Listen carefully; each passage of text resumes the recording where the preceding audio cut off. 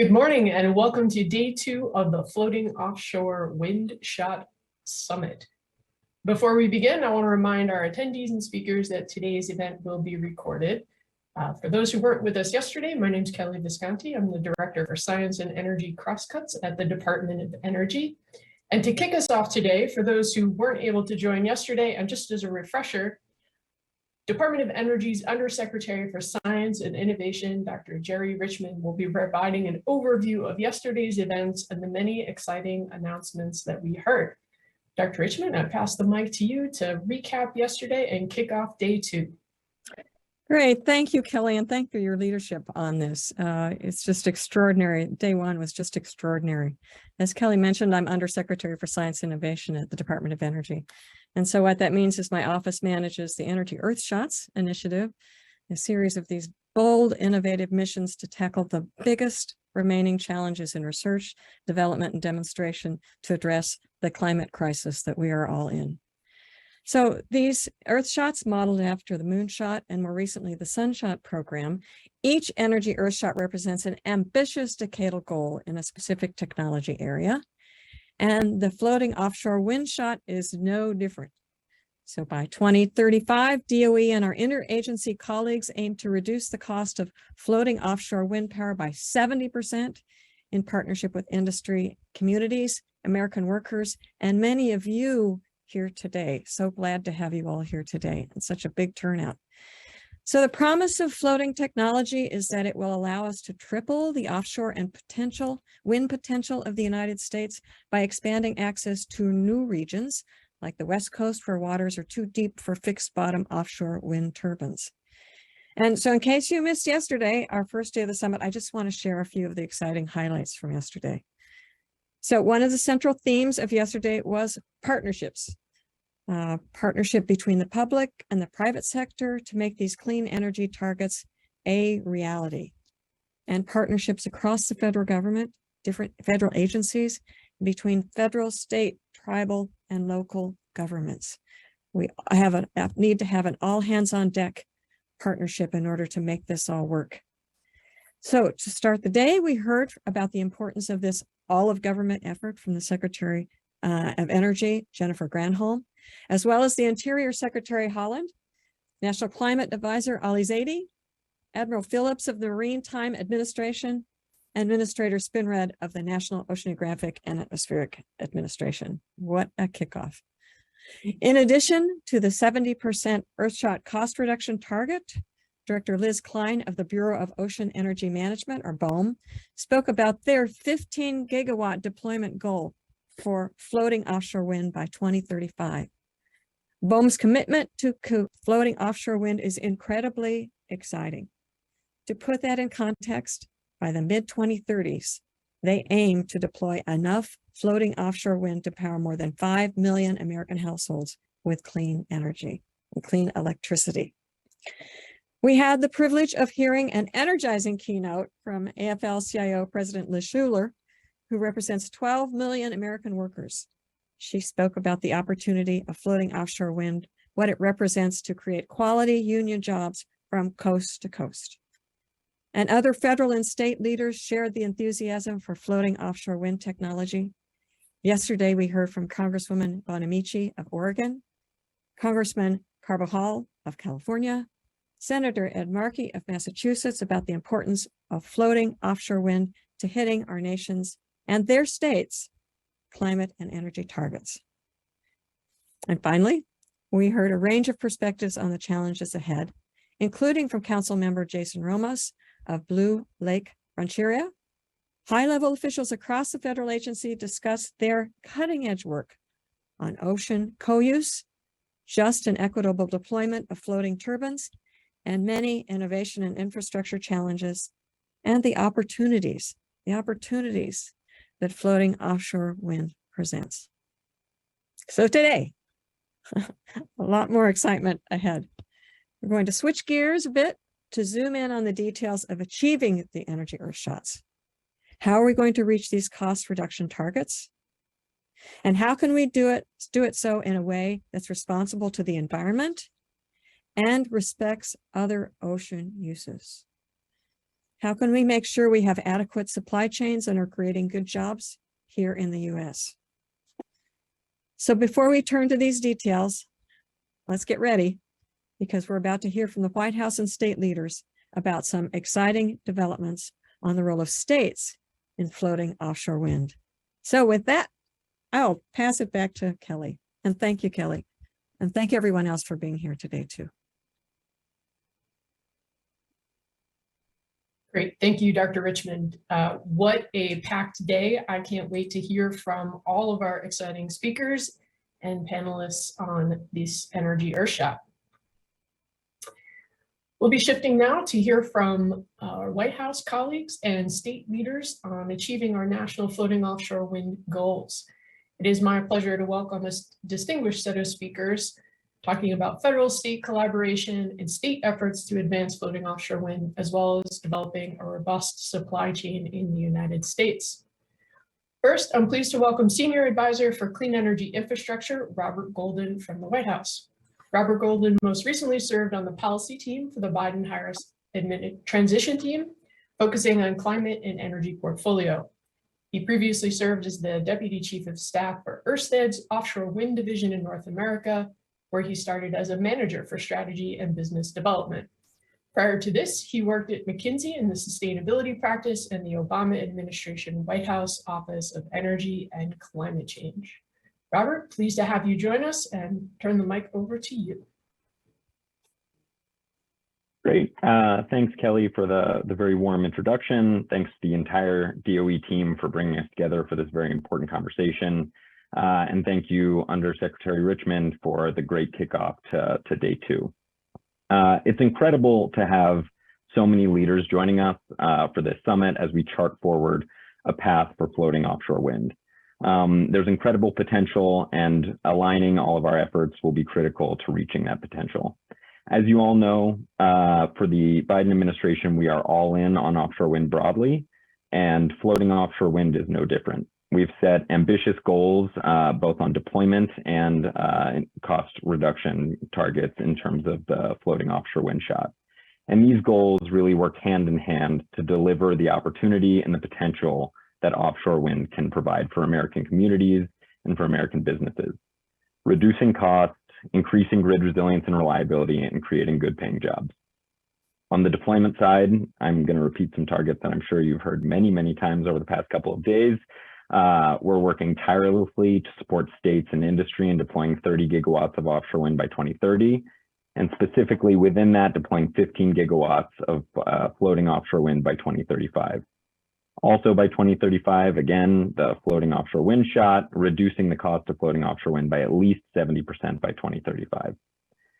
And so with floating offshore wind, we're positioning ourselves with these aggressive targets with action to back it up to be a global front runner in this nascent technology that's really going to be a critical driver of the energy transition. So I think the natural question here is, what are we doing as an administration to reach these targets? We're making progress on the full offshore wind portfolio, fixed bottom and floating, in a way that's going to pave the way for floating offshore wind to move forward both responsibly and expeditiously, with American workers and communities and ocean co-users at the center of all of our activities. In terms of a few key priority areas, we're permitting these projects. The Bureau of Ocean Energy Management, led by Liz Klein, has approved the first 2 commercial scale projects now under construction, being built by union labor. And there's a lot more to come on that front, with 7 draft environmental impact statements already out, which are kind of key milestones in the project permitting process.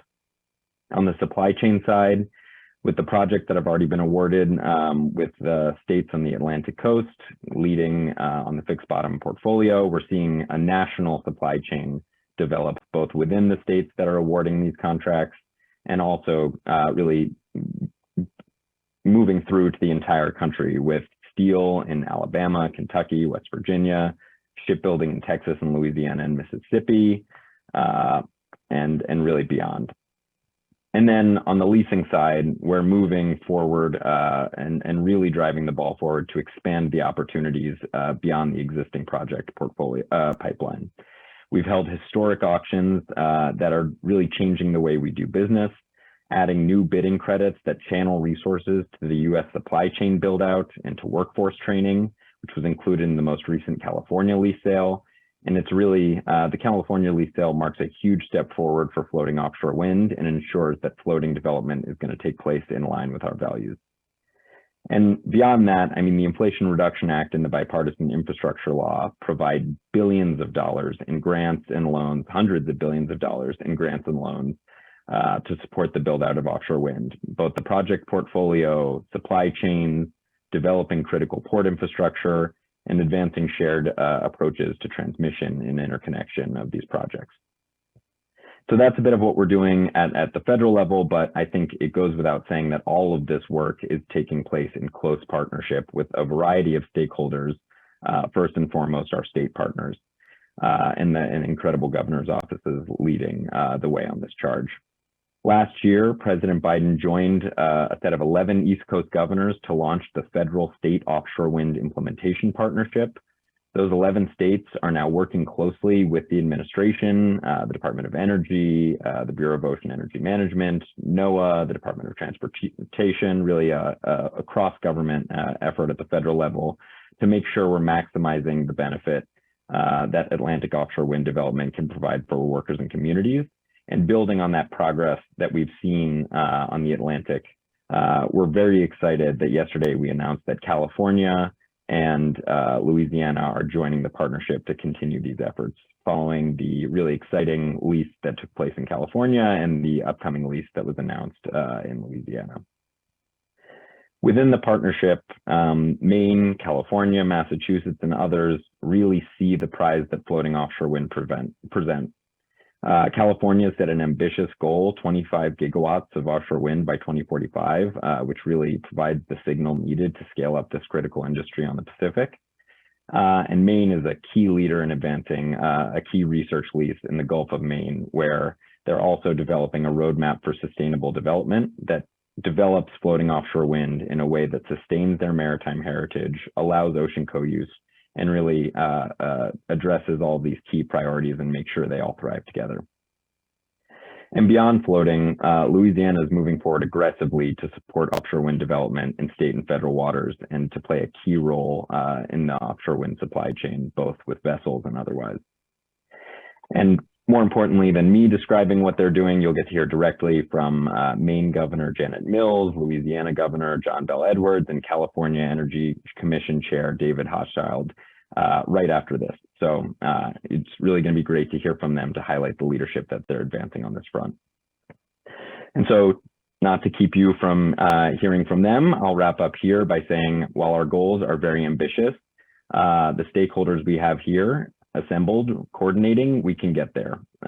Collaborating regionally and sometimes nationally on key topics like the supply chain, like ports, like our shared transmission solutions, and pursuing deployment in a sustainable way that puts our values front and center. That means having unions at the table and driving these projects forward. That means investing in a supply chain that provides benefits to environmental disadvantaged communities and is built in a way that is aligned in advancing environmental justice. That means building out a diverse and equitable and inclusive and accessible workforce. And it means having tribal nations as key partners as we advance offshore wind through government-to-government consultations, through ongoing engagement, and through really bringing indigenous knowledge to bear. And it means keeping ocean co-use, the ocean is a very busy place, front of mind as we think about where and how to build offshore wind. And so the summit, I think, couldn't come at a better time for floating offshore wind, where there's so much activity taking place. I'm really excited to see what's to come, and a lot of exciting work ahead of us, and looking forward to working with you all.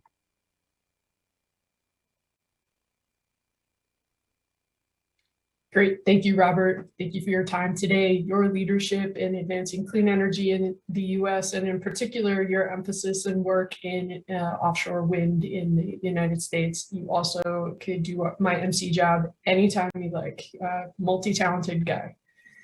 We are honored to have Governor Janet Mills from Maine as our next speaker. Maine has a rich offshore wind resource and deeper waters that will require floating offshore wind technologies. The state has pioneered floating offshore wind research and demonstration at its universities. Governor Mills was elected as the 75th governor of Maine in January 2019, previously serving as Maine's Attorney General. She was the first female Attorney General of Maine and is the first female governor of Maine. Governor Mills has long been an advocate for the environment, particularly in the areas of climate change and renewable energy. She has implemented a number of initiatives to reduce carbon emissions and has been a vocal proponent of the Paris Climate Agreement. Governor Mills has worked to expand renewable energy resources in Maine, such as solar, wind, and hydropower. In addition, she signed legislation to support green jobs and create green infrastructure projects in Maine. Without further ado, I'd like to welcome Governor Mills to speak. Thank you very much. And hello, everyone. I am Governor Janet Mills, state of Maine. Honored to be with you for this first ever Floating Offshore Wind Shot Summit. I'm speaking to you right now from the Maine State House in the capital of Augusta. I'm about the only one in the building right now because we're having a storm outside and estimated to get about a foot of snow and a lot of wind blowing around. If you could look outside, you'd see what's going on. And you also know that means about thousands of families across Maine right now are reaching for their thermostats, trying to keep themselves warm. With a high price of home heating oil and electricity, they're reaching deeper and deeper into their own pockets as well to spend precious dollars on energy. We are the most heating oil dependent state in the nation. About 60% of our homes relying on oil for heat or kerosene, mostly oil. The national average is only 4%.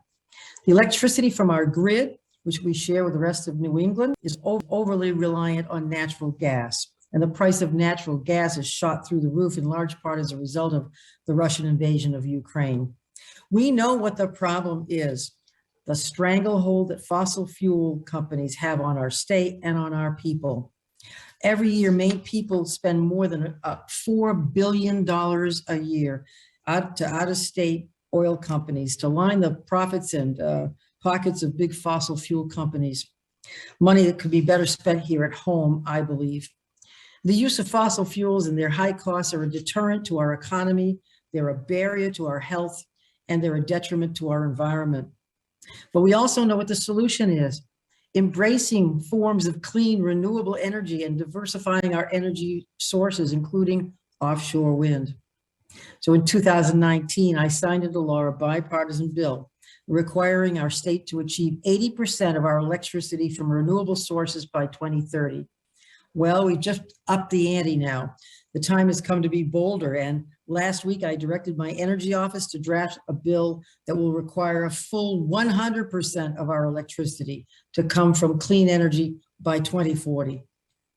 Offshore wind, done thoughtfully and responsibly in collaboration with a wide range of stakeholders, will be an important part of that effort. And it's an effort we're taking very seriously.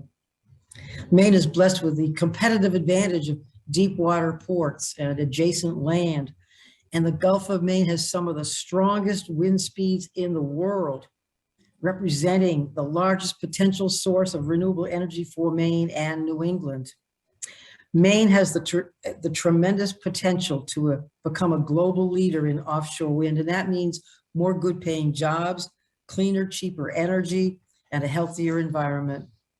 We've already started the work to get us here as well.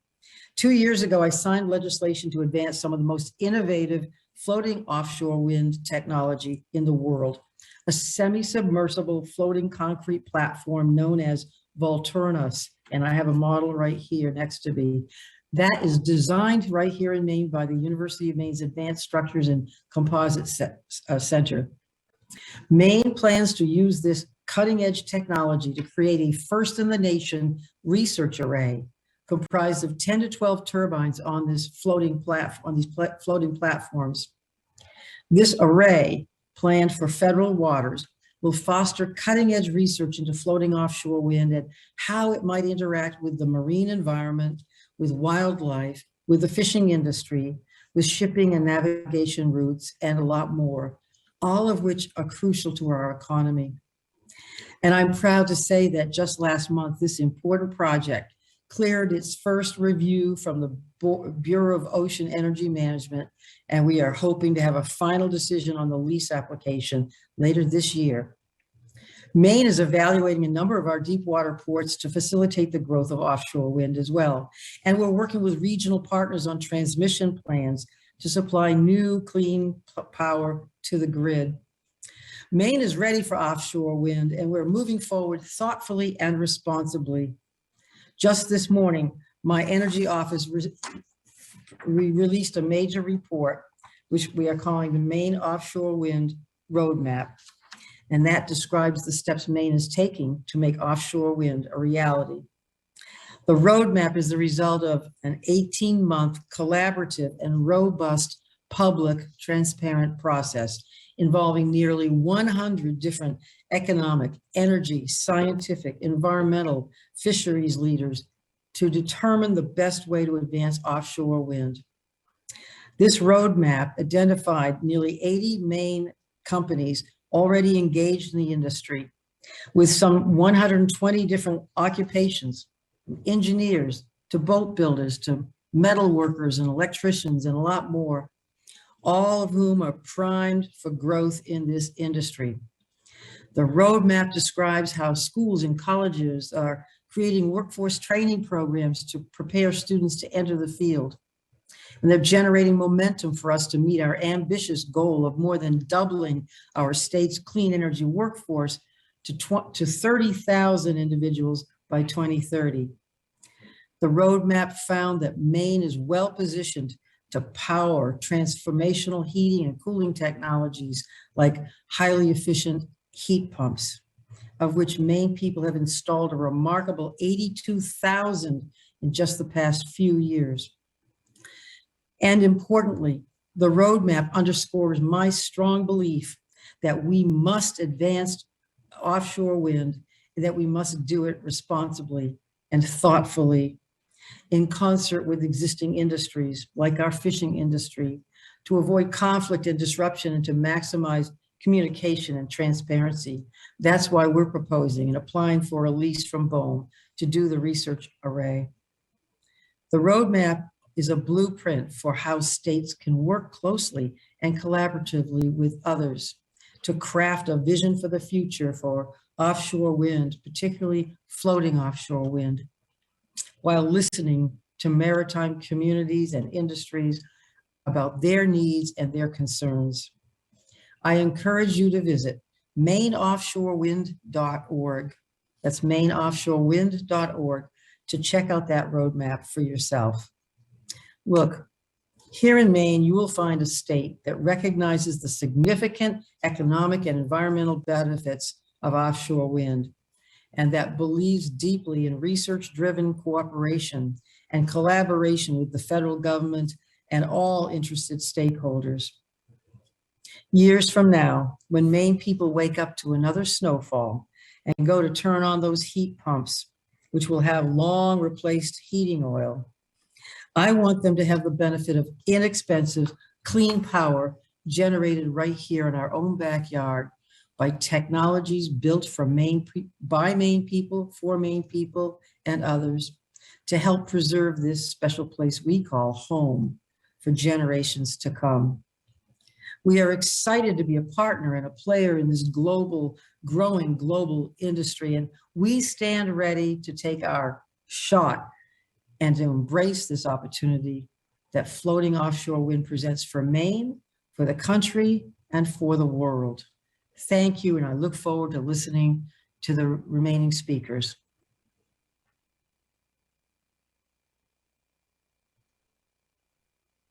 Great. Thank you so much, Governor Mills. It is really inspiring to hear the goals and the research and the work to develop these technologies that Maine is doing. I've had the chance to visit the Composite Research Center there, and it is fantastic work that they're doing. So thank you for your leadership, and we look forward to seeing all the good things to come. Shifting to the other coast, our next speaker, I'd like to welcome California Energy Commission Chair David Hochschild. There's certainly plenty to note when it comes to California's leadership in floating offshore wind with their ambitious targets, strategic planning, and commercial lease auction. Chair Hochschild has been central to this process. He was appointed chair of the California Energy Commission by Governor Gavin Newsom in February 2019, filling the environmental position on the 5-member commission where he works to promote clean energy and reduce the state's carbon footprint. Prior to his appointment as chair, he co-founded and served as the vice president of the advocacy group Vote Solar. In this role, he worked to expand access to solar energy for all Californians. He's a former board member at the Center for Environmental Health and a former trustee of the Energy Foundation. He's dedicated his career to promoting renewable energy and creating a sustainable future. Chair Hochschild, please take it away. Well, thank you for that generous eulogy there, and good morning to everyone. Governor Mills, thank you for your visionary comments, and thank you to all the team at the White House, Department of Energy and BOEM, and all the rest of the states who are working on this important issue. You know, we're all from different states, but we're really on the same team, trying to build a clean energy future together, a clean energy society. I wanted to especially commend the state of Rhode Island for being the first state in the country to install offshore wind. You don't have to be a big state to make a big difference. And that visiting that facility 6 years ago was really powerful for me. I subsequently went to do a tour in Europe and see Denmark and UK and Portugal and the offshore wind they're installing. That really convinced me that this is scalable and necessary. And you look, for example, at Denmark, where they have 500 turbines installed, and the UK, where they're going to get half their electricity from offshore wind, and you know that we can do this. So 2022 was an absolute banner year for us on offshore wind.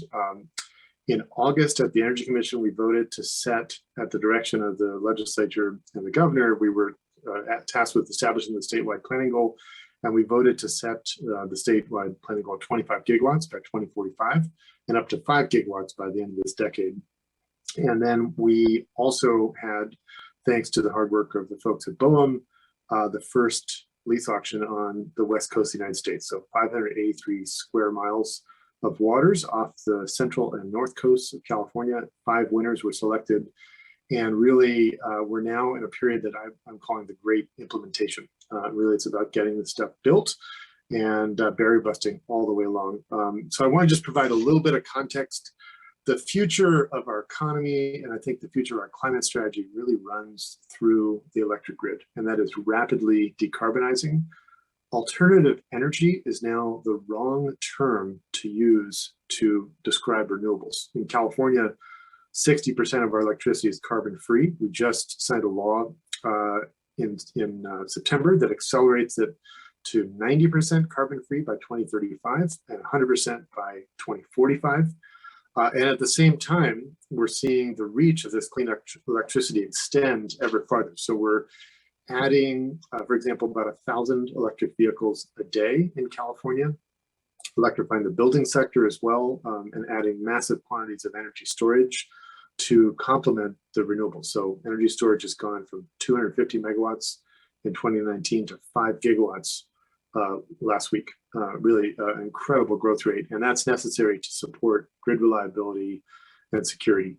So in addition to the offshore wind I mentioned, we're also scaling rooftop solar. We're adding about 400 rooftop solar systems a day in California, and other clean resources, including terrestrial wind and geothermal and others. And this decarbonization that's happening, I would point out, is concurrent with rapid economic growth. So in 2015, we surpassed Brazil to be the #7 economy in the world, then France #6, and then 2018, we passed the UK to be #5, and this year we're on track to pass Germany to be the 4th largest economy in the world as we decarbonize. I think that that's an important point, because a lot of the critics of our state, I think, have kind of made the point that this technology is somehow a weakness, and in fact, it's been the opposite. It's attracted a lot of investment, created a lot of new jobs.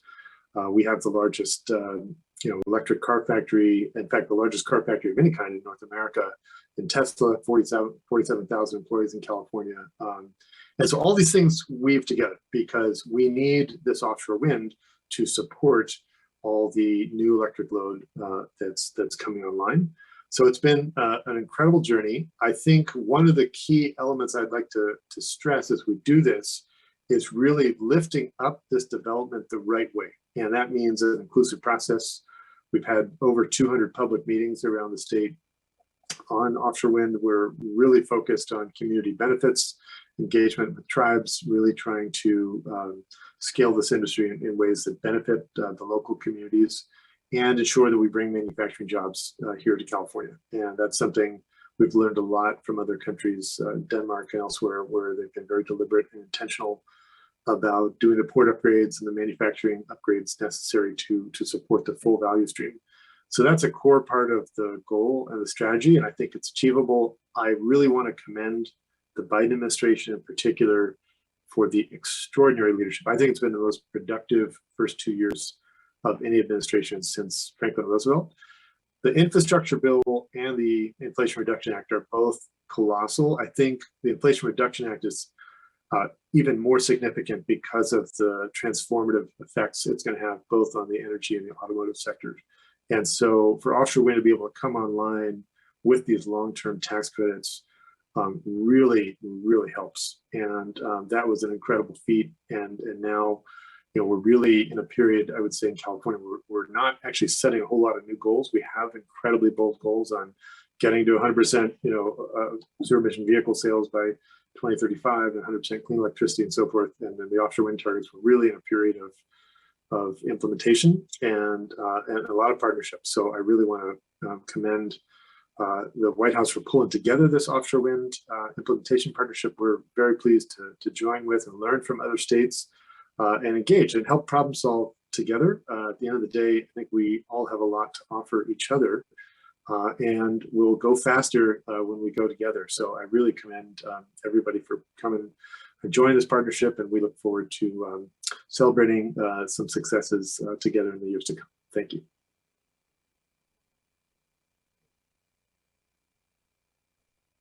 Thank you so much for those remarks. Your points about the kind of all of the above strategy needed in terms of multiple types of clean electricity, the electrification of the use sectors, EVs, buildings, industry. This is 100% in line with not just this Energy Earthshot, but the whole portfolio approach around providing clean power, long duration storage, and then using those electrons as efficiently and effectively as we can where we need them. So thank you so much for those remarks, and really look forward to seeing all of the outcomes from the efforts in California and your participation in the broader partnership. Our final keynote speaker this morning is Governor Edwards of Louisiana. Under Governor Edwards' leadership, Louisiana is taking a leadership role with respect to addressing impacts of climate change in the state with the development of a climate action plan, which includes offshore wind as part of the state's clean energy future. Louisiana holds the potential to play a critical role in the floating offshore wind supply chain. Governor Edwards is the 56th governor of Louisiana, serving since 2016.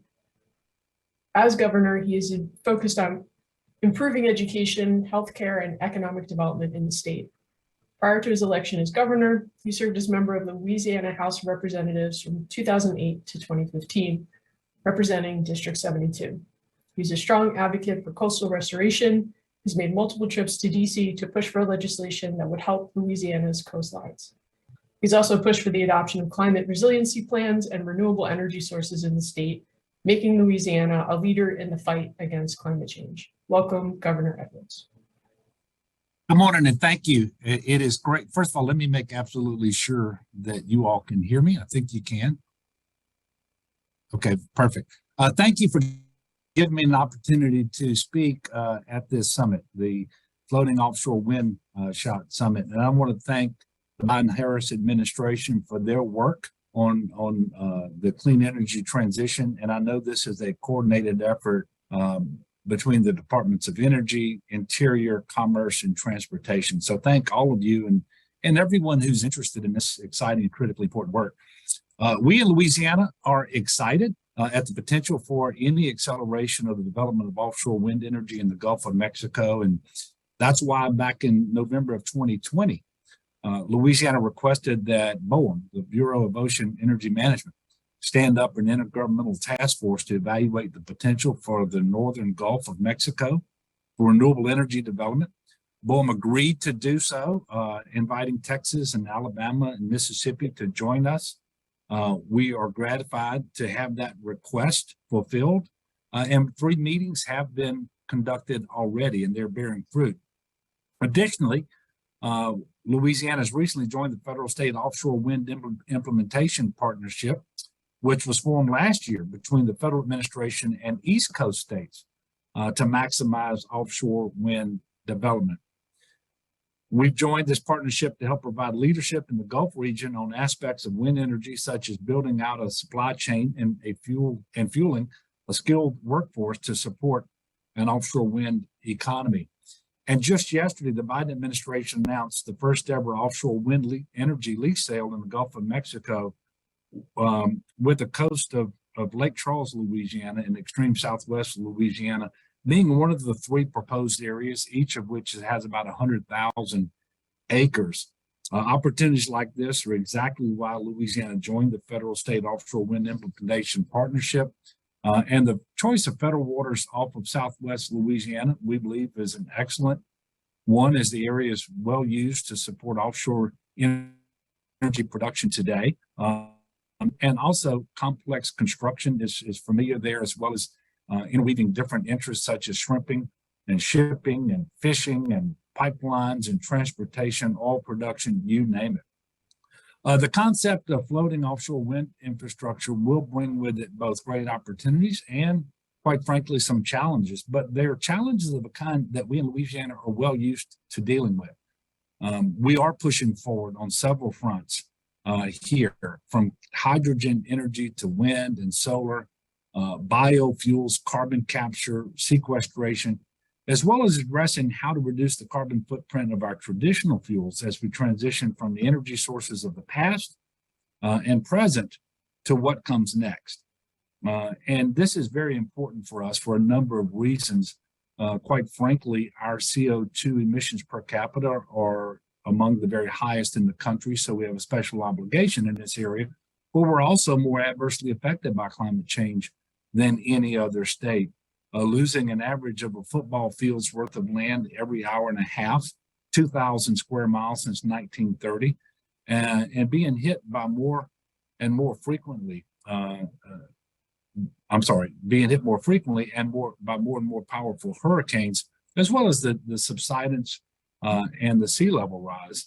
And of course, other states are feeling the effects of climate change, some of them similarly affected by hurricanes, but in other areas, extreme droughts, wildfires. So managing the transition from an age of a relatively unchecked carbon footprint to a low carbon future, I think is some of the most important work of our generation. And it's going to require the very best leaders from around the country in academia, in government, in the private sector, you name it. It's just a generation of leadership that's going to be required. And we've recognized in Louisiana the need to take action, not just to protect our eroding coast, but to address root causes of climate change, particularly our carbon emissions. And that is why Louisiana has made a commitment to have net zero carbon emissions by 2050. And I think we are the only Gulf South state with that commitment. And we've also created a climate action plan to get us there. Louisiana both understands and embraces the need to take an all of the above approach to the energy transition. And we are a state well known for traditional energy production and consumption. And therefore, we believe Louisiana can be a great example of how that transition can work and continue to provide the energy and jobs that our people need, just with that lower carbon footprint. And I think Louisiana's progress and future successes are of value not only to our own state, but to the wider clean energy transition efforts. And we're having some success already. As an example, a New Orleans-led coalition just last year was awarded $50 million from the U.S. Economic Development Administration as part of its Build Back Better challenge for a plan to create an offshore wind-powered hydrogen energy industry cluster in South Louisiana, an effort the state of Louisiana is helping to fund with $25 million. This represents a real opportunity to establish a firm foothold for fusion of efforts between wind power and hydrogen production efforts. And of course, it dovetails very nicely with our other efforts around hydrogen, including the pursuit of a hydrogen hub in Louisiana, where we're partnering with Arkansas and Oklahoma to a project we call HALO to secure one of those hydrogen hubs. Wind energy plays a crucial role in supporting our climate action plan. And last year, we passed legislation in Louisiana clarifying and codifying rules on leasing offshore state waters for wind energy projects, I should say, giving potential operators a readily understandable set of requirements to work by in planning wind projects off of our shores. And we are already seeing considerable interest by experienced and well-capitalized leading wind energy companies in the United States and around the world. The law streamlines and bolsters the leasing process for offshore wind and state waters, provides a clear and readily accessible path for operators and investors to engage with the state on developing projects and for understanding what's expected of responsible operators, which in turn fosters investment in and responsible deployment of offshore wind in our state. Our state has already been approached, as I mentioned, by several potential wind operators interested in placing initial groupings of turbines. I would also like to point out that our existing Outer Continental Shelf oil and gas activity provides a vital resource for future development of an offshore wind economy. The infrastructure and expertise needed to build out an offshore wind energy economy will depend heavily upon leveraging the overlapping resources and skill sets currently supported by the existing offshore oil and gas industry. And you know, we've been a leader in offshore oil and gas for many decades. That industry and the infrastructure required to support it, and that includes ports, roads, highly specialized vessels, skilled mariners, pipelines, and associated supply chains, is absolutely vital to the success of any domestic offshore wind initiative. The technologies and services needed to support offshore renewable projects will not be economically viable on their own, at least not initially. They will need the existing offshore energy economy to sustain them until fledgling industries such as offshore wind are more widespread and mature. In fact, our state was host to the first ever producing oil well that was drilled out of sight of land, and that happened way back in 1947. So we are well used to breaking new ground in offshore energy. With its shallow, warm water, smaller average wave heights, and close proximity to existing offshore oil and gas infrastructure, the Gulf of Mexico, we believe, presents many advantages for offshore wind. A recent study commissioned by BOEM and conducted by the National Renewable Energy Laboratory showed that offshore wind was found to offer a technically feasible resource potential of 508 gigawatts, the largest of any of the offshore renewable technologies analyzed, and twice the energy currently consumed in the Gulf states. The study projected that costs will decline steadily over the next decade, with some sites reaching the threshold of economic viability, that is market potential without subsidies, by 2030. But the assessment assumed that new technology adaptations for hurricanes and lower wind speeds would also be in place. Louisiana's existing offshore oil and gas fabrication, installation, and servicing workforce are uniquely positioned to lead in offshore wind development. And this is not mere theory or conjecture. Louisiana already has an emerging offshore wind industry. Off the coast of Rhode Island, Lafayette-based Ares Marine Corp and Galliano-based Falcon Global LLC are Louisiana lift boat operators that helped develop the nation's first commercial offshore wind farm, Block Island.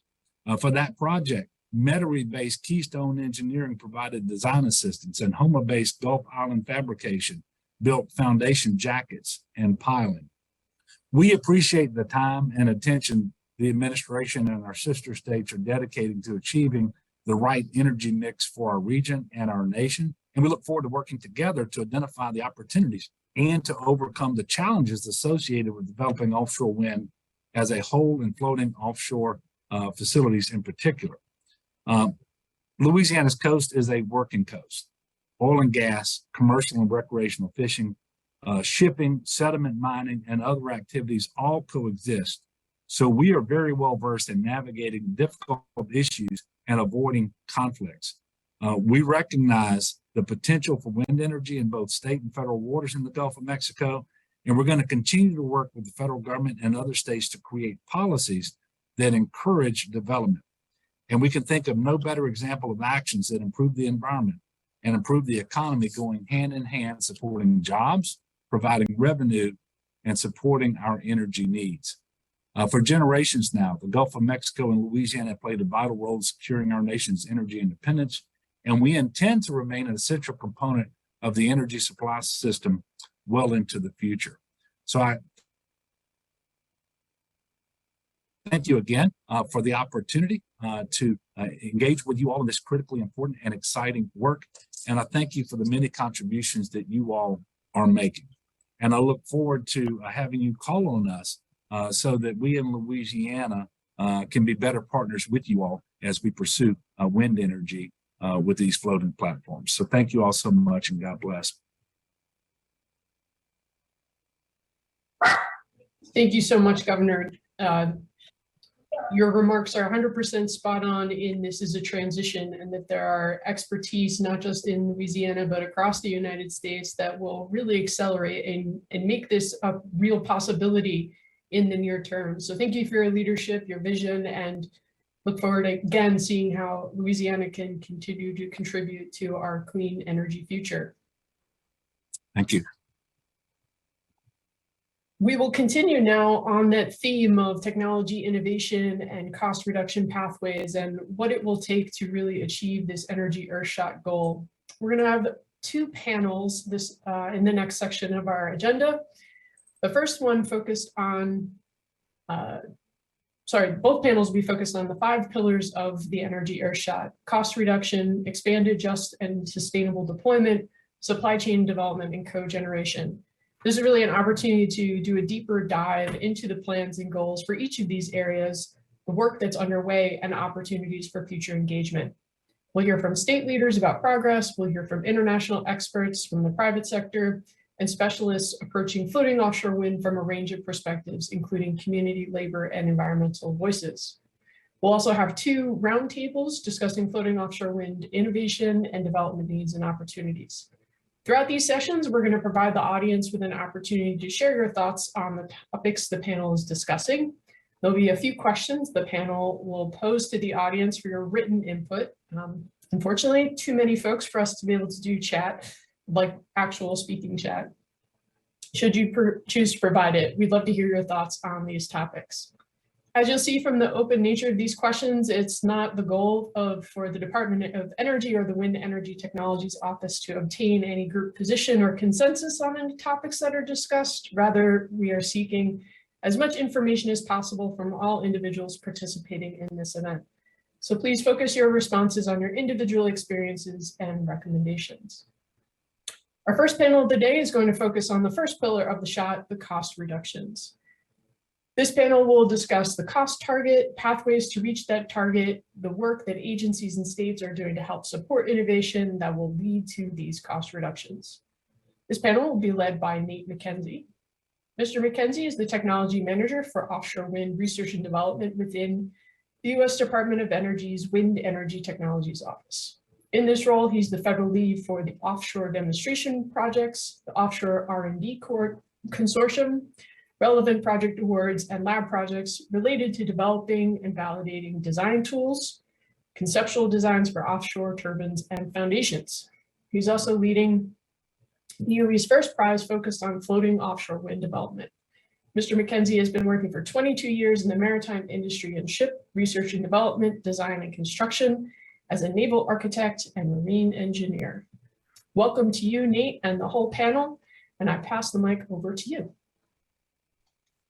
Excellent. Thank you, Kelly. And it's a great pleasure to be here with you today.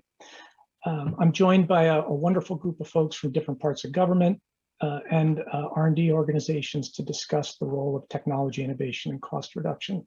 And I do have a couple slides if we could bring those up as well. I'm going to be joined today by the Tropical Program Coordinator, Joel Klein from the National Oceanic and Atmospheric Administration, researcher Patrick Duffy from the National Renewable Energy Lab, Vice President George Sassine from New York State Energy Research and Development Agency. In addition, Executive Director Lindy Heiss Dutton from the National Offshore Wind R&D Consortium. And finally, Program Director Mario Garcia Sanz from U.S. Department of Energy's ARPA-E program. This governmental panel will be immediately followed by the industry-focused panel that Kelly had mentioned prior. And then subsequent panels are going to discuss a lot of the other challenges associated with floating offshore wind. So next slide, please. In order to meet the ambitious goals of the SHOT, we need to expand on the dramatic cost reductions that we've seen over the last decade. We need to continue to reduce the systemic risk as well as optimize the system for the US conditions. And by US conditions, I mean including the supply chain, the regulatory environment, and the market. Meeting these challenges requires significant R&D activity. First, enabling the use of increasingly more efficient and larger wind turbines, and pursuing a tighter integration between the turbine and the floating platform can increase power output quite significantly. The larger turbines and bigger wind farms allow economies of scale in the design, construction, and operational phases. And this means that greater electrical output can be achieved with fewer, more capable turbines at a lower unit cost. We need to optimize the design of the wind turbines and the wind farm layouts through a better understanding of the wind, water, and soil conditions. And this allows the turbines to operate more efficiently and to integrate more effectively with the electrical grid.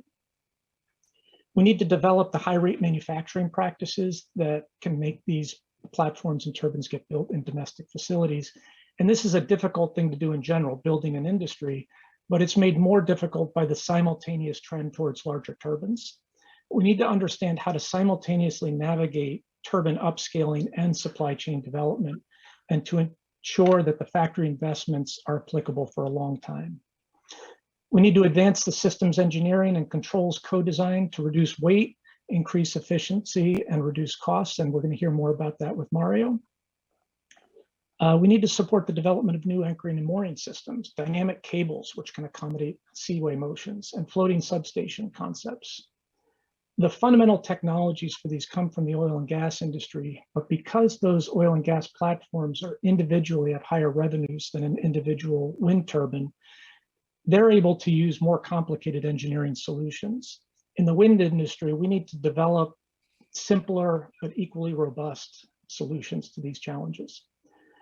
We need to develop operations and maintenance strategies that increase turbine reliability, reduce turbine downtime, and using a combination of remote health monitoring, inspection, and maintenance capabilities.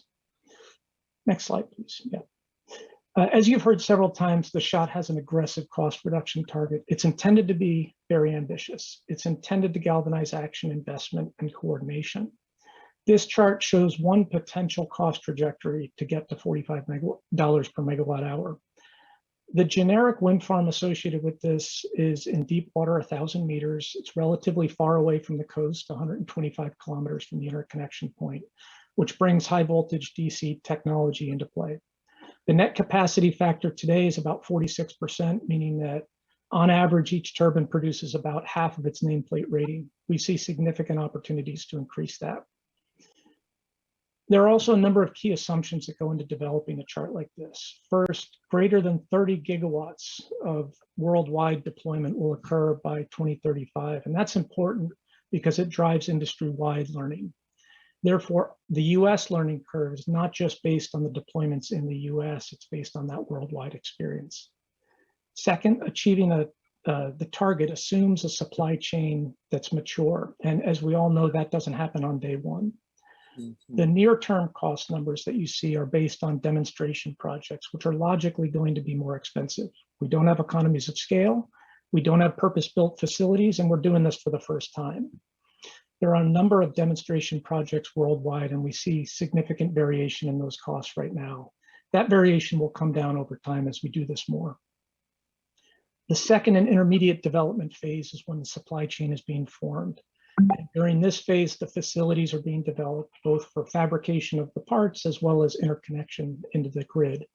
The workforce is relatively new and the fabrication processes are still being fleshed out. It's not until you get to the third phase when you have the fully mature supply chain, when you've got the long-term interconnections planned You have the trained workforce that has done the process several times that you can get to these cost targets. And so when you overlay the floating wind leases in the US, this looks like a very ambitious timeline. And that timeline underscores the need for aggressive learning and transfer of technology from the fixed foundation deployments, leveraging the domestic and the overseas floating projects for lessons learned, and having a robust pipeline early to enable the timely supply chain decisions so that the factories are there when they need to be. Next slide, please. On the previous chart, we looked at costs over time, and here we're looking at cost reductions by technical area. And I just want to highlight that this is just one of many possible ways that we can slice this and achieve the goal. Our overall approach to reducing the equipment and installation costs can simplistically be categorized in two primary mechanisms. The first is a better performing turbine, including upscaling. And the second is industrializing the production of that turbine system. Doing these two activities simultaneously is tricky and needs to be balanced both in the turbine as well as the floating platform. Elements of modularity, standardization, and scalable designs can help to balance these factors, although they will remain a challenge and they deserve concerted discussion in the future. On the floating platform side, we also need to develop the designs, facilities, and processes that can build these at the required throughputs and costs. The process will likely have elements of shipbuilding and likely have elements of oil and gas fabrication, but those elements need to be hybridized. The second major opportunity for cost reduction is in the maintenance. Approximately 1/3 of the wind farm's life cycle cost is expected to be in maintenance, and there are many opportunities to reduce costs there.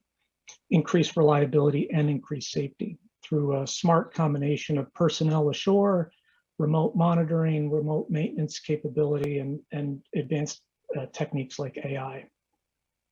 Turbine efficiency continues to be an area where we see an opportunity for improvements through tighter coupling of the turbine and the platform, controls that account for the motion of the platform, and controls that cooperate between turbines across the wind farm. And last, there's some limited opportunity for cost benefits associated with lifetime extension.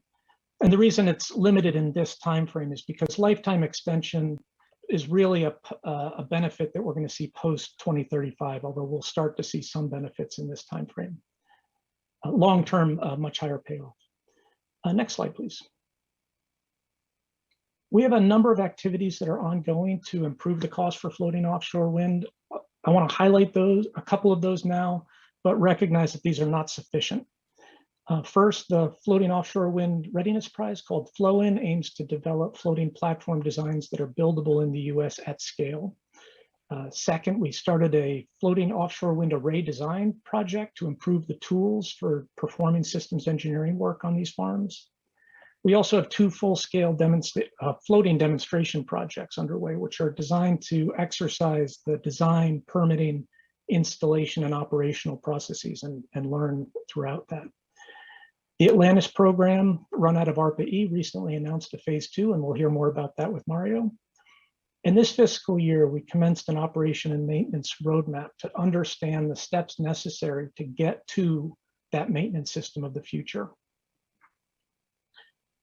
2 weeks ago, the Advanced Manufacturing and Materials Office announced a $30 million solicitation focused on large wind turbine materials and manufacturing. And additionally, about a month ago, the Office of Science released a lab solicitation for $200 million for Earth Energy Research Centers. These last two items are examples of the type of coordinations that are enabled by the SHOT. We hope to create additional partnerships with other stakeholders as we go forward and really use the combined resources of the community to advance floating offshore wind. At this point, I'd like to invite Patrick Duffy from the National Renewable Energy Lab to discuss the cost pathways and our plans there in more detail. Thank you.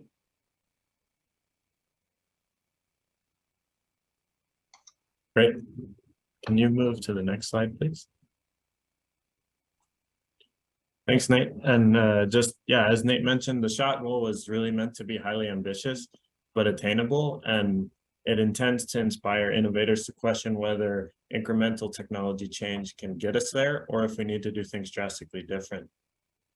Where did this $45 target come from? I'll just speak to that briefly, but I want to acknowledge the effort of my colleagues Philip Bider, Matt Shields, and others to develop this target with the DOE team. This methodology relies on a learning curve to project costs to 2035. Learning curves are observed empirically for any industrial production, and they represent the cost reduction percentage associated with each doubling of production, or in this case, installed capacity. Learning curves relate how much of a good or service you make with the cost to produce that good. So we first obtain the learning rate from empirical data in the fixed bottom offshore wind industry, and then estimate the cost for a hypothetical multi-turbine site for today. Then we combine that derived learning rate with deployment projections to calculate the learning curve and the associated cost reductions relative to today. Next slide, please.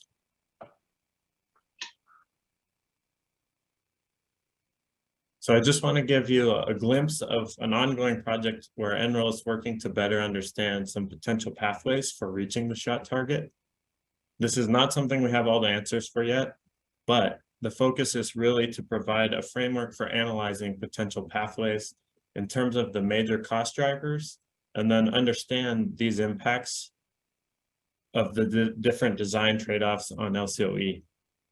So this graphic here just provides an example of how we quantify different impacts of those cost reduction drivers. Next slide, please. One of the key challenges in this work is that there are potentially many pathways to reach that shot target. So this framework seeks to provide context for what is required to enable particular cost reduction pathway by specifying functional requirements of the future system. So if we take substructure assembly time as an example, there are many different competing floating substructure designs out there right now. And we want to be able to produce statements resulting from this analysis framework, such as to reach $45 by 2035, we have to reduce the quayside assembly time per substructure from 7 days to 4 days. Now that's just an example, but I wanted to highlight we're working with the industry to help color in that framework by focusing on designs and strategies that have the potential to satisfy the whole series of requirements which we develop for a particular pathway. As I mentioned, this work is ongoing, but we're looking forward to sharing our key findings from this analysis in the future. Thank you very much. Great, thank you, Patrick. We could go to the next slide, please. I want to talk very briefly about upcoming opportunities to engage on shot-related activities. We've got 3 events where we're planning to have some discussion on the shot. The first one is the Northwest Offshore Wind Conference coming up in late February. We'll have representatives there. We're also going to have several panels at the International Partnering Forum in Baltimore in late March, and as well as discussion at the Pacific Offshore Wind Summit in May in Sacramento. We really look forward to your engagement and your feedback, and appreciate any engagement you'd like to have. At this point, I'd like to introduce Joel Klein from NOAA to discuss the importance of wind resource forecasting. Joel, you have the floor. Thank you very much. Appreciate the opportunity to speak today. As Dr. Spinrad of NOAA pointed out yesterday, the NOAA mission, expertise, and capabilities touches the entire life cycle of offshore wind energy. We provide a helpful and authoritative source of environmental intelligence with the best available science and data on atmospheric conditions, oceanic conditions and resources, and interactions between offshore wind energy projects and marine species, habitats, and ocean users. Through our consultation role, we're responsible for minimizing the impacts to NOAA's trust resources, critical habitats, and fishing grounds.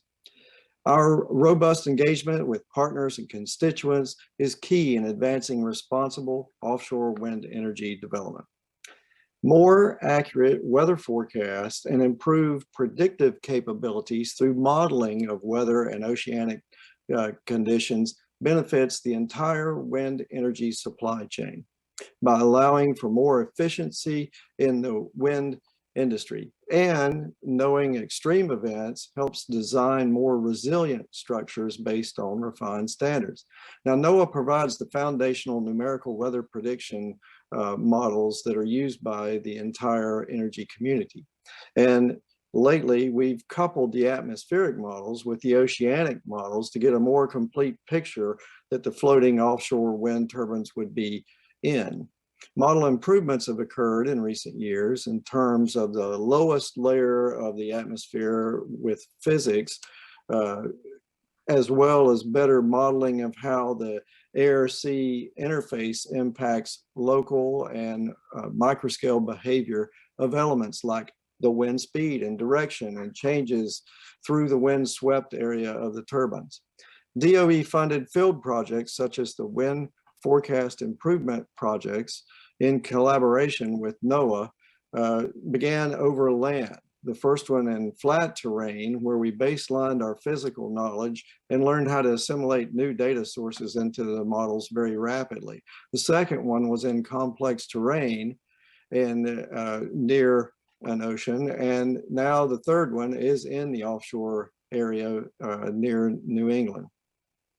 NOAA's models can be run on our own high performance computing, and so they can run many different scenarios where we tweak some of the physical attributes to run a multitude, dozens if not hundreds of models to see probabilistically what is the most likely scenario during an event or a storm, or the worst case event, and then give that information to the stakeholders, and they know their risk tolerance, so then they'll be able to operate the plant most efficiently and safely. NOAA's climate data is utilized to assess changes in the wind resource during the lifespan of the wind plant.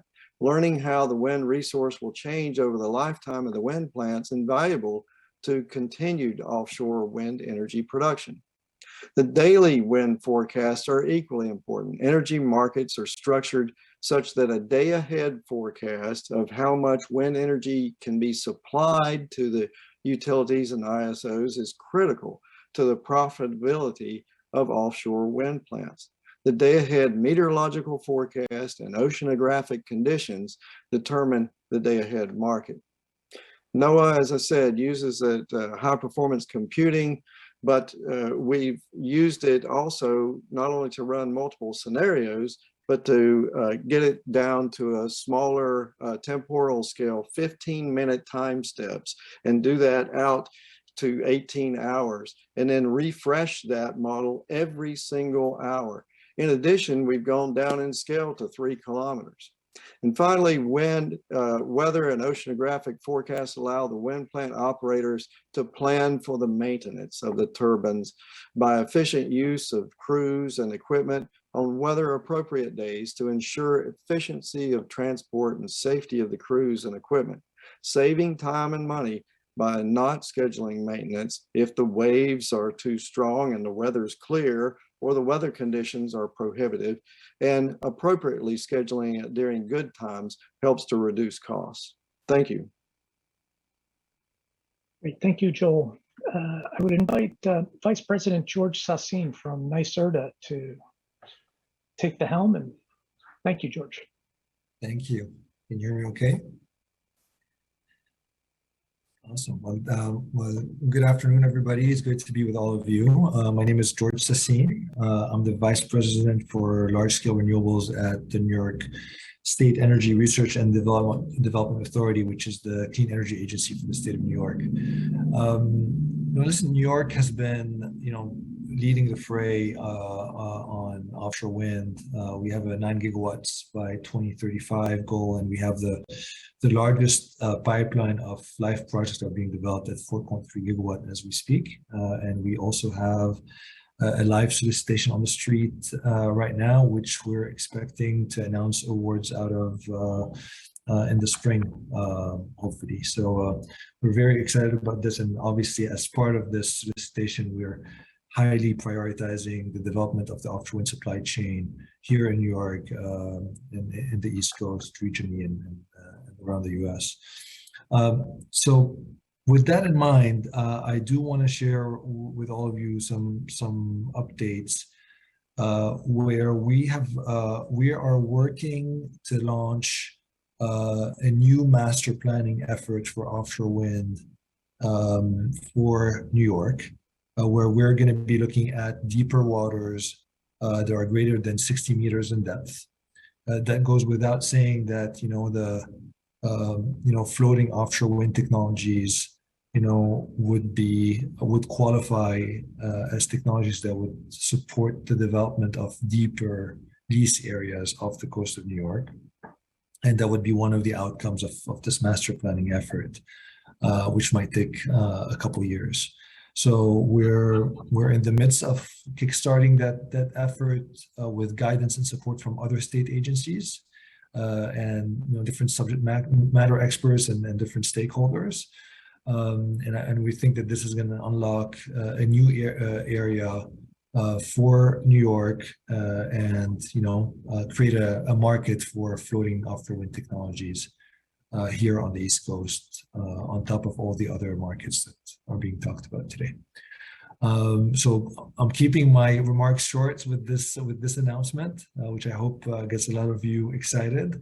I do want to note one key initiative that we're very proud at NYSERDA, and my colleague after me on the panel will be talking more about. But NYSERDA is a very proud co-founder of the National Offshore Wind R&D Consortium, which is a nationally public-private partnership that collaborates with the industry to prioritize R&D activities to reduce the LCOE and the cost of offshore wind, including floating offshore wind technologies. And so back in 2018, NYSERDA was a proud co-founder of this initiative, and this is one other way on how states like New York are partnering with others to launch initiatives that could be critical in enabling a bright future for floating offshore wind technology. So with that, I'll leave it to my colleague to take it from here. And Executive Director Lindy Heiss-Dunton from the National Offshore Wind R&D Consortium, you have the floor. Thank you. Great. Thanks, Nate. And thank you, George, for that kind of setting me up for this. I appreciate that. So as mentioned, NowRDC is a nationally focused nonprofit organization that collaborates as a public-private partnership with industry to fund R&D activities, specifically, to accelerate the deployment of offshore wind in the U.S., to address the different challenges and obstacles that are facing the industry, and really maximize economic and social benefits. And through that, we hope to reduce the levelized cost of energy, or the LCOE, of offshore wind in the U.S. So as George mentioned, NowRDC was created in 2018 when DOE selected NYSERDA to create this new 501c3 nonprofit organization to advance offshore wind technology R&D through competitive grants. And so DOE provided the initial funding, which NYSERDA matched, which formed a funding pool of $41 million for competitive R&D grants. Since NowRDC's formation, there's also been 7 states, 11 developers, and around 11 other public and independent members that have joined this broad consortium. We have several core activities as part of the consortium. These include funding innovation that is responsible to technical and supply chain barriers. That's kind of fundamental to what the consortium does. But we also convene really strong networks which connect tech innovators, researchers, offshore wind and transmission developers, supply chain companies, utilities, and state and federal agencies as part of this broad consortium network. And we also aim to increase U.S. content and job opportunities as well. So to date, NowRDC has funded several competitive solicitations resulting in 52 project awards. Of those, 12 projects, so between a fifth and a quarter, have been related to floating structure engineering. And these projects have involved a diverse group of partners from 13 US states involved in advancing innovation for floating offshore wind.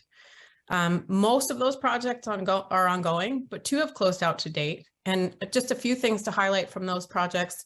One of those has identified a potential 34% cost reduction using shared anchors and mooring lines, and additional kind of non-monetary benefits that were identified through that project as well.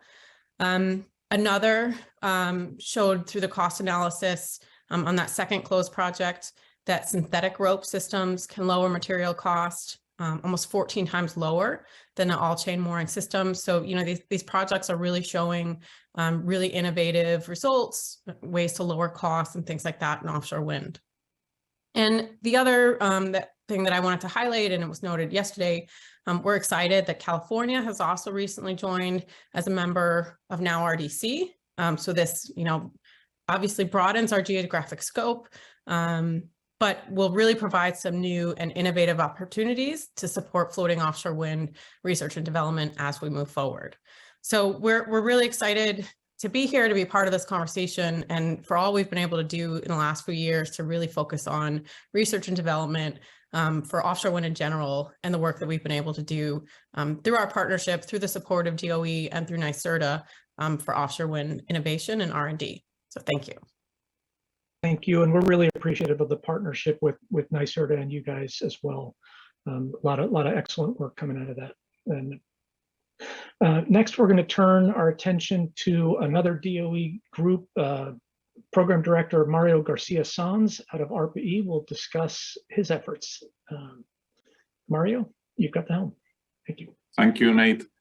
As you know, ARPA-E is the high risk, high reward agency at DOE. We have, we put together a huge effort starting about 5 years ago in the area of floating offshore wind. The main idea was, to find a way to really reduce LCOE with economically attractive ideas.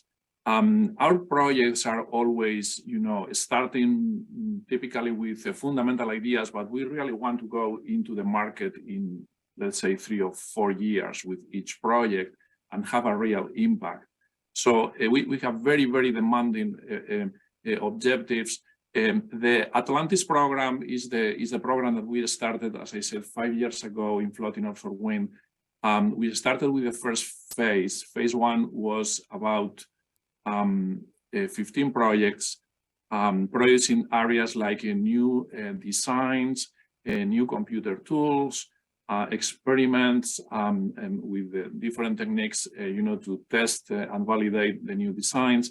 And then finally, also very key aspects like special components, for these, offshore wind turbines, floating offshore wind turbines. Phase 2 is just starting right now, Atlantis Phase 2, with another 6 projects. We include now deployment in the ocean as well. In total, the Atlantis effort is about over $100 million. We are in about 20 states or even more with people working in this huge effort.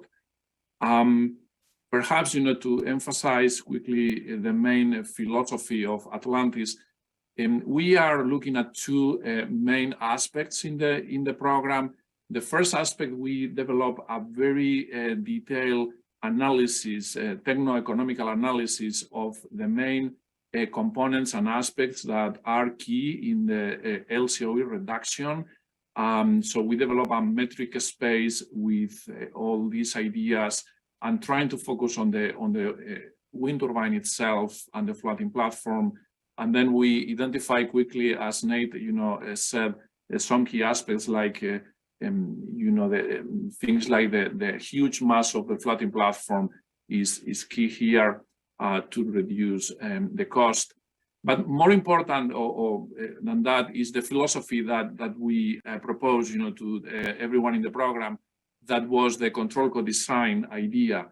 The main thing here is that in order to be able to reduce LCOE, we need to work in a way that is no longer a sequential way, where the typical way that you have, let's say, people doing the aerodynamics, and then after that you have the mechanical solution, and then the electrical solution, and so on. We need to work together in a way that is co-designed, so with all these aspects working together, but with the control ideas in the middle. So the main problem here is that we have dynamic interaction of many subsystems, like, you know, the waves, the wind, you know, tidal, the electrical grid, all these things working together and affecting the floating offshore wind turbine at the same time. So then we really need to design all these things at the same time, and having the control aspects in the middle of this discussion in order to find new ways, you know, to find critical solutions and optimal solutions eventually. So this is, you know, as a whole, the Atlantis program. We are going to have the ARPA Summit at the end of March. We are very welcome, you know, to attend the summit. We will have all these 15 plus 6 projects with an exhibition of the main achievements so far. So you are very welcome to attend. And I will be happy, you know, to answer questions and continue this discussion. Thank you. Excellent, Mario. We're really looking forward to the summit and learning all about the 6 projects and the ones that have completed as well. At this point, we're going to turn to a Q&A session. We have about 10 minutes remaining. And on your platform, there should be 2 questions that are being posed to the audience. The first one is, what are key ways for the government to support cost reductions? And what do you see as key areas for government versus private sector support? That's the first question. And then the second question is, what do we see as the largest remaining gaps, challenges, and areas of opportunities as we look to the SHOT's cost target? So I'm going to pose that first question to the group here on the screen. What are the key ways for government to support cost reduction, and the government versus private party? You know, what's more appropriate for the government versus the private sector to support? George or Mario, any initial thoughts? Yeah, George. Yes. I can start if you want. Yeah, no, go ahead. I was trying to mute myself. Please go ahead. So, you know, perhaps one of the things that is coming to my mind immediately with this question is that we are in an area of very high risk. So if you have the private sector investing money, trying to find, you know, crazy solutions for this, that we are still, you know, thinking about crazy solutions, probably. This is too risky for industry, and this is the place for the government, you know, to start helping. This is actually the philosophy of ARPA-E. At the end of the day, you know, the high risk, high reward agency at DOE. So I think that this is a very good way to start, you know, these efforts. So in terms of ARPA-E specifically, typically we have open solicitations, like you can submit to us any idea, and this can be a way. We have this every 3 years, and we also have focus programs like the Atlantis program, in this case, focus on floating offshore wind. So there are, you know, many opportunities to support ideas in this area at ARPA-E. Thank you, Mario. Yeah. George, any thoughts? And then I'll pass it over to Lindy after that.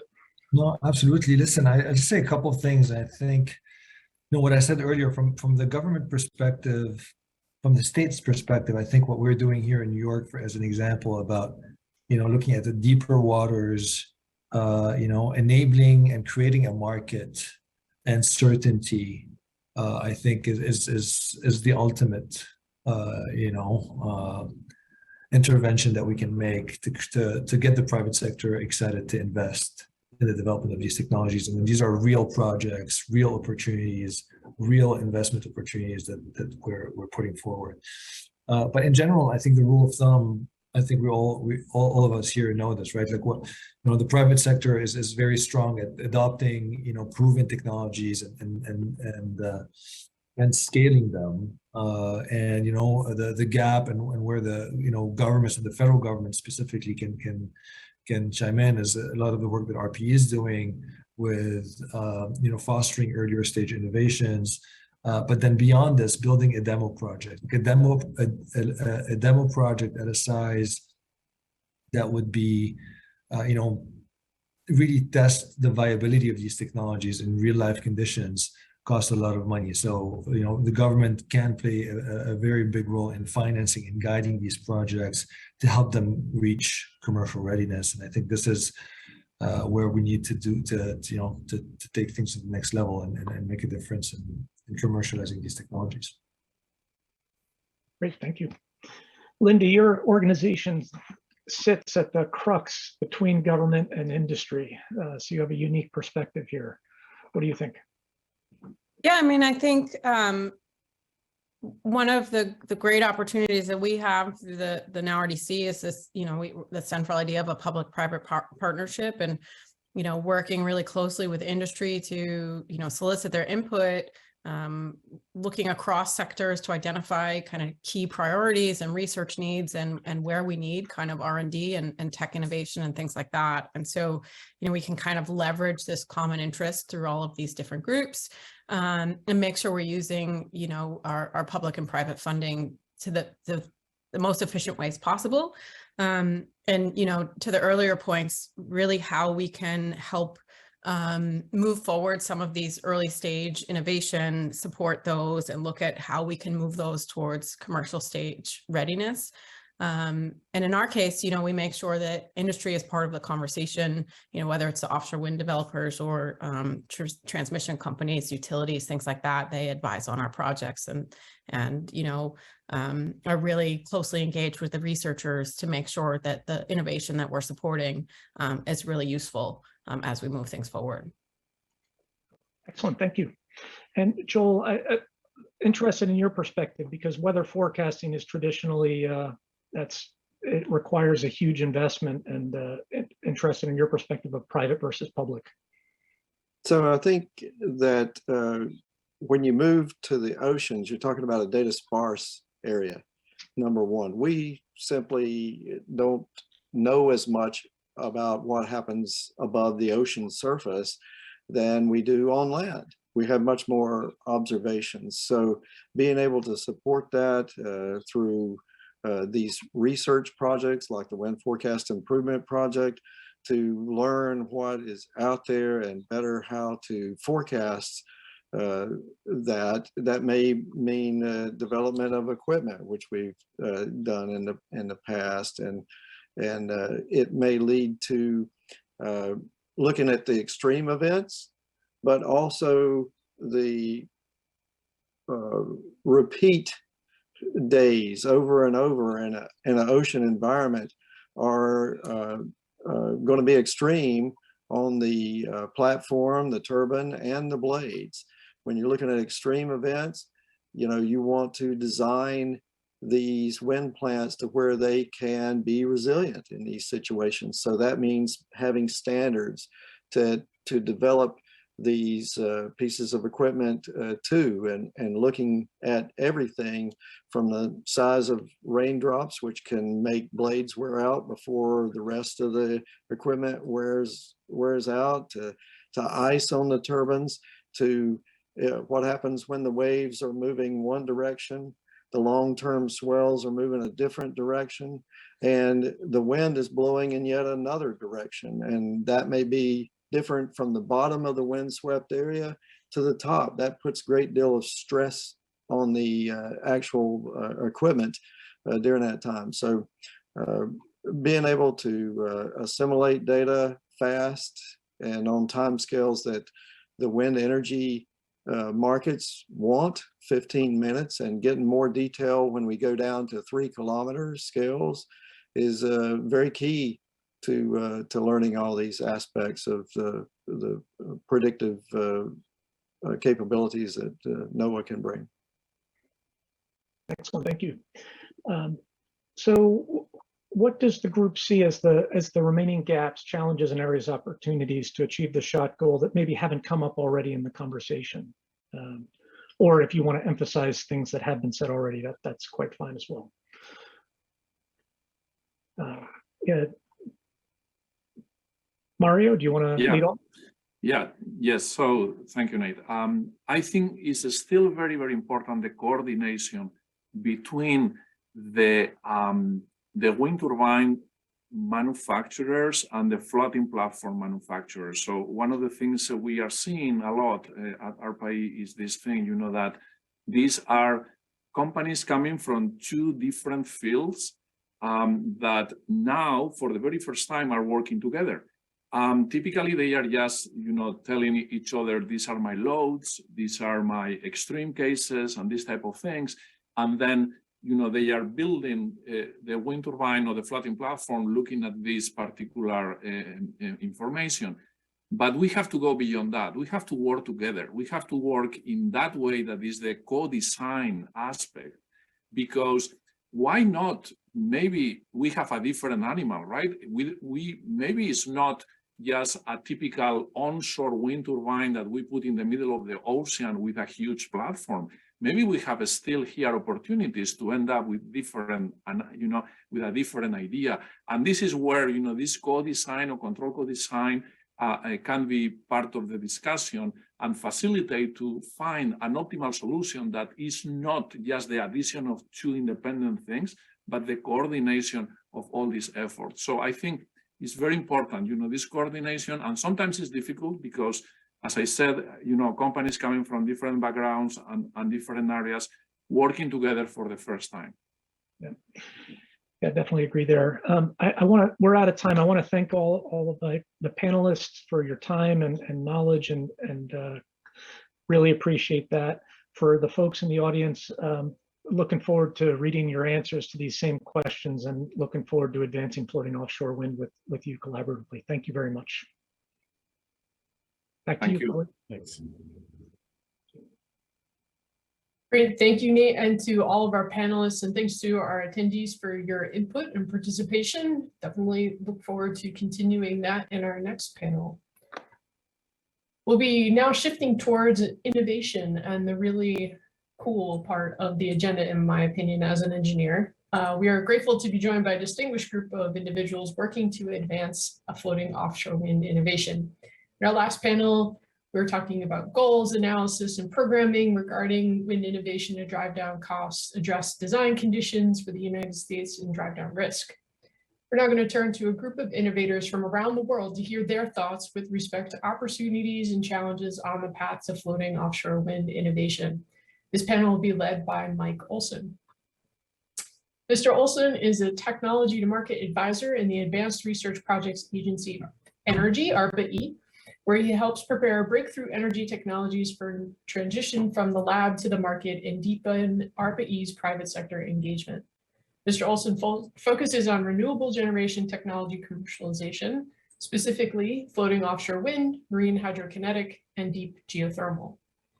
Prior to his time at ARPA-E, Mr. Olson was a business development executive at IBM's T.J. Watson Research Center, where he commercialized concentrated solar technologies, chip-level and data center energy efficiency technologies, and energy-efficient parallel processing microelectronics.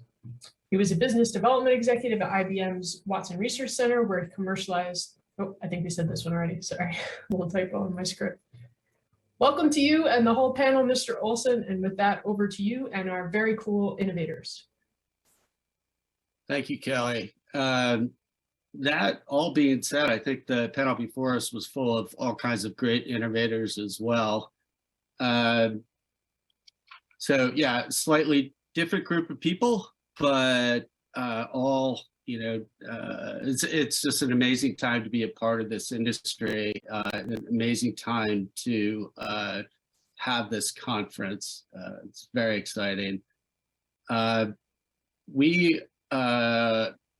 let me just have everybody introduce themselves, and then I will launch into a little spiel, and then we can move on from there. How's that? So Adrian, if you could introduce yourself, that'd be great. Sure, glad to, Mike. Thanks very much. And thanks again, DOE, for hosting this important summit. And Kelly, I couldn't agree more that as an engineer, it's going to be delightful to geek out a little bit more. for the next few minutes. I'm Adrienne Downey. I lead Hexacon's North American activities. Hexacon is both a developer of floating offshore wind projects, but in the context of this conversation today, we'll be focusing more on the technology innovation side of our business, where we are advancing our own proprietary design that's predicated on low impact solutions in the deep water environment. So pleased to be here. Thanks, Kelly. I'm sorry. Thanks, Adrienne. Ralph, if you could introduce yourself, that'd be great. Yeah, good day, everyone. My name is Ralph Tor. I'm the head of floating offshore wind at an organisation called the Offshore Renewable Energy Catapult, based in the UK. So we're a technology innovation centre that's been operating for around 10 years, supporting the development of technology in areas of floating offshore wind, or offshore wind, including floating offshore wind rather. And my main role there is to support and run the programs that we have established that have a particular focus on floating offshore wind. There's two main activities that we are running at the moment. So we run a large collaborative program called the Floating Offshore Wind Centre of Excellence. We have 17 of the world's leading project developers working together to address common challenges associated with the commercialisation and industrialisation of floating offshore wind. It's quite a broad program, so obviously we have a strong focus on technology and innovation, but actually a key part of industrialising floating offshore wind will also be addressing the challenges that we're going to face around infrastructure, supply chain capability and capacity, and I guess also some of the enabling policy to make sure that we develop the industry in a kind of strong but sustainable way.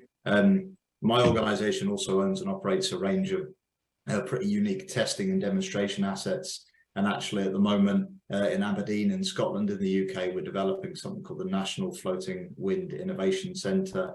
So that will host a range of kit and equipment that will be used to accelerate the development and qualification of key components. And that sits in Aberdeen, which I'm sure, as most of you will be aware, is the kind of centre of the UK's offshore energy industry. And I guess in the UK, we're very excited about floating offshore wind because it will play a key part in our net zero, but actually it's going to play a really key part in transitioning skills and experience from, I guess, traditionally the oil and gas sector here in the UK into a low carbon sector. So yeah, looking forward to an enjoyable discussion today.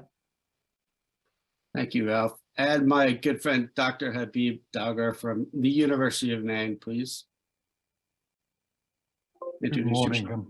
Good morning. I'm Habib Dagher. I'm from the University of Maine. I manage a team of 45 engineers focused on floating wind. We started working on floating wind at the University of Maine close to 15 years ago. And that's because energy prices in Maine up to the roof at the time. The cost of heating oil was $4 a gallon. And the average family in Maine who relies on heating oil was spending close to $10,000 a year just to heat the home and drive the cars. So to do that, we look at floating wind as a way of heating and transportation in Maine. And we built a number of facilities in the state of Maine and built a big team to develop innovative technologies that not only will drive costs down, but also will allow local manufacturing of hull technologies. Back in 10 years ago, we deployed the first grid-connected offshore wind turbine off the US coast. You see it behind me. It was off Castine, Maine. It was a floating concrete hull, the first floating concrete hull in the world, with a composite tower on top of it. And the reason for using concrete is because actually you could fabricate it locally. And our goal, as you heard from our governor, is to create as many local jobs as we can with this technology in terms of equity and job creation. That's very important to us. In terms of next generation technologies, we've been working with Mario and Mike at ARPA-E, and next year we'll be actually deploying another technology, which is we call the Volturnus Plus, which has been funded under ARPA-E Phase 2 program. We look forward to show you that over the next year here as we deploy it. We're also working with the U.S. Department of Energy to deploy a 11 megawatt floater off the coast of Castine, of course, in Monhegan, Maine as well. In terms of what we could do, we've built facilities that will help innovators in the U.S. drive technology through the TRL levels. We have a wave wind basin that we've designed specifically for floating wind, where a developer or a technology developer can come in and test the technology and put it through to a TRL level 4. We also have an offshore floating test site where we can build intermediate scale floaters that will get you to a TRL level 7. Thank you very much. Thank you, Habib. I've seen that facility. It's pretty impressive. Aaron Smith is the Chief Commercial Officer for Principal Power. Aaron. Yeah, thanks a lot, Mike. My name is Aaron Smith. I'm the Chief Commercial Officer at Principal Power. We are a U.S. headquartered floating offshore wind technology and engineering services provider. We've developed a technology called the WindFloat. This was first deployed back in 2011 in Portugal, and we now have 75 megawatts operating in 2 projects in Portugal and Scotland. We also have another 30 megawatt project under construction in France that will use 10 megawatt turbines, and we're supporting our clients on a worldwide basis with floating offshore wind technology for industrial scale projects. So as a floating technology developer, and I guess as somebody who used to work at the national labs back in 2010 to explore floating wind and work with the DOE on that, it's really encouraging to see all the momentum and programs that are being launched to make floating offshore wind a reality with real tangible targets for both deployment and cost of energy. So for us, we're really focused on how we can leverage this proven technology and bring it home to the US to allow the US to really, I guess, leapfrog the other markets, not go through these very expensive and time-consuming demonstration programs, and go directly to industrial scale projects so we can make a real impact on our net zero and energy security goals. Thanks a lot. Looking forward to the discussion. Yeah, me too, Aaron. Thank you. So it's rare that I have the opportunity to interact with actual Norwegians, because my heritage is Norwegian and Irish. But it's been a joy to work with the senior advisor for floating offshore wind, Leif Delp of Equinor, who looks like he's actually floating in the midst of a floating offshore wind farm. So Leif, why don't you introduce yourself? Thank you, Mike. Thank you for inviting to this panel. I'm Leif Delp. I'm a senior advisor in the floating department in Equinor. So before that, I was head of floating offshore wind technology for 5 years in Equinor, and my background is been acting as project manager for Hywind Demo, the world's first floating wind turbine, which we commercialized in 2009. After that, we had on with the Hywind Scotland. I was project director for Hywind Scotland, which was installed in 2017, which has been the best ever producing wind turbine in the world, with a capacity factor of 55 to 57% from 2017 to 2019. Equinor has for 20 years developed our floating wind technology and concepts that are based on our oil and gas industry competence and experience for over 50 years. We have developed and executed, as I said, the Hywind Demo and the Hywind Scotland, which were the first floating wind turbine and also the first floating wind farm. And we are now installing the Hywind Tampen. That's the picture behind me. That's 88 megawatt floating wind farm based on our Hywind concept with a concrete spar, and will be electrifying oil and gas platforms. And we'll also be the world's biggest floating wind farm in operation. In Norway, we are currently developing the 1 gigawatt Trollvind project based on the Hywind concept. And in Korea, we are also currently developing an 800 megawatt Firefly project, which is planned to be producing power in the late 2020s. And that will be based on a steel semi-submersible wind semi concept. And we are also privileged that we have been securing the 2 gigawatt Morro Bay lease areas in California, and we are now preparing for further development of that area for future wind farms. So thank you, and I'm really looking forward for discussions in this panel. Thank you, Leif. The next panelist is the principal consultant at Kent, David Acqui. David, if you could introduce yourself, that'd be great. Thank you, Mike. I'm delighted to join such a diverse group here today. When I look around the table, we are all contributing to the innovations that are taking place around floating wind. I see innovations happening in materials, hull configurations, control systems, in our approach to fabrication and assembly, and so much more. My name is David Acqui, and I'm a principal consultant at Kent. My role covers both business development, as well as delivering engineering and technology projects. I'm based in Houston, a recognized center for offshore and deepwater technology, but I actually started my engineering career in London, which is a counterpoint to supposed to Ralph, where the Aberdeen is the center for excellence as far as floating is concerned. I'm very lucky to have spent the last 25 years working alongside colleagues and wider community at the leading edge of technology. Together, we are taking on the clean energy challenge. And to join the chorus of the summit over the last 2 days, it is all hands on deck. At Kent, we design, build, and maintain assets that power the world. We, like Equinor, we've been involved in conventional hydrocarbons for the longest while, and we are now earnestly working on energy transition, low carbon and renewables in the shape of carbon capture and storage, hydrogen, biofuels, and my sweet spot, offshore wind. Kent is a leading floating systems provider. We have designed many floaters for the oil and gas industry, and more recently, as in for over a decade now, we've been engineering hulls for floating wind. We have comprehensive expertise in tension leg platforms, semi-submersibles, and spars.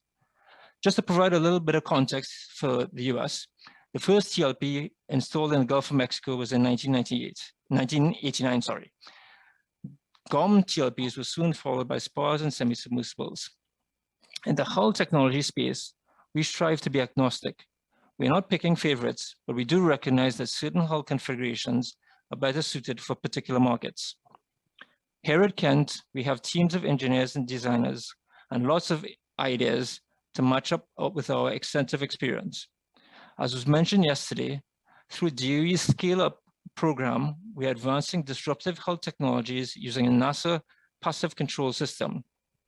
It's a fantastic example of industry crossover. We're also leading a consortium to design and develop a 10+ megawatt floating wind turbine platform that can operate in the US Atlantic Outer Continental Shelf. As the project director, I'm looking forward to interfacing and collaborating closely with supply chain to help enable a future for civil fabrication and assembly. This will hopefully be one of many initiatives to stimulate the industrialization of floating wind in the US. And I think on that note, Mike, I'll pass back to you. Thank you, David. So at this point, I think all the audience members are going to receive a couple of open-ended audience questions. We'd love to hear your responses. Again, this is all about gathering information about how we can advance floating offshore wind in the future. So all of your responses are valued and appreciated. While we were preparing for this summit, and thanks to everybody at all the various agencies that have combined their efforts to put this together, while we were preparing for this panel, a theme emerged, which I found really interesting. And at ARPA-E, we have every once in a while, I have basically a collective think tank discussion where somebody throws out an idea and we all chat about it. And serendipitously, there was overlap between the discussion we were having in preparation for this panel and that discussion that we had in-house at ARPA-E. And the thought was, okay, let's say that our goal is to reach the nearest star in our solar system, outside our sun. Should we use existing technology to do this, or should we wait 10, 15 years to let technology advance to the point where we can get there more efficiently. Which is similar to a question that we had when we were preparing for this panel.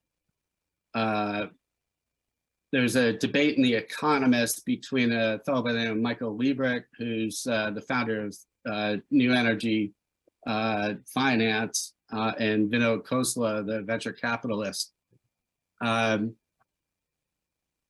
question is, we have goals that we need to reach at 2035. We have goals that we need to reach at 2050. Do we, continue to invest in new innovations to reach those goals? Or do we take existing proven technologies and scale them so that we can, reach economies of scale in manufacturing and deployment? And so that's really the questions that have been sent out to the audience. Also the questions posed to the panel. What's the best way that we can achieve the goals that we've set out for ourselves to reach the carbon reduction that we're looking for? I don't know who wants to go first. I know there are a lot of very thoughtful opinions on the matter. I'll let everybody go one by one.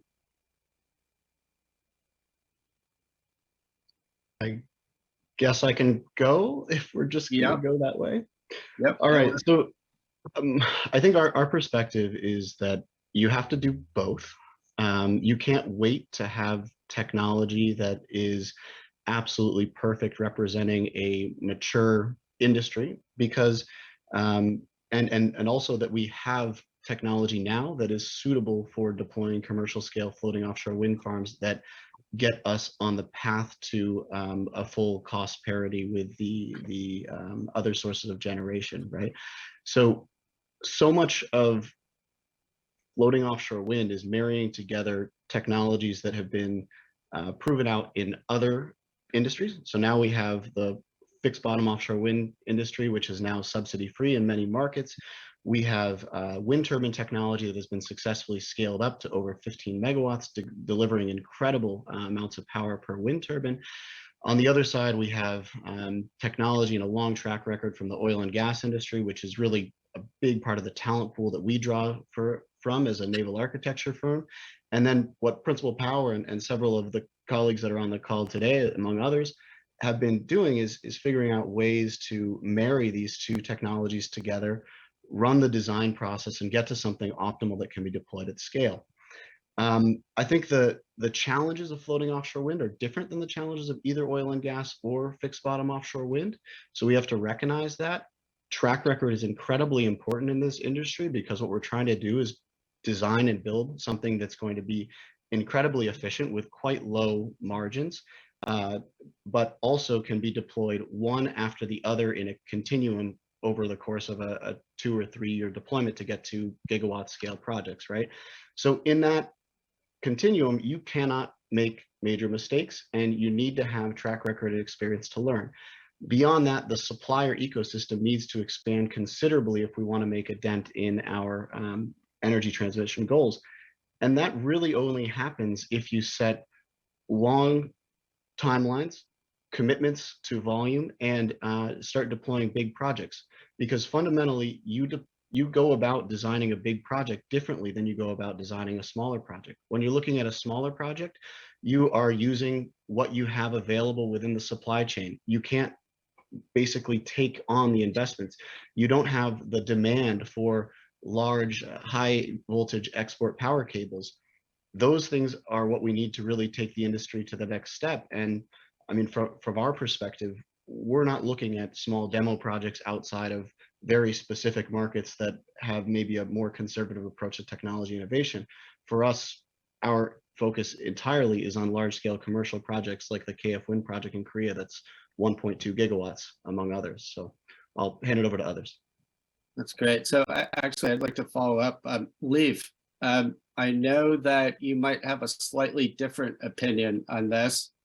The tension between, the larger we go with the diameter of our turbines, it's a race. It's a race right now to the larger and larger turbines, but I think you see value in setting a standard, both in size of, the wind farms themselves, the components within the systems, the size of the turbines. I'll let you go from here, but I know you have some thoughts on this issue. Yes, thank you. And also echoing what Aron is saying about that we know how to go for big scale. I think we have to kind of also acknowledge that that this is to emerge this industry. We need commercialization. We need also industrialization, and we're going to have to go for big scale. So we have to see gigawatts in the pipeline as a developer, but also the suppliers to mobilize. We also have learned through Hywind Demo, Hywind Scotland, and now Hywind Tampen, and what the projects we are now aiming for 15 to 20 megawatt size of turbines, that the scale of the turbine is really kind of the main mover for reducing the cost. So we need bigger turbines for sure, but you also see that there is a competition now where the bigger the better, and maybe we need a type of consolidation about the turbine size. And I think I read about the Siemens Energy VP is also stating that now in the media, that maybe you have to go for a maximum size and industrialize. But Equinor, we are not waiting for the cost curve to come down. We are investing as we speak to in projects to reduce the cost. And but we see also each developers have been looking based on their concepts, and there probably will be several concepts which will be kind of the future, but we will see fewer concepts, not see 30, 40, 50 different concepts. Maybe we'll see 3 to 5, and we need to standardize because also we need this robustness in the structure, because these structures are the most extreme fatigue machines you can have. So we need robustness, and we need to build on the competence from oil and gas, already mentioned from Aron. And I think it's the way to go. But there are some areas we can see innovation. I think, for example, substation, put the substation on the seafloor, subsea wet made connectors where we can plug and play the dynamic cables. There are areas how to optimize the wind farm with respect to turbine, to smart turbines. That's also something we need to innovate on. Digitalization, digital twins, and also this, how can we improve the coexistence with all the stakeholders in the wind farm area, fisheries, mammals, birds, military activities. So all this, I think, plays together. But to kind of answer your question, the bigger the better we think about the turbine size. But I think there is a kind of a roof we will be hitting, kind of when we see that the huge turbines, they will be too expensive. It will be too expensive to install. It will be too expensive to operate and maintain. So I think we will see a roof in the end. Thank you, Leif. That great perspective. Adrian, you look like you want to respond. Sure. Yeah, no, I'd like to jump in here if I can, please, Mike. And I mean, I agree with some of the perspectives that I've heard from esteemed panelists. Certainly the aspect of volume is going to be critical. And I think that's a big part of why I want to certainly applaud the Biden-Harris administration's significant commitment to not only offshore wind, but at large, right, goals in addition to the 2030, but also specific carve out for a dedicated goal for floating. So that's the right signal to the markets in terms of volume and size and scale that are prerequisites really to work on serialization. So when we think about what is it going to take for us to get there, I don't think we have the luxury of waiting for a cost decline, first and foremost, because of the existential crisis of climate change, right? We have to get on with this, frankly. And second of all, the cost decline is not going to happen unless we do the hard work of deployments and working through the technology advancements. So we need to do both simultaneously. So I think, when we talk about what does this industry need in order to ramp up its scale? Again, I agree that, the emphasis on supply chain, the emphasis on infrastructure growth and development, strategic investments that will unencumber floating wind and ensure that that the resource is enabled fundamentally from an industrial basis will be critical. But I will somewhat provocatively disagree that, this insatiable lust for ever larger turbines. I mean, who doesn't love big shiny turbines? But there's a serious problem with the OEMs currently in their profitability or lack thereof, and the burden that places upon the entirety of the supply chain. And so, the question becomes then, how can we use what are already, exceptionally large turbines, 15 megawatts, and innovate? And that's really what Hexacon has been working on, right? Is trying to advance, technological solutions that lean into the totality of a wind farm's design in order to drive cost efficiencies, reducing CapEx, reducing OpEx, whilst simultaneously boosting yield. And that hitting both the numerator and the denominator in that equation is really, part of our effort to drive down the cost of floating offshore wind. But we need to look at this as an ecosystem, right? And it's these deployments that matter. It's the scale that matters. And when we look to the examples from the onshore industry, let's look at what happened in solar in the 90s, or let's look at what happened in onshore wind in the 2000s. And it's you can build a 10, 12 megawatt onshore turbine, but nobody does, because that's cost inefficient. The industry has converged upon a workhorse and has used, improvements and aggregation and scale at, a 3 megawatt design, right? And you start to outstrip all of the infrastructure that you've just built up. And we're at risk of doing that if we focus our attentions always on future turbines rather than innovation in the now, and focusing, I think, on that serialization. I wrote a piece in Recharge a couple of months ago, sort of calling this the Model T moment. And I think that's, the argument that we need to make. And then furthermore, if we can unencumber the generation resource and its potential from the infrastructure, then we'll be off to the races. Great. Great insight, Adrian. And now I've got fingers behind my back, and we've got David and Habib left. So pick a number between 1 and 2, Habib. Not between, either 1 or 2. Yeah, you're up. Okay, go ahead. I think you might be muted.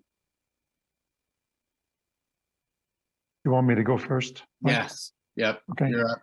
Yeah, I just like to say that I really appreciate everything everybody said. But what we have here is we have a climate crisis that we're in, and therefore we need to move forward now with technologies we have. At the same time, nobody can put innovation in a box. We're going to continue to innovate. And you've heard today the Earthshot's all about innovation as well to drive costs down. So I think we're going to move in parallel with deploying what we have for technologies today, as well as innovating. I think the thing I'd like to add to the conversation is we don't want to forget equity in all of this. And as we develop technologies, the ability to local communities to reap the benefits of fabrication and deployment is really important in all of this. And in our case, we focus on technologies that can actually be produced locally. We're looking at hulls that can be fabricated locally near the project site using concrete. And what we're looking at is taking bridge technologies that have been fabrication technologies that have been used for the last 40 years, and we adapted them to hull technologies. So essentially, we're turning bridge builders into hull builders. And what that does is allows communities across the country and the world to actually reap the benefits of producing these technologies locally. And just want to add that to the mix, if you wish, as we move forward.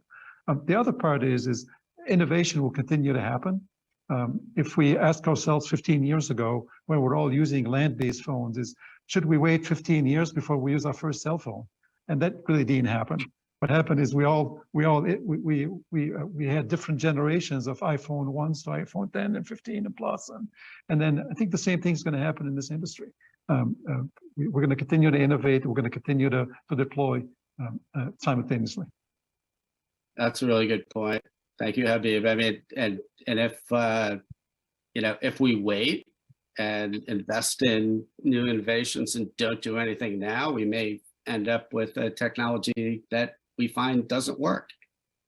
And then we're, back at square one. David, I'd like to hear your thoughts on this issue. Yeah, no, I completely agree with that. I don't think there's a silver bullet. I don't think we have the luxury to sit and wait and just continue solely focusing on what's happening in the research and development space. We need to drive the economies of scale. I think that's a key requirement as part of the floating wind industry. I think just by observation, what we see that has happened in Europe and what we see happening in South Korea, the kind of other key floating wind markets, Europe has already gone through a series of demonstration type projects. They're testing supply chain. I know Aaron already mentioned that what's a demonstration pilot scale project. The supply chain for that is going to look very different to a utility scale project, but at least they're starting to understand what the technology is about. In South Korea, I think it's a little different. They almost have a supply chain that can be redeployed for floating wind. They'll just be retooling oil and gas for floating wind. So I can see why it would make sense for them to jump straight in at the deep end on utility scale, pardon the pun. On the US side, I feel as though whilst it is encouraging to see the initiatives to push through to large-scale gigawatt-size projects, we haven't done demonstration type projects. Habib is charting a course there. I think more can be done in that space to help develop the industry here in the US. I know, for example, PacWave, which is a wave energy center offshore Oregon, meant to explore hydrokinetic technologies. I think we need something similar for floating wind. Well, when I observe what has happened with coastal offshore Virginia, where they've got a gigawatt scale wind farm, but they didn't go straight into the commercial development. They started off with the research field first to help set a baseline from them to be able to launch into their commercial scale. So that's just kind of some of my thoughts at the moment, Mike. But I'm conscious that we've also got some other views across in Aberdeen that we would probably welcome in this roundtable as well. Yes, Ralph, love to hear your thoughts here. Okay. Yeah, no, thank you very much. And a very interesting discussion. So I mentioned at the outset, we're currently working with 17 of the world's leading floating offshore wind project developers to accelerate the commercialization of floating offshore wind. And one of the kind of foundational pieces of work that we did about 3 years ago now was called the Floating Offshore Wind Cost Reduction Pathways. So that was a kind of piece of techno-economic analysis work that we did, looking at floating offshore wind and learning from how other industries have grown and commercialized. And for that, it was really clear from the work that we've done that innovation is important. And certainly when we look kind of medium and long term, the kind of overall LCOE magnitude that floating will secure will be impacted significantly by innovation. But actually in the short and medium term, it's really the scale of deployment and ramping up strong, steady growth and deployment that will really allow us to significantly reduce cost reduction. And I guess in the modeling work that we do, we use a concept called learning rates. And within learning rates, we've got things like the economies of scale, the impact of kind of risk reduction, and I guess the increased availability of capital at a cost-effective rate. We've got the, I guess, the benefit that you get from the competition between a growing supply chain, and also something that we just refer to as kind of learning by doing, which again is a kind of proxy for a range of factors which allow us to kind of learn. But certainly when we look in the short term, these learning rates, which are linked to scale of deployment, are really, really key. So I guess I think the kind of key point to highlight though in the work that we did was understanding, well, you know, how do you make sure that we capture that learning and that you create that kind of feedback loop? And I think it's really important that we don't just assume that by deploying at scale, we will automatically learn, and certainly not learn as quickly as we could do. And I think innovation's got a key role to play in us accelerating that learning and enhancing that learning. And the industry, I think, is already working well together. Again, the program that we run, the Centre of Excellence, we've got 17 of the world's leading project developers. They're working together. They're sitting in the same room. They're talking about where the common challenges are, and they're putting forward ideas about how they can work together to address them. It won't make sense to address and work together in all areas, but certainly there are some significant areas where they can work together. I guess the other main impact that I guess innovation can have on learning is making sure that we capture the most from what we get of the smaller projects. So Leif talked about the impact that digital twins and condition monitoring, remote monitoring systems have. I think the early projects are going to play a key role in informing learning within the sector as well. So I guess here from the UK, looking across to the US, I just think it's, you know, really important that you guys create these mechanisms that allow the technology developers, the project developers and industry to share learning and make sure that the industry can grow in a strong but sustainable way. Thank you, Ralph. That's great insight. And I know our project with you folks is reaping rewards, and we're hoping that ARPA to continue that relationship.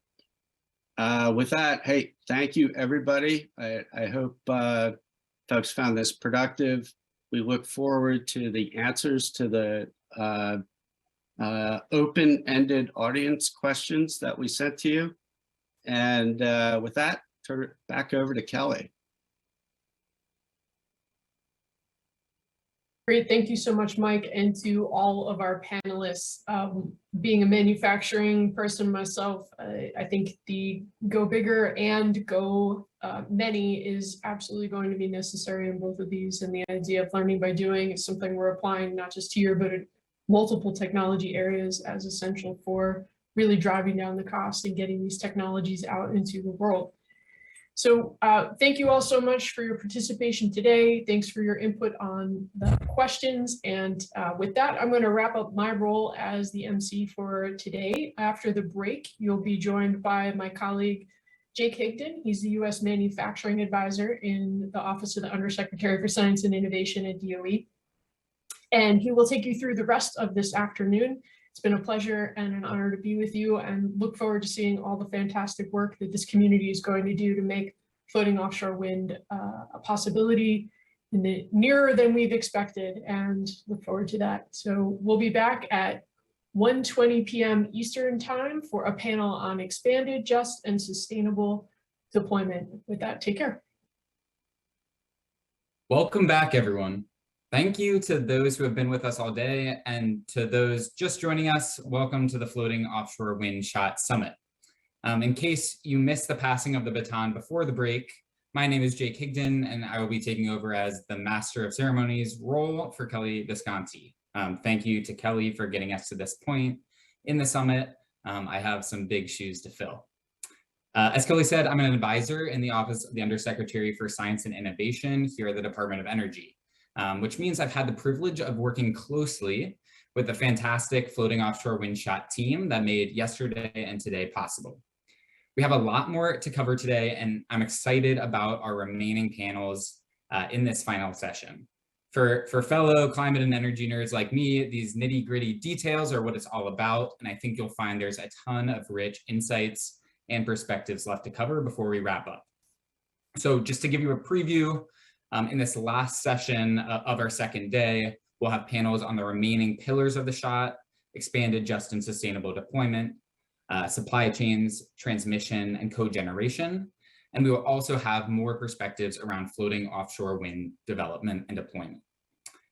As one quick note before we dive into the first of those panels, for those just joining us, throughout our next sessions, we're going to provide the audience with an opportunity to share your thoughts on the topics the panel is discussing. During each panel, a couple of questions that the panel is discussing will be posed to the audience for your written input, should you choose to provide it. We'd love to hear your thoughts on these topics. As you'll see from the open nature of these questions, it is not the object of this meeting for the Department of Energy or the Wind Energy Technologies Office to obtain any group position or consensus on any topics that are discussed. Rather, the department seeks as much information as possible from all individuals at this event. So please concentrate your responses on your individual experience and your recommendations. So with that, we're now going to launch into our second panel focused on a critical pillar of the SHOT, expanded, just, and sustainable deployment. In this panel, you'll be hearing about SHOT goals and from federal and state leaders about the work already underway to ensure that offshore wind is developed in ways that promote ocean co-use, protect the natural environment, and ensure energy justice. This panel will be led by Nessie Sumite. Ms. Sumite is the Regional Supervisor for the Office of Strategic Resources, Pacific Region, for the U.S. Department of the Interior's Bureau of Ocean Energy Management, or BOEM. She leads the planning and leasing activities for offshore energy projects in the Pacific Outer Continental Shelf. Ms. Sumite brings to BOEM her extensive and comprehensive experience in the development of a range of renewable energy projects, from feasibility to development, construction, and operations in the private sector. Ms. Sumite, thanks for being here today with us, and welcome to you and your panel. I'll pass the mic to you. Great. Thank you, Jake. We have an awesome panel today, so we'll dive right in. I do have a handful of slides. Then you will hear from our panelist, Joe Page, who's a technology manager at the Department of Energy's Wind Energy Technologies Office. Following Joy will be Adina Liebman. She's the senior advisor under the Office of the Undersecretary of Commerce for Oceans and Atmosphere. And finally, Stephanie Watson, Maine's Offshore Wind Program Manager at the Governor's Energy Office. So some of the key mechanisms, next slide, please. So some of the, can you flip forward, back one? Great. Some of the key mechanisms for achieving just and sustainable deployment of offshore wind are listed on this slide. So BOEM is the agency charged with offshore wind leasing and reviewing project plans on the Outer Continental Shelf, is largely accountable for facilitating expanded offshore wind deployment. So I'll speak primarily from what BOEM is bringing to the table to facilitate this goal. Science and tribe and stakeholder engagement informs the identification of lease areas. BOEM starts with large areas on the OCS on which we request data and solicit interest from development, and then these areas are winnowed down through a rigorous multi-stage process that involves opportunities for significant public input. The areas that we identify for offshore wind leasing consideration, which we call wind energy areas, are those that are best suited for commercial wind energy development with fewer environmental and user conflicts than the other areas. And to inform its decisions, BOEM advances research through its robust studies program, and through the SHOT, we will work with our partners to continue to advance research and technology development to understand and minimize impacts on marine ecosystems and co-users. Tribe and stakeholder engagement is the cornerstone of BOEM's leasing process. The SHOT can build upon BOEM's engagement process and could inform those to support community engagement and socioeconomic research to continue to understand the impacts of offshore wind energy on coastal communities and economies. And data collection is a continuous process in offshore wind leasing, from identifying call areas to siting projects to monitoring project operations. And so identifying offshore wind monitoring technologies is an important goal of the SHOT. And Joy will speak more about DOE's work in this area. And finally, the SHOT aims to bring all of this work to support leasing mechanisms that help ensure that affected communities can benefit from development and to promote environmental justice. Next slide, please. So a bit about what's happening to facilitate floating offshore wind deployment. In the Atlantic, BOEM's floating offshore wind planning is occurring in the Gulf of Maine. BOEM is moving forward with the research application submitted by the state of Maine And under a separate commercial leasing process, BOEM published a draft call area and hosted a series of meetings in January to solicit feedback on the draft call areas. And you can always find more information about the Gulf of Maine meetings and meeting materials on BOEM's website. You've heard this more than once on the summit, but I am so pleased to say that last December, we held BOEM's first offshore wind lease sale in the Pacific, which, due to its deeper waters, will require floating technologies. BOEM's lease sale offered 5 lease areas with the potential to produce 4.6 gigawatts of offshore wind energy. That's enough to power 1.5 million homes. The sale is a significant milestone toward achieving BOEM's goal of deploying 15 gigawatts of floating offshore wind by 2035. The California lease sale was a product of a planning process that consisted of a lot of work and engagement with multiple interested parties since 2016. And we are very grateful for the highly collaborative partnership with the state of California, led by the California Energy Commission, and the time and the efforts exerted by a broad range of interested parties, including tribal, federal, state governments, ocean users, and the general public. So as far as other activities in the Pacific and Oregon, we are continuing with our leasing process to find wind energy areas. And here, another federal collaboration with NOAA's National Centers for Coastal Ocean Science, or NCOS, on suitability modeling is being used to help identify potential wind energy areas. Data is integral to the BOEM planning process. In the Pacific, available spatial data that inform our decisions are housed in publicly available data portal that we develop with our state partners, called the Data Basin for California Planning and OraWind Toolkit in Oregon. An offshore wind deployment touches a diverse group of interested parties. So meaningful tribe and stakeholder engagement is critical to offshore wind leasing and deployment. And to best facilitate intergovernmental coordination, BOEM created the Intergovernmental Renewable Energy Task Forces. The task force consists of members from federal government as well as state and local tribal governments. These task force meetings are open to the public. But in addition to engaging our stakeholders through task forces throughout the planning and leasing process, BOEM also holds several public meetings, workshops, and have open comment periods where stakeholders can offer input and share their concerns. Our goal is for open and frequent communication to help reduce user conflicts and establish a strong foundation for future wind projects. BOEM supports and manages environmental and social science research. Regarding our work to increase our knowledge base on social sciences, last March, BOEM engaged with underserved communities in the Atlantic regarding offshore wind development.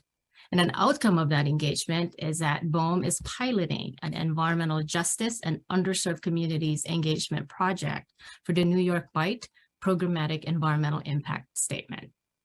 And on a quarterly basis, BOEM is continuing the New York Bight Environmental Justice Forums.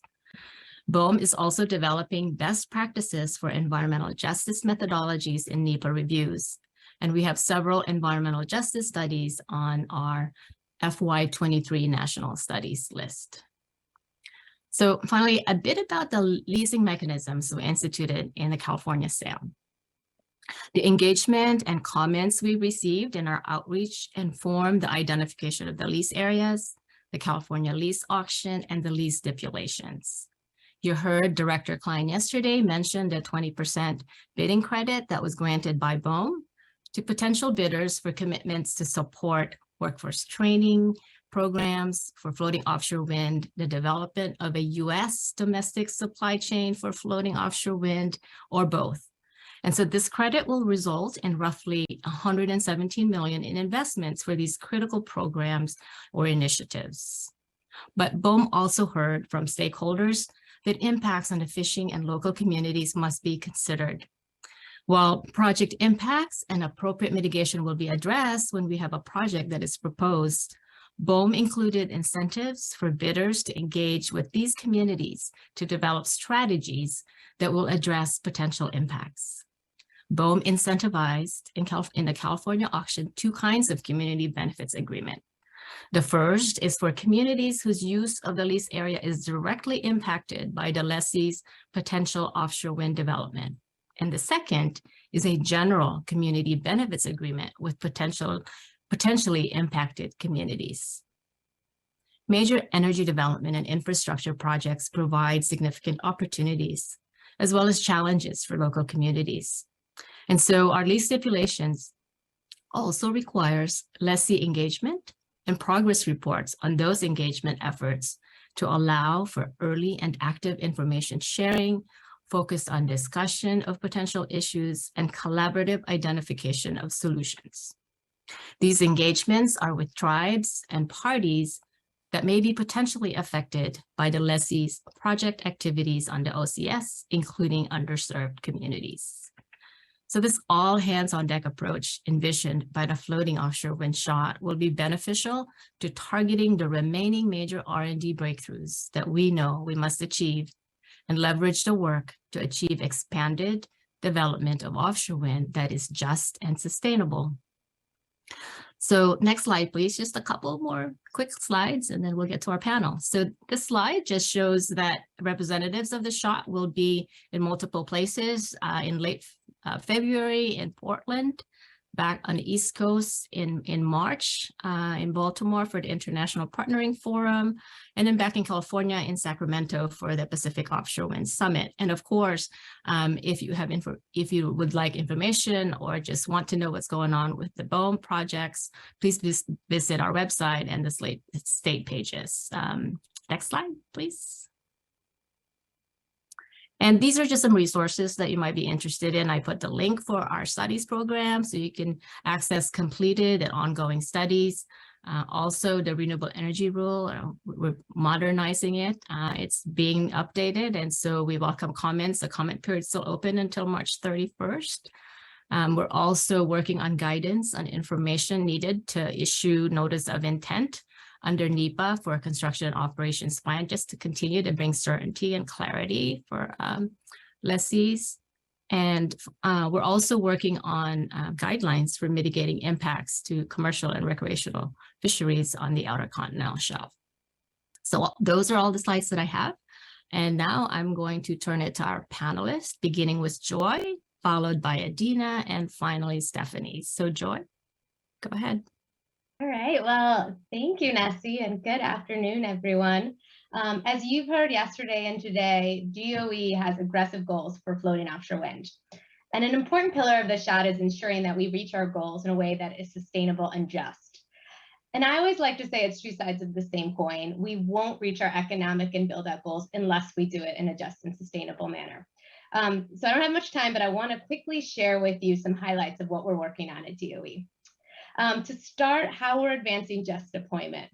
And so a big focus of this work is informing various stakeholders and community decision makers about the trade-offs of offshore wind energy development and encouraging the exchange of ideas and resolving controversies. And so DOE is currently supporting this information exchange and dialogue by first investing in social science and socioeconomic research to really understand the impacts of offshore wind energy on coastal communities and economies. So we recently closed a funding opportunity announcement, which is one of DOE's processes for competitively selecting projects to invest in, and we received a lot of interest.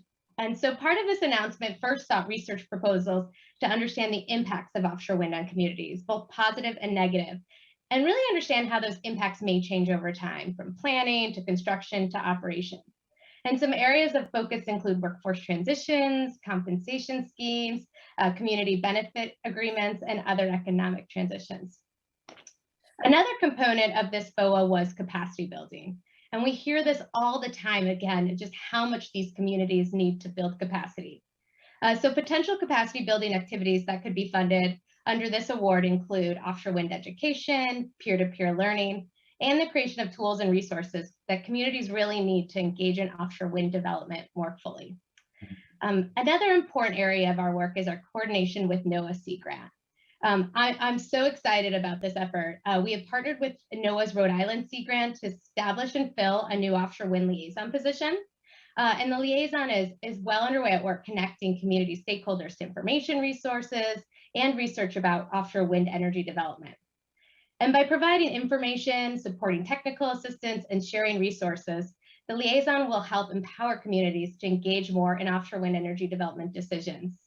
And the focus now with this liaison role, you heard it's in Rhode Island, it's New England, but we are expanding this role. And specifically, I'm so excited, y'all heard from Secretary Granholm, as she announced yesterday, that we're finally expanding this work to the West Coast. And so we're partnering with BOEM as well as Oregon and California Sea Grants to support community involvement, education, and engagement with offshore wind in their region. And so now quickly, I'm going to turn to our work in ensuring offshore or advancing offshore wind that is sustainable.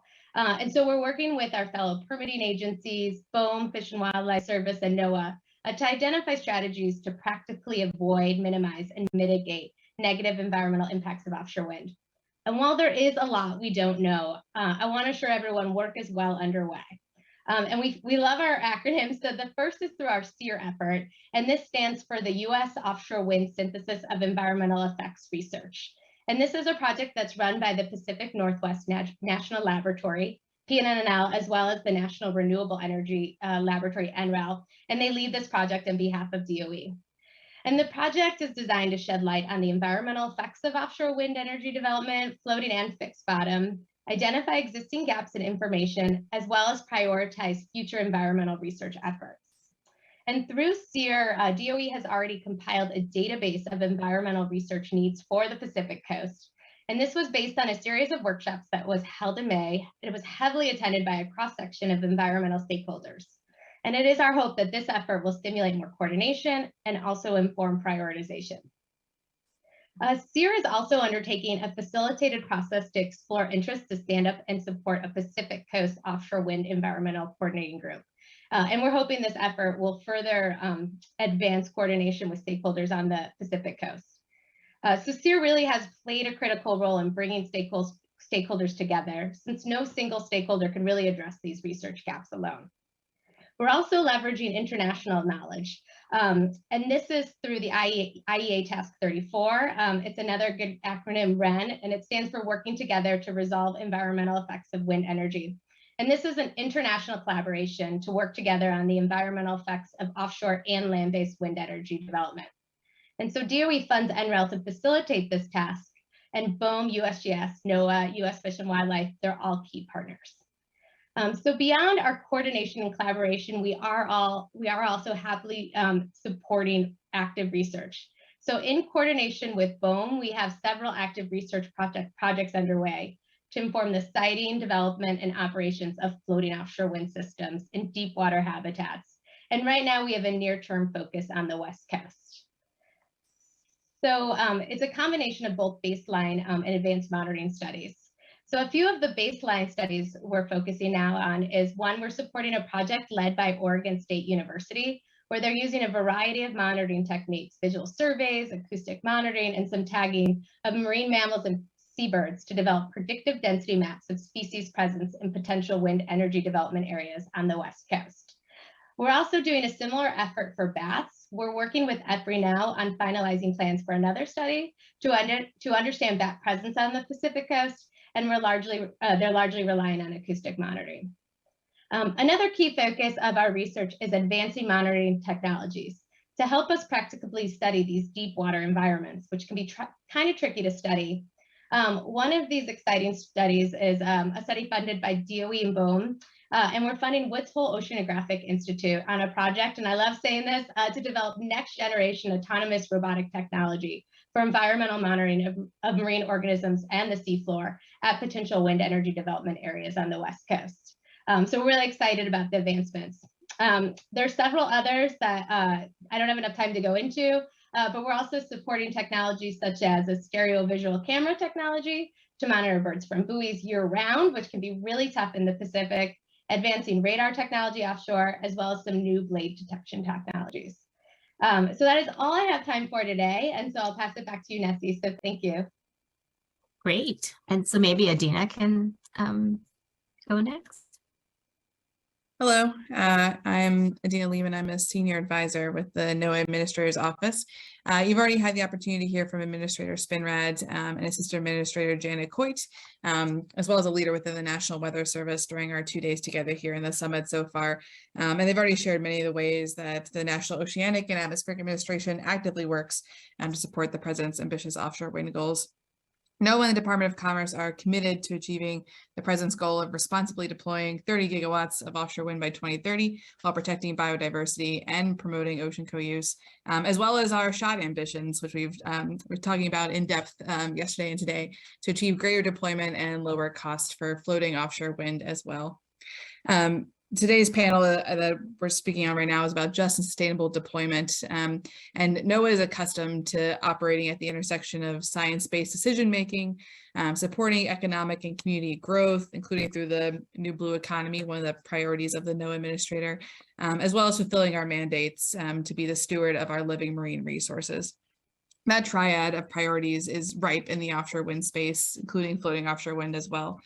All parts of NOAA have expertise to lend in supporting sustainable and just offshore wind in the United States, whether it be the storm and wind prediction capabilities of the National Weather Service, the ocean charting and marine spatial planning capabilities, including those that Nessie mentioned, of the National Ocean Service, our data storage and processing capabilities of the National Environmental Satellite Data and Information Service, the Sea Grant Network and community extension expertise, which Joy mentioned, highlighted under the Office of Oceanic and Atmospheric Research, the safe operation of our fisheries surveys and other oceanographic research efforts on our own NOAA vessels by the Office of Marine and Aviation Operations, and the fisheries, marine mammal, and habitat expertise and regulatory responsibilities of NOAA fisheries.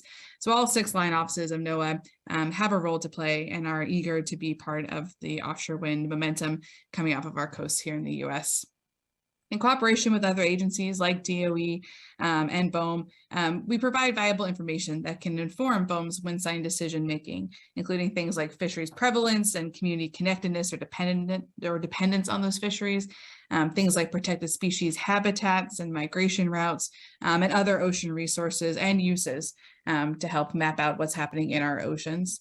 We also support things like the Marine Cadastre or other public-facing data tools like regional ocean data portals that allow communities, industry leaders, and other stakeholders outside the government to have direct access to important information and data that can inform their own response and understanding of the offshore wind proposals coming to their coasts.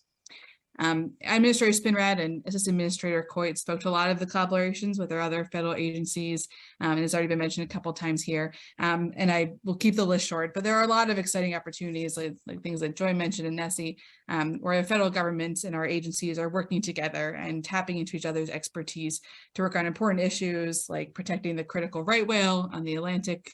We're tapping into the Sea Grant Network and reaching into communities, collaborating on research for both not just siting, but also monitoring and the continuation of offshore wind throughout its lifetime. And then also working with states. NOAA manages the Coastal Zone Management Program, so we work with states through that, but also in other direct collaborations, including with tribes and other important communities throughout the United States. It's also important to note that in addition to NOAA's contributions to offshore wind development itself, we're also collaborating across government on working on impacts to NOAA's resources directly, including things like mitigating impacts to our fishery surveys and radar. And I hope that through your past 2 days of listening to the speakers, you've gained a better understanding of NOAA's roles in this space. I think sometimes NOAA's mandates sometimes get misinterpreted as being in conflict, but we're very much working in conjunction within the agency and across agencies, all in support of advancing the President's goals. It's difficult times. Our environmental statutes, things like the Endangered Species Act and Marine Mammal Protection Act, our Magnuson-Stevens Fishery Conservation and Management Act weren't all written with climate change in mind, and definitely not with offshore wind in mind. So it takes some time with a new industry and old statutes to develop our process and continue to move ahead in a sustainable and just way. Nonetheless, NOAA scientists, regulatory teams, and other dedicated staff are committed to achieving maximum environmental protections as mandated by law, while also supporting ocean users such as sustainable U.S. fishing and the offshore wind industry.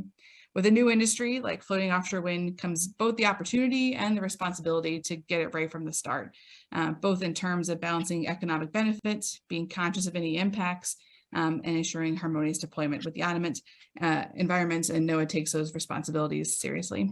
Thank you so much for the opportunity to participate in the panel today. Great. Thank you, Joy and Adina. It's just exciting to hear about all the work that the federal agencies are doing, and it's nice to see the collaboration and hear about the partnerships as well. And so we'll hear from the state perspective with Stephanie. Great. Thank you, Nessie, and thank you, DOE, for including the state of Maine on this important panel. We appreciate the opportunity to share our experience as a partner in deploying floating offshore wind justly and sustainably. When you think of Maine, what do you envision? Maybe you see forests, mountains, and the sea, a state that's large in area, but not in population, with most of that population along the mid and southern coast and rural communities spread throughout. Maybe you envision a quintessential New England coast with fishing and deep maritime heritage, a state with enterprising, smart, and hardworking people. As you heard from Governor Mills this morning, we have to find a balance that works for Maine, one that includes meeting ambitious climate and clean energy goals and creating economic opportunities throughout the state, and doing so responsibly for ocean users and the rich Gulf of Maine ecosystem. Maine needs clean energy and energy independence, and floating offshore wind is a part of a diverse portfolio of clean energy sources that we need to take control of our future. And as one of the most fossil fuel dependent states, with nearly 60% of all homes reliant on heating fuels and our energy grid over reliant on natural gas for electricity, Maine is distinctly vulnerable to price and supply volatility of imported fossil fuels. So we must create opportunities for floating offshore wind within our wider responsibilities to the people of Maine. And for us, just and sustainable deployment involves 4 key pieces. The first piece is providing clean, reliable, and cost-effective energy. The second is supporting thriving ocean businesses and communities. Maine's fishing industries are essential to our economy, contributing more than $3 billion a year with more than 16,000 licensed fishermen. And they are also essential to the cultural fabric of our state. Floating offshore wind fundamentally changes the paradigm of the use of space in the ocean, and we have to recognize that. The third key piece is providing families supporting careers and economic growth to communities throughout the state, particularly to those who need them most. Many of Maine's 16 counties include communities that meet the federal economic distress criteria. These families need long-term, stable, and well-paying careers. And then the fourth piece is protecting the Gulf of Maine ecosystem and cultural resources. The Gulf of Maine is one of the richest ecosystems in the world, with more than 3,000 marine species and birds sharing this habitat and more than 30 species at risk. The region has also been inhabited and relied upon by people for thousands of years. As a state, Maine's been working with ocean users, communities, and other stakeholders to pursue just and sustainable floating offshore wind. And I just want to give 3 examples that are relevant to the wind shot. The first is the research array. So over nearly a year of conversations, fishermen and women and environmental groups have helped the state identify a preferred site for a floating offshore wind research array in federal waters that reduces conflict with fishing and the environment. The research array will allow the state and partners to improve responsible floating offshore wind. The second example is the Maine Offshore Wind Roadmap. Over 18 months and 4 working groups on fisheries, environment and wildlife, economic development and clean energy markets identified specific ways to avoid and minimize impacts and bring benefits to communities. And you can read the roadmap, which was announced by Governor Mills this morning at MaineOffshoreWind.org. And third, the state's established a Maine Offshore Wind Research Consortium, which is focused on floating in the Gulf of Maine to complement existing offshore wind research efforts like the Regional Wildlife Science Consortium, ROSA, and now RDC. An advisory board representing a range of ocean user and stakeholder perspectives is helping to direct funding to research topics that are important to Maine.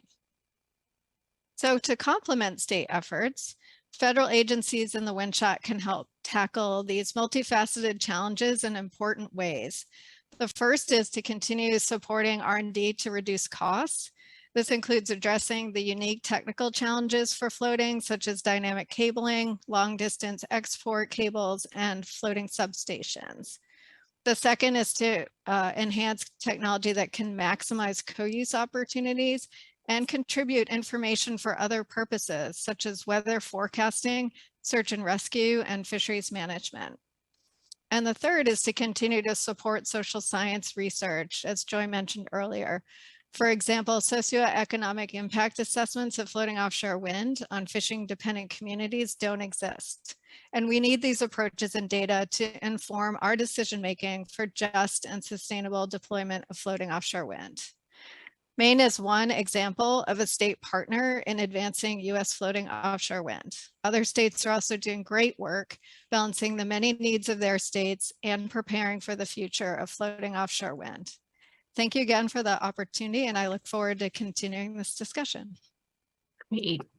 Thank you, Stephanie. So maybe we can start with a question that we will also put out there for the audience. And Stephanie, you addressed some of this at the tail end of your talk, but the question is, as we move forward with the shot, where do you see the greatest needs with respect to how the government can help support sustainable and just development of floating offshore wind? So the audience can chime in. I think it's going to be out there for your input, but if the panelists can talk a little bit about it from their perspective. Like I said, Stephanie, I think you addressed some of that in the back end. Do you want to continue to refine any of those points?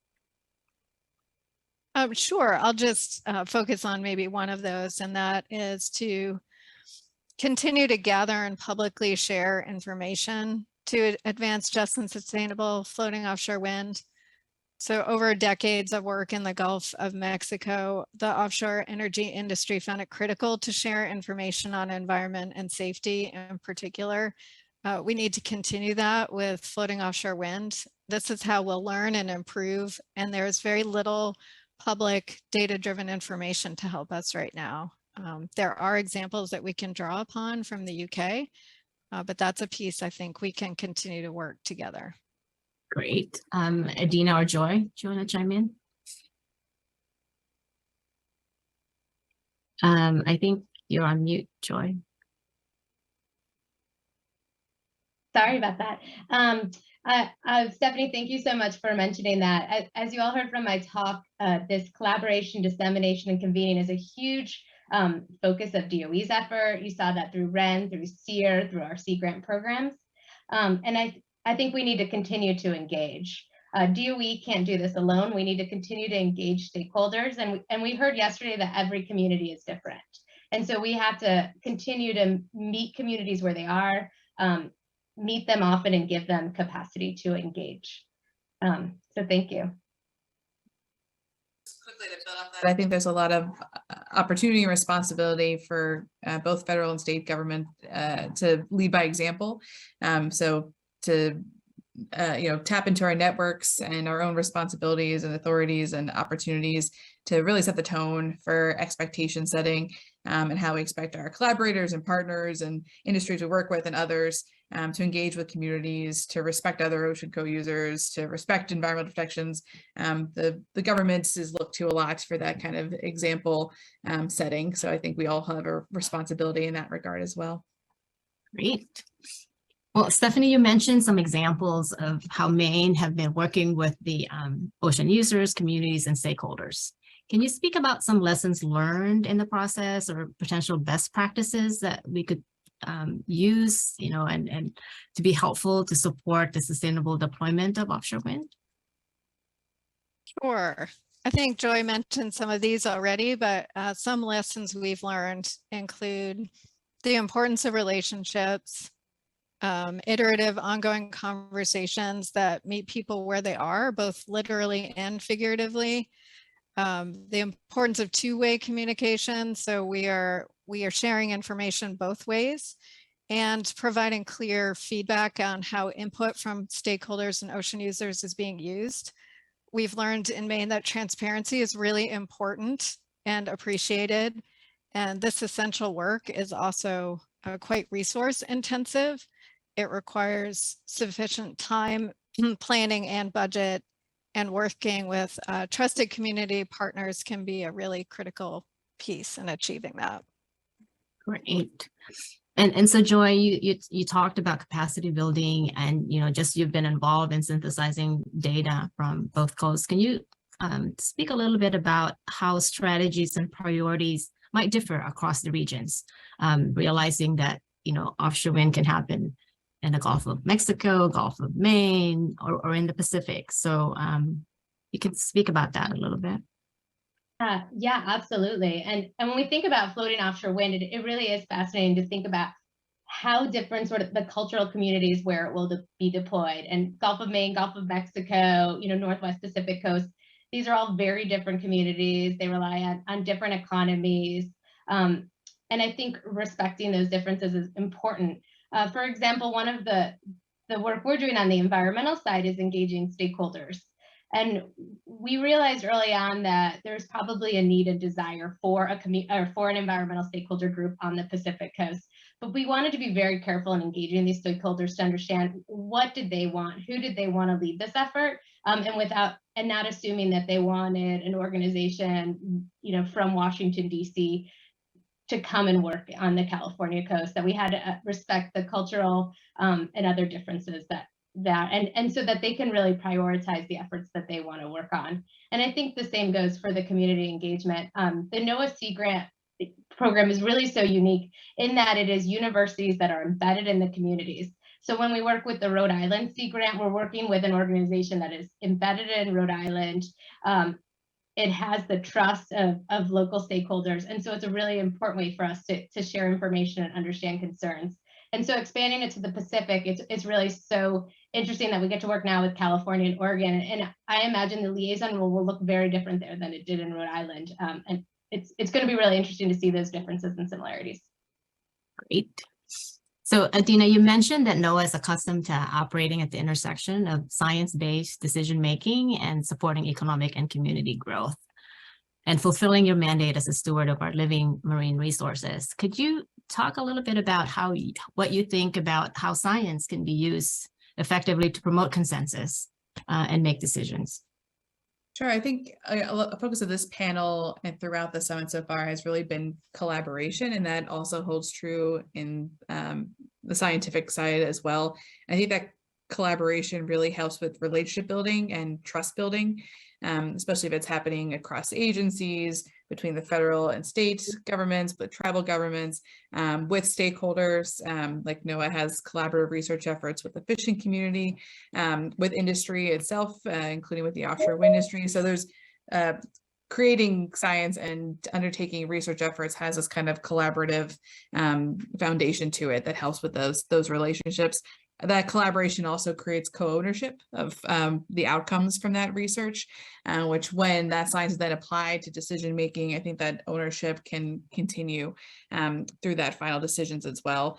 I think there's also a general feeling and appreciation of an inherent fairness when things are based on science, based on the facts, which is what we always aim to do in the offshore wind space and what BOEM leads with and is citing in other decisions in offshore wind. So that kind of collaboration, relationship building, trust building, ownership, and a sense of fairness coming from the outcomes that are derived from science all kind of play together. Great.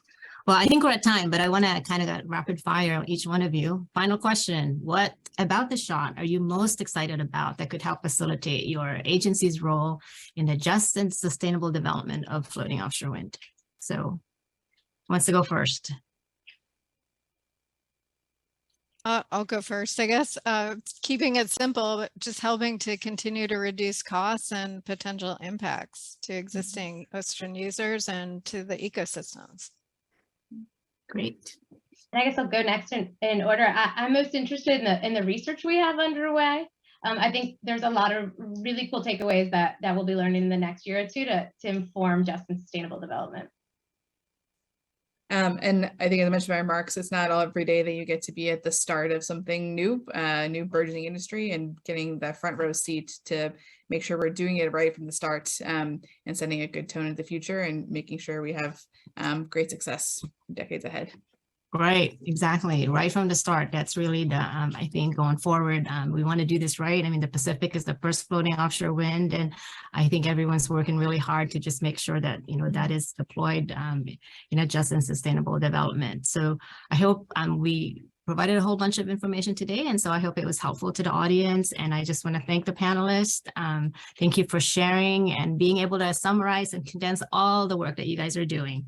And so thank you, and I will turn this back to Jake. Thanks, Nessie, and thanks to that entire last panel. As every panelist really underscored, responsible deployment of floating offshore wind goes hand in hand with our ability to meet the goals described elsewhere in other panels and other aspects of the shot. And I know I always learn something new and interesting when hearing about the wide scope of work across the federal and state policy landscape, ranging from social sciences research to habitat protection to engagement with a wide range of communities such as those in the Gulf of Maine. So really appreciate all of those insights. Now, transitioning to our next panel, we have heard from some incredible federal and state voices over the past 2 days. But before we talk about the next pillar of the shot, we wanted to open up the conversation a bit and host a roundtable to discuss some stakeholder perspectives on floating offshore wind deployment. This panel will discuss needs, opportunities, and challenges as we look to expand floating offshore wind in the US. It is my pleasure to introduce the moderator of this roundtable, Jason Bush, who is the Executive Director for the Pacific Ocean Energy Trust, an organization that promotes ocean-based climate solutions. Mr. Bush is a co-chair of the Marine Energy Council, the national trade group for the marine energy sector. Mr. Bush is also the Secretary-Treasurer of Offshore Wind California and Secretary of the Renewable Hydrogen Alliance. Before focusing on ocean-based climate solutions, Mr. Bush was an attorney specializing in land use, energy, and project development. Mr. Bush, the floor is yours, and I look forward to your panel. Well, thank you, Jake. And hello, I'm Jason Bush with the Pacific Ocean Energy Trust. We're an Oregon-based 501c3 nonprofit with a mission to promote ocean-based climate solutions. Welcome to this afternoon's roundtable, Perspectives on Floating Offshore Wind Deployment. I'm honored to have been asked to lead this roundtable discussion with these 5 special panelists who bring diverse perspectives on offshore wind. Collectively, they represent an interesting cross-section of the many voices involved with the conversation about offshore wind. Some of them have been active supporters of the sector, while others are here to remind us that energy development does not happen in a vacuum. As we consider offshore wind development and the future of the just energy transition, one thing seems certain to me. We must come to terms with a new reality, one that cannot be wished away or ignored. As the world wakes up to the reality that anthropogenic climate change is real, it demands that we respond. And while humanity has offered a less than ideal response thus far, there is reason for optimism. Like the oil embargo of the 1970s, when the OPEC oil squeeze motivated the United States to increase its domestic supply of energy and to learn to conserve our resources, today climate change has motivated virtually the entire world. And thankfully now the United States under the Biden administration to finally give climate change the attention it deserves. And that means in part that we have to rebuild the energy system of the future. Offshore wind is clearly a part of that future. Already there are over 6,000 turbines in the water, providing almost 60 gigawatts of clean energy generation. And now with floating offshore wind, we have the ability to tap into the vast resources of wind energy far from our shores and in waters far deeper than we thought possible just a few years ago. Floating offshore represents the marriage of 2 well-established sectors, floating technologies used for decades in the oil and gas sectors, combined with the turbines and balance of plant from the mature fixed foundation offshore wind sector. Together, floating offshore wind is truly promising. But as this new sector blossoms, we confront an array of challenges that must be addressed. On the one hand, we have the challenges of industry, such as technology development, driving down costs, supply chain, workforce development, port infrastructure. These challenges lend themselves to hard work and thoughtful investment of capital.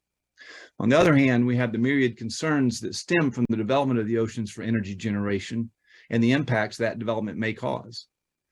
This starts with an imperative to protect the oceans and its life from harm. While the oceans have immense capacity to absorb our excesses while continuing to provide essential services in support of a prospering humanity, many indicators suggest that we have crossed over an invisible line and that our oceans are in fact already in decline. And lest we forget, the nearshore environment is not only ecologically important and sensitive, it is also an active space where multiple sectors thrive and derive diverse benefits, from industrial uses such as shipping and commercial fishing to less tangible but equally important social and cultural concerns.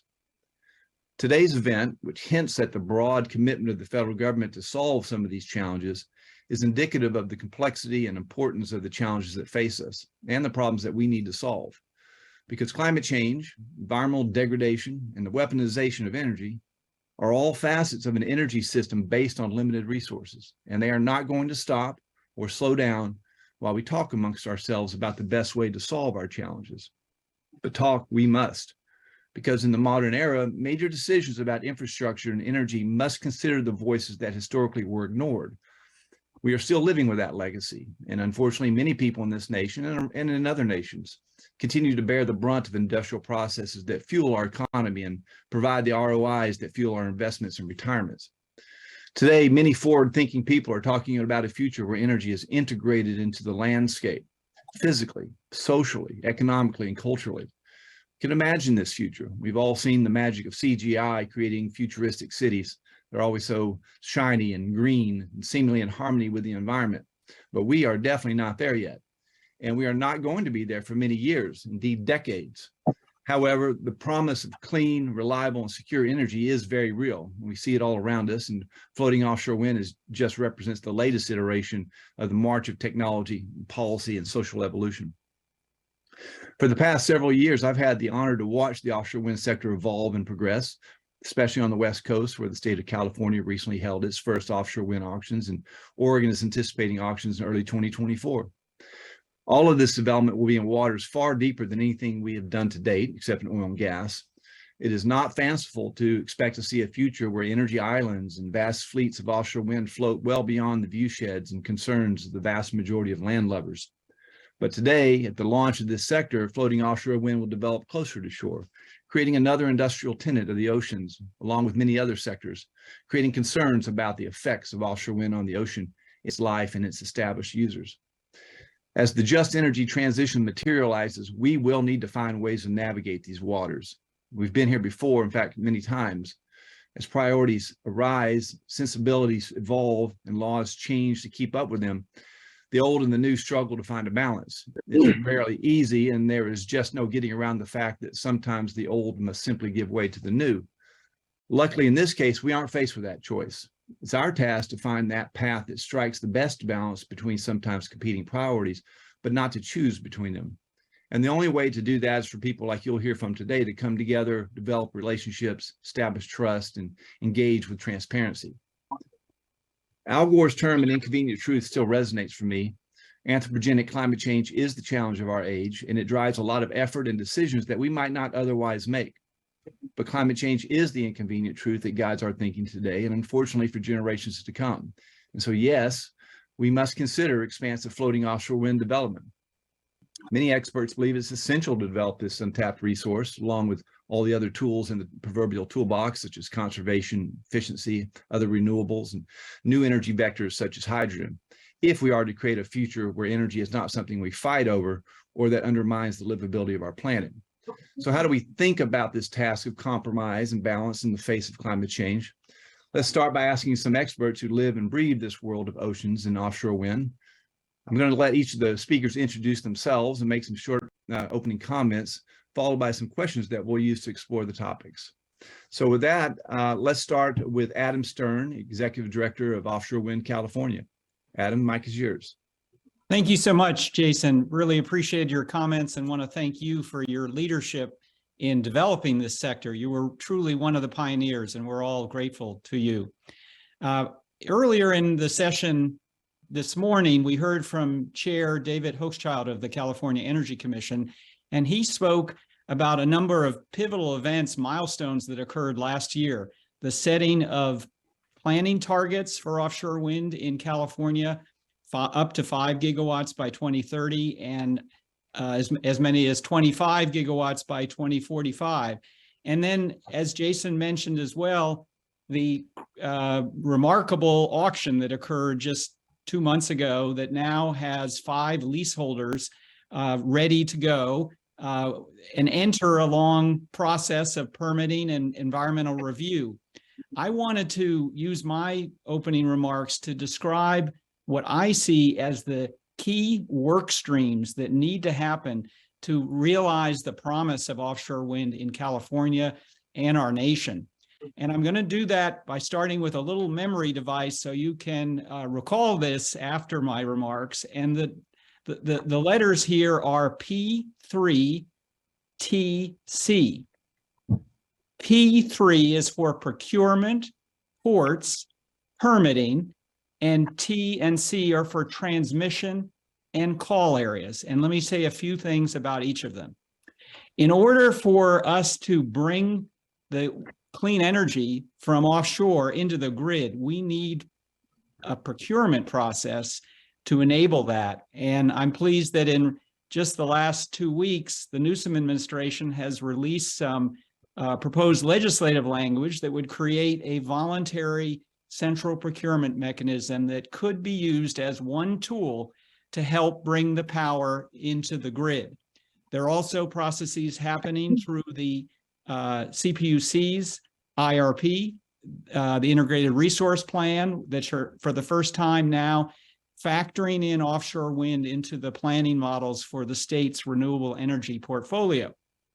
On ports, there are a series of studies that are starting to come out now, some funded by BOEM and CEC and others, that are looking at what are the components that would make up a multi-port strategy for California. And a lot of analysis happening now about trying to develop that strategy.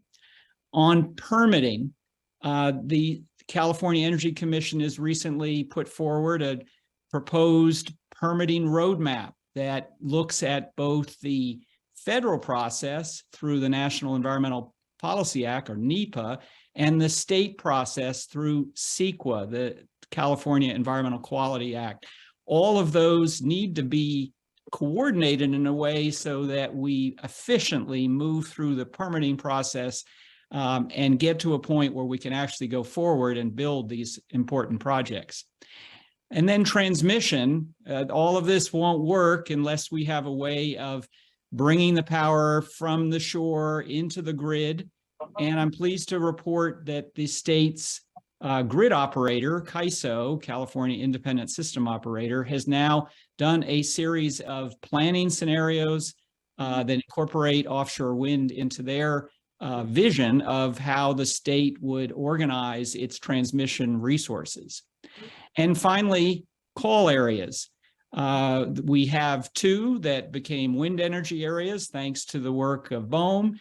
But all of those together, at most, by estimates from NREL and the individual developers, would bring on the order of 7 to 8 gigawatts of power into the grid. But as you know, we have a goal as a state to reach 25 gigawatts. And so we need additional areas, and there needs to be a process. And I'm very hopeful that soon BOEM will describe to us what the process is going to be to define those new call areas, to develop those opportunities to engage with stakeholders and make sure that we are minimizing the conflicts with other ocean users in defining these new spaces for offshore wind.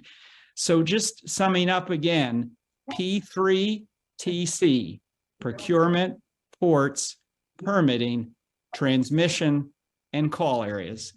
Turning it back to you, Jason. Thank you, As a great mnemonic. Thanks for adding another acronym into the lingo of the energy world. So Bill Gorham with the nonprofit Ocean, will you introduce yourself and highlight some of your key topics? Great, thank you, Jason. Yeah, I'm Bill Gorham, and I'm really excited to be here. I'm hearing all the information that's been provided over the last couple of days. Before I give my professional background, let me emphasize something that's a real driver for me.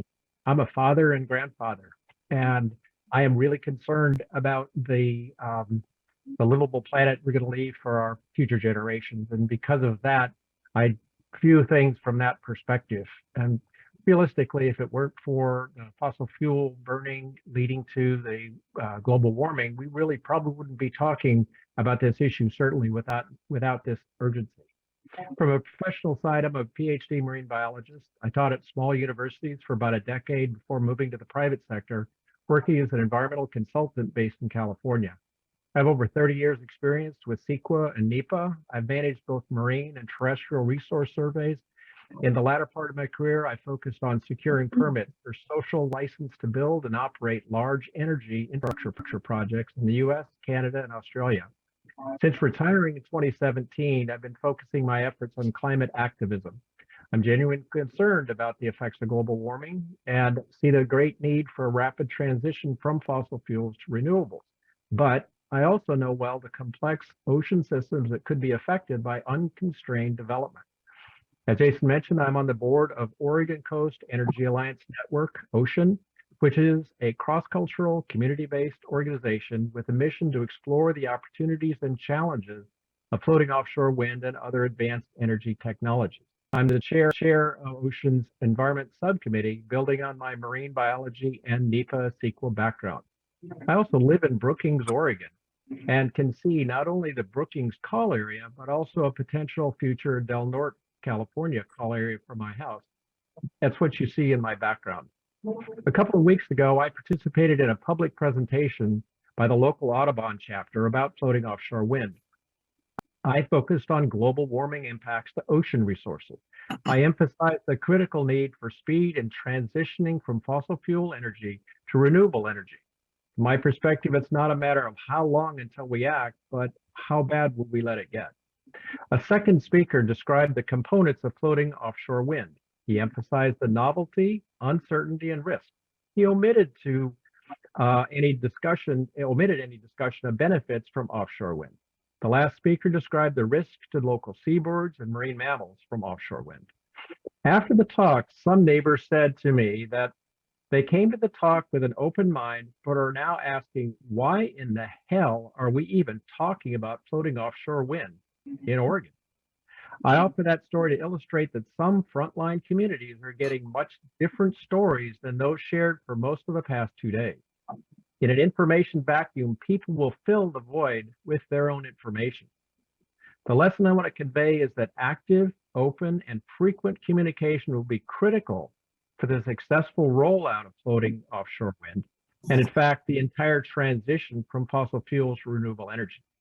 Misinformation or missing information can be the basis for lawsuits, which will slow approval in construction of projects, but we can't wait. With that, I turn it back to you, Jason. Thank you, Bill. And those stories from the coast are very real and of concern. It's hard to be at those meetings and to make sure there's always a fair and balanced presentation of the materials, but it's one of our challenges. With that, I want to turn to Francine Kearnshaw with the NRDC. Thank you, Jason, and hello, everyone. It's a real pleasure to be here. My name is Dr. Francine Kershaw, and I'm a senior scientist with the Natural Resources Defense Council, or commonly known as NRDC. I've been working in the offshore wind space for about the last 5 years or so, focused on developing guidance and standards so that offshore wind can be developed rapidly and also in a responsible way that avoids and minimizes harm to marine wildlife and habitats. During this time, I've also served and continue to serve as an appointed member of the New York State Energy Research and Development Authority, or NYSERDA, a very helpful acronym, their Environmental Technical Working Group for Offshore Wind. So I just want to share a few words about how NRDC views offshore wind development, and that is that it's absolutely critical to reaching our national climate goals, promising healthier air, and creating thousands of well-paying clean energy jobs. We absolutely need offshore wind, and we cannot delay its rapid deployment. Yet, like any type of ocean industry, offshore wind poses risk to its environment. And because we're all also in the midst of a biodiversity crisis, with ocean life struggling to adapt to climate change, whilst being stressed already from decades of overfishing, pollution, and habitat destruction, it's important that we launch this new offshore wind industry in a smart way that protects our valuable and vulnerable ocean wildlife. And I think Bill's story there just kind of helps emphasize the importance of that from the industry perspective too. So this means smart siting decisions, reducing vessel strike risk and other impacts during project development and operations, and conducting environmental monitoring and research that allows us to learn as we go and solve problems as they arise. And responsible development also means promoting equity during each stage of the process. So I'm really excited at this, new dawn of floating offshore wind, because I think there's a lot of lessons that we can learn from, our national work to advance fixed foundation offshore wind off the East Coast. There's so many lessons that we've learned that we can apply to, advance floating wind rapidly in the way that it needs to do while minimizing these risks and other considerations. And, at NRDC, we absolutely believe we can do both things. And I look forward to the discussion. Thank you, Francine. With that, let's turn to Mike Conroy, representative of the Responsible Offshore Development Alliance. Mike? Yeah, thanks, Jason, and thanks for the invitation. And I'm happy to be here and share our perspective. As Jason noted, my name is Mike Conroy. I am the West Coast Director for the West Coast for the Responsible Offshore Development Alliance.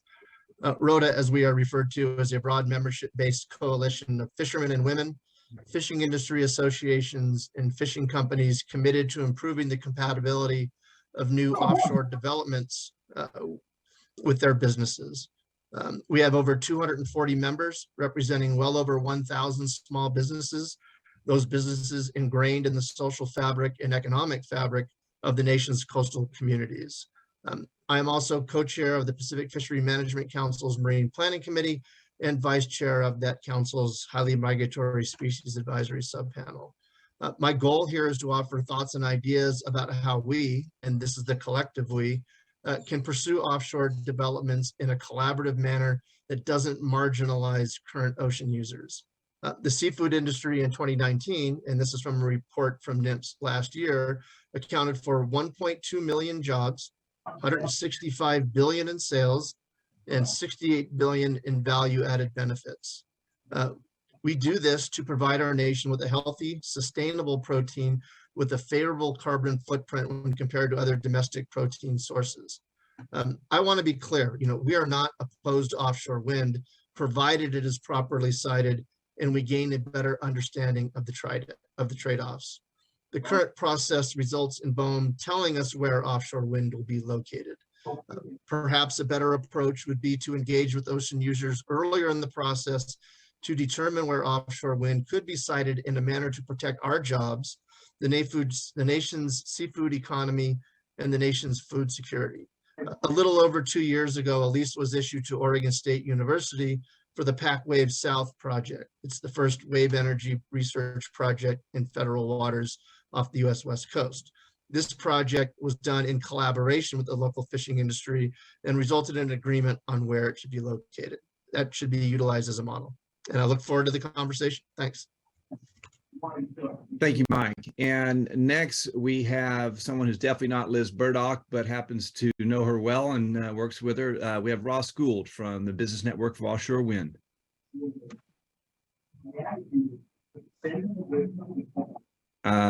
You're muted.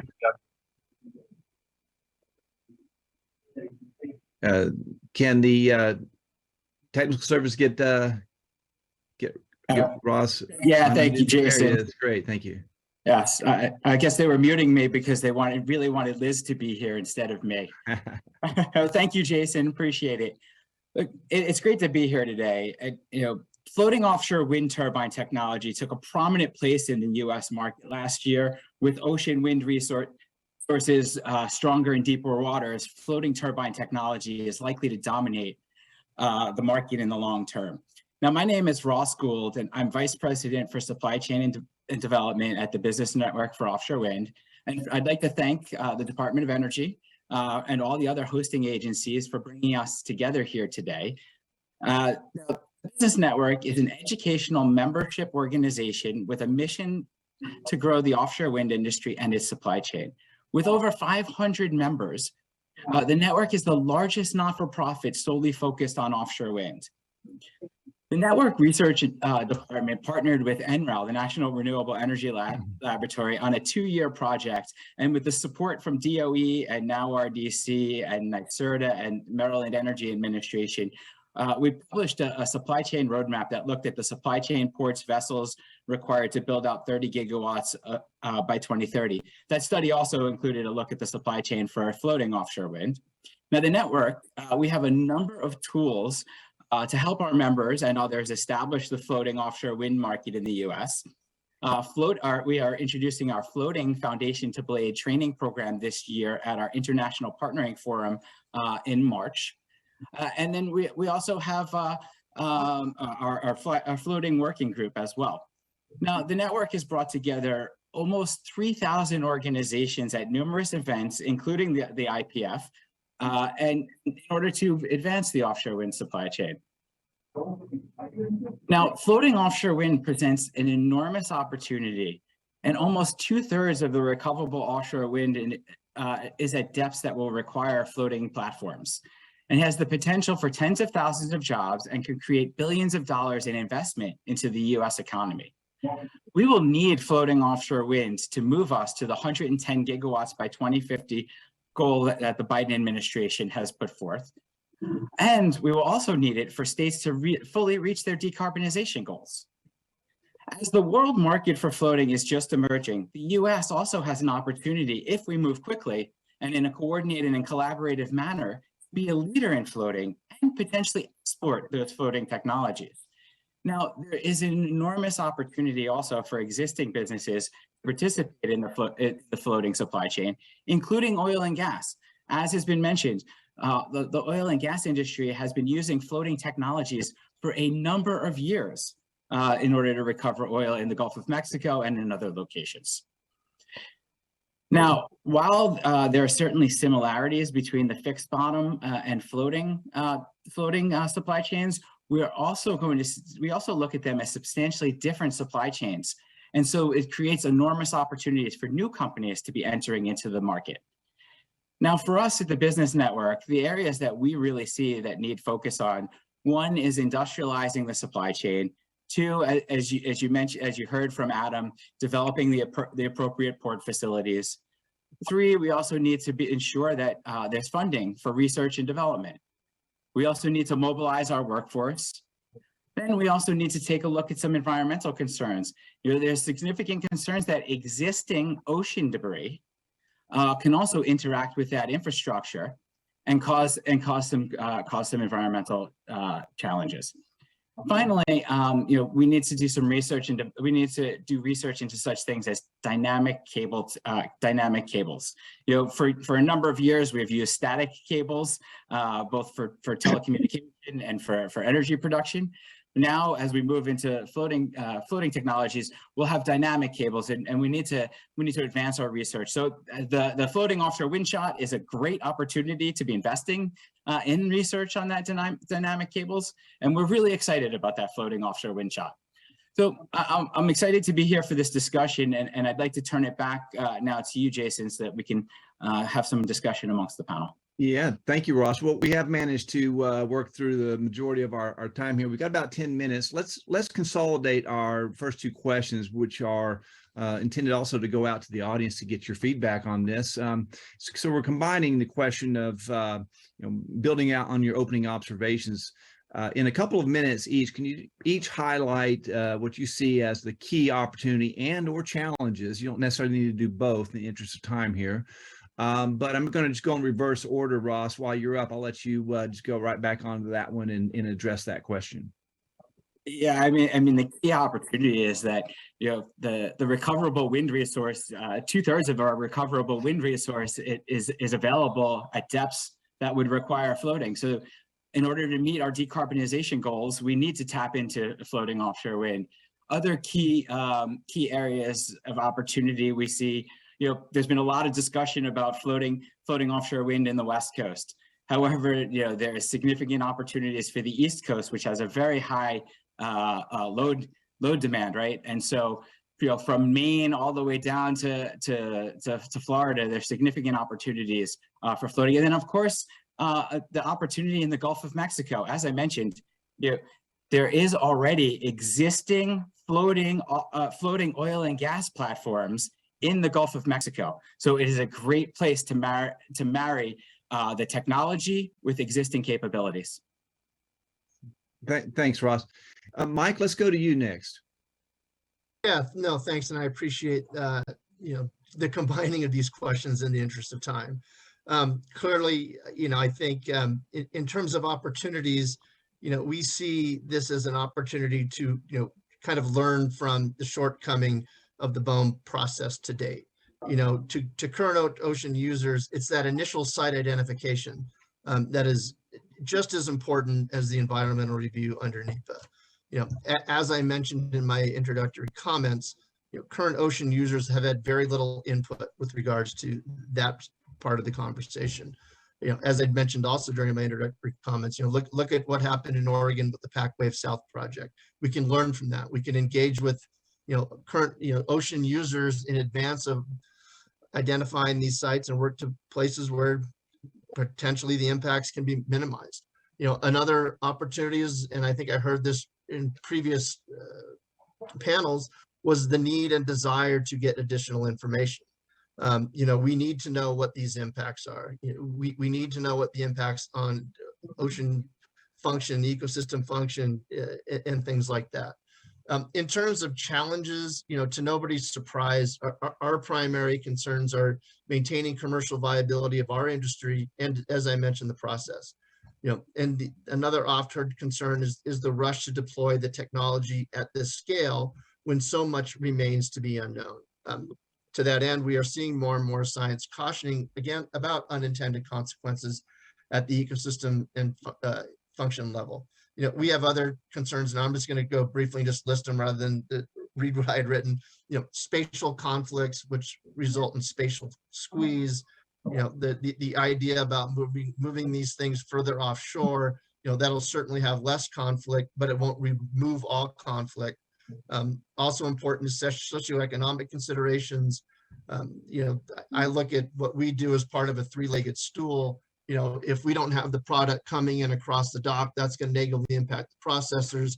If it gets to the point where the processors are unable to keep their door open, the harvesters lose their buyers, lose their ice houses, potentially lose access to fuel docks, and then moving really quickly without sufficiently understanding what the impacts will be. The lack of a cumulative analysis for multiple large-scale projects and understanding of prospective effects to the entire fishing industry, including food production, is important. And then lastly, but certainly not least, is the power imbalance in the authentic representation of the fishing industry. In terms of offshore wind development, we believe that our communities are disadvantaged communities. So to the extent that we can be brought in early, often, and more so, that would be greatly appreciated. And that's my summary, Jason. Sorry for running long.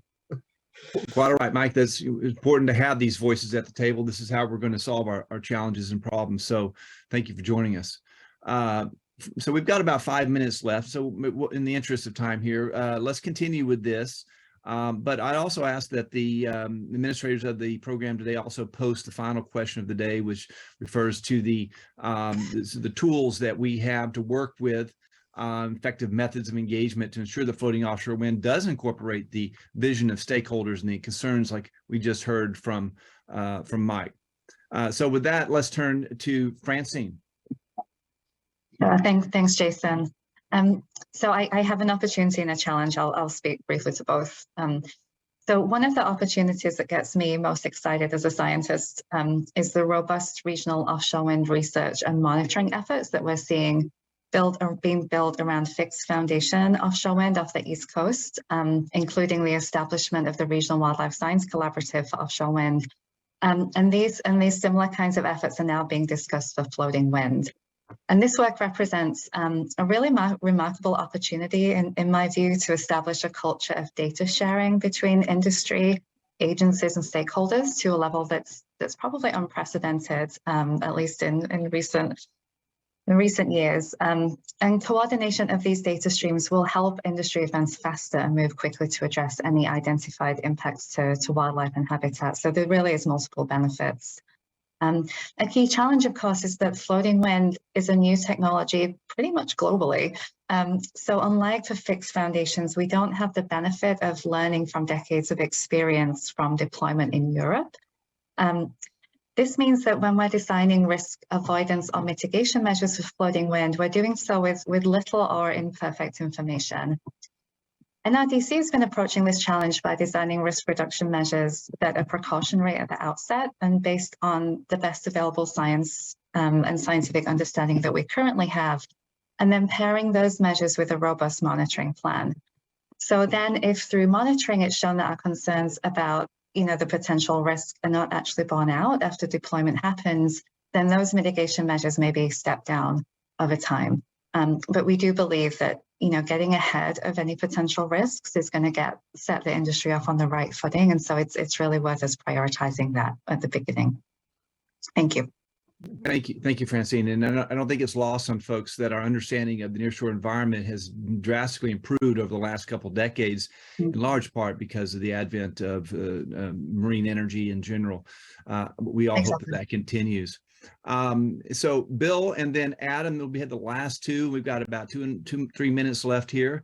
So if you can try to squeeze your comments of benefits and challenges.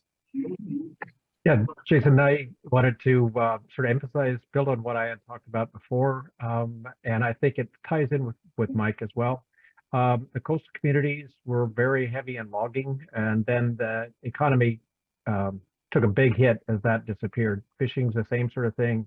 It's the sort of thing, there are tremendous opportunities that could accrue to these communities if it's done right. So the challenges are making sure that the people that stand to be impacted or benefit are getting the right information. And it means that the state of Oregon needs to step up and do a better job of communicating with the local communities. And I'll leave the last time to Adam.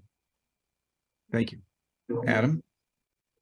Thanks, Jason. I'll just quickly say the inspiration for this wind shot was the moon shot, which was an enormous national enterprise that put humans on the moon. We have to do something on a comparable scale and be able to execute on all of the work streams that I described earlier in my remarks. I'm encouraged by the enthusiasm, the diversity, the remarkable expertise that's represented on this call and on all the panels that we've seen before. If we can work together with openness, with honesty, and with determination to work in a collaborative fashion, as I think many of the agencies are doing through their public workshops and other opportunities for stakeholder engagement, this is something we can all look back on as having launched an industry that was part of the climate solution. So thank you to all the participants and the audience for joining us on this exciting new direction for the country and for the West Coast in particular. Thank you, Adam. And I think you made my closing comments for me. I think you expressed my thoughts about this. I do want to express my deep appreciation to the panelists today who have brought their different perspectives to the table.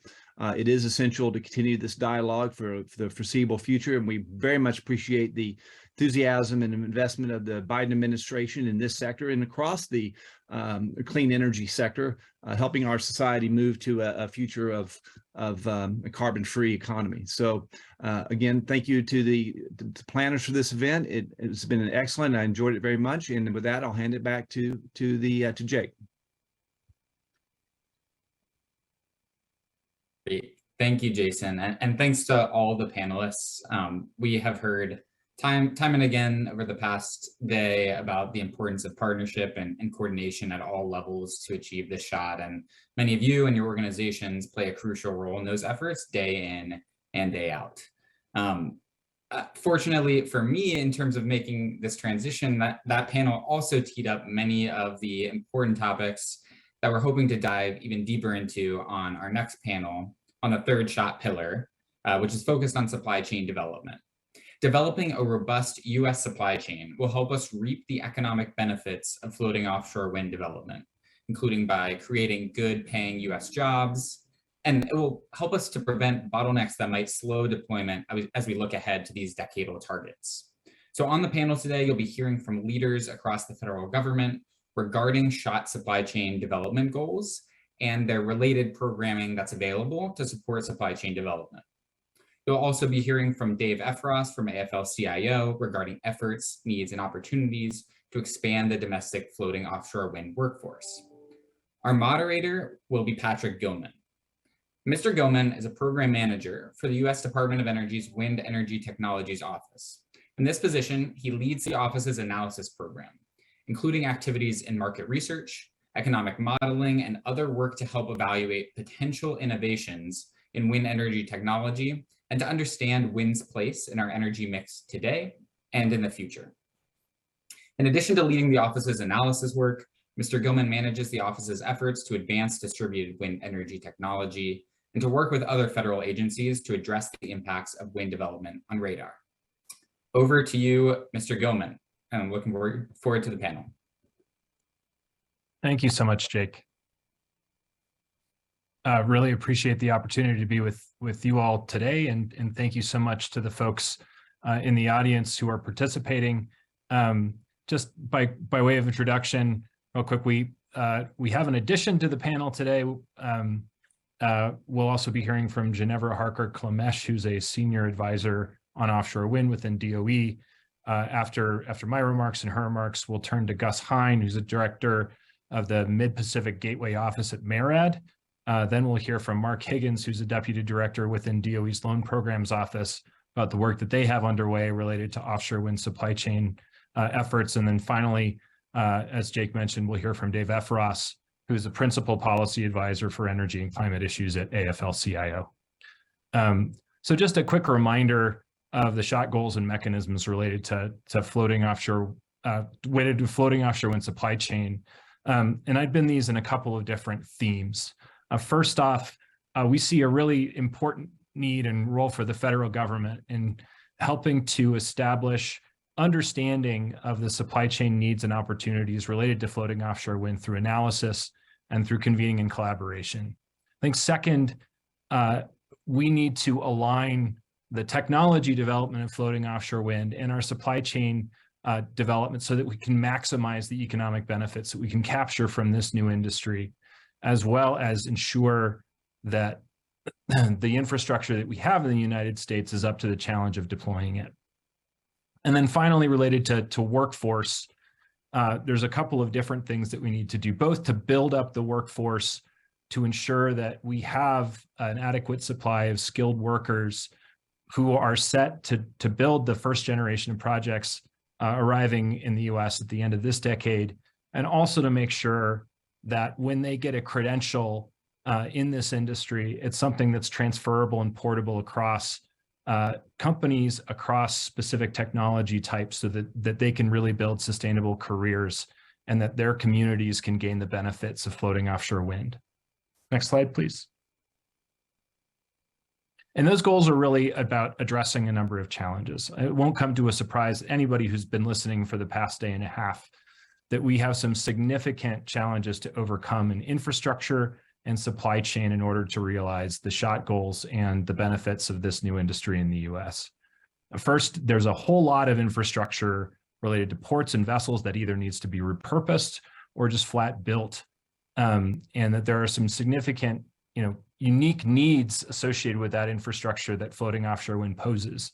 There are just simply not that many places in the United States where you can build a floating platform that's, hundreds of feet, that measures in the hundreds of feet wide and 100 feet tall, and that has an 800-foot turbine on top of it, that you can transport that out. We also have limited supplier networks now that we need to build up. One of my favorite statistics that my colleague Nate McKenzie in our office often states is that just the mooring chain associated with one floating offshore wind farm at the commercial scale would be enough to consume the total annual output of the mooring chain industry globally right now. So we need to build up those supplier networks and build them up in the United States. And then there's a whole bunch of related issues associated with technology risk and investment risk, making sure that the pipeline for floating offshore wind technology is sufficient to incentivize investment in supply chain, and at the same time working the other way as well, making sure that the supply chain is here in time to enable that pipeline to be deployed.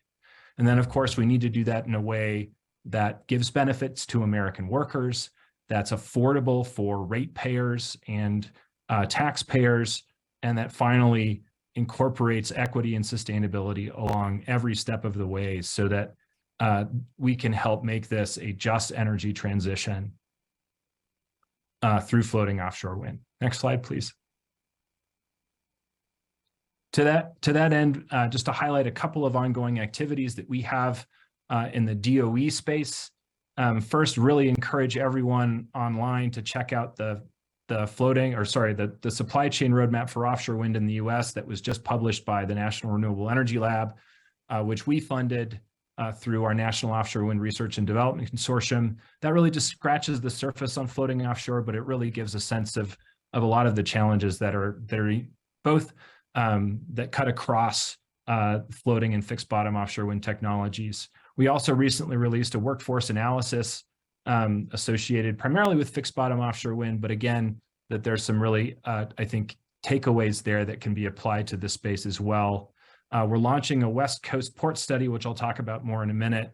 And then we have a prize that's associated with the acceleration of industrialization of floating offshore wind platform technology, which Ginevra will be speaking to, as well as some burgeoning federal state collaboration that we think is really important in order to help develop the supply chain around floating offshore. Next slide, please. Just real quick on that port strategy, just a sneak preview here.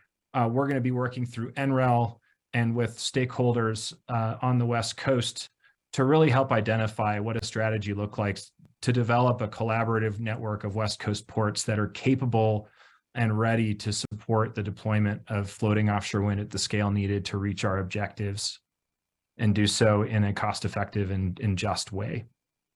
Next slide. And finally here, I think there's, we're here talking to you today, and there's an opportunity to provide us feedback through the questions that we'll be sending around, but also we'll be out in the real world talking with folks, and really would look forward to your engagement there. We'll be at the Northwest Offshore Wind Conference next week, as well as have a really strong presence at the International Partnering Forum in Baltimore in late March, and then again in the Pacific Offshore Wind Summit in California in May, and would really encourage you to, if you're participating in those events, to introduce yourself and engage with us on these efforts. So that's it for me, and with that, I will kick it over to Ginevra Harker-Klemesh, who's going to talk a little bit about DOE's work so far on floating offshore wind supply chain. Ginevra. Thank you, Patrick. As Patrick mentioned, I'm a senior advisor with the Wind Energy Technologies Office, part of DOE, and we're working on multiple initiatives to promote the supply chain and help its acceleration. As has been mentioned earlier, DOE is part of the Federal State Offshore Wind Implementation Partnership, as well as other federal agencies, and now 13 states, which is wonderful to see.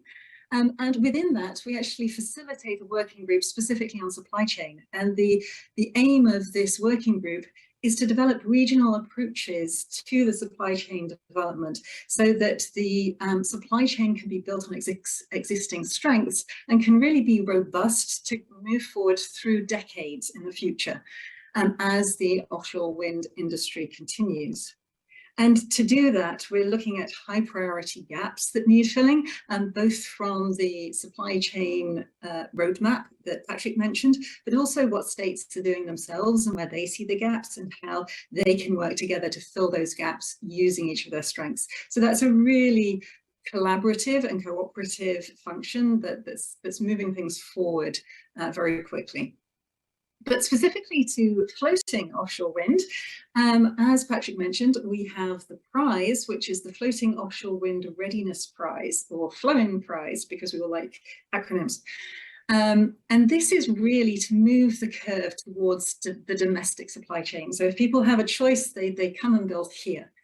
And we really want to kickstart and accelerate that development of the domestic supply chain while also making sure that it benefits underserved communities. So a lot of the coastal communities have low income, and we really want to see this supply chain development help them economically as well as with a quality of life perspective. The prize itself is centered around developing technically proven floating substructures. So this is looking at what can be developed and industrialized in the very near future. And the prize rewards those who have built a network of connections through the whole supply chain. So looking at who can manufacture things at the throughput that's needed, to the ports for assembly, and then the vessels for the actual deployment. So it's looking at the whole stream of events that are needed. And the importance of this partnership is really to have feedback so the floaters can be adapted to the supply chain, as well as the supply chain adapting to the floaters as needed and retooling as needed. So it's getting that communication going early so we can be ready to deploy at scale, at the gigawatt scale, in the next few years. And that's what we're really aiming at with this particular prize. The prize itself, it has 6.85 million in funding, and it's over 3 phases. The first phase finished in January, and we are hoping to announce the winners in March. And at that point, phase 2 will kick off, and then phase 3 next year. Phase 1 was primarily establishing the technical viability of the substructures that have been proposed and looking at the high-level networks and partnerships that have been put together, and really looking at those plans at the high level as to how this will reach industrialization. In phases 2 and 3, we really dig deeper into what can be done logistically and how these plans can actually be realized for the commercialization and production plans to get that throughput and use the existing supply chain and build on it, see where we need those investments.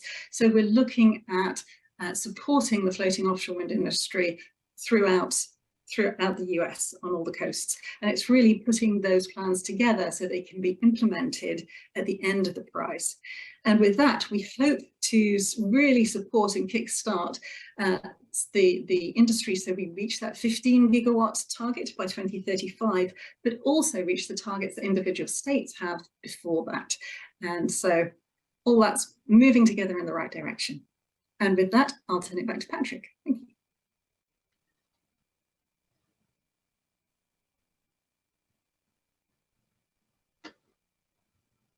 Thanks, Ginevra. Next up, we have Gus Hine from the Maritime Administration. Gus. Thanks. I want to thank everyone from Department of Energy, Interior, Commerce, and Transportation, all the work by all those that went into putting this floating offshore wind summit together.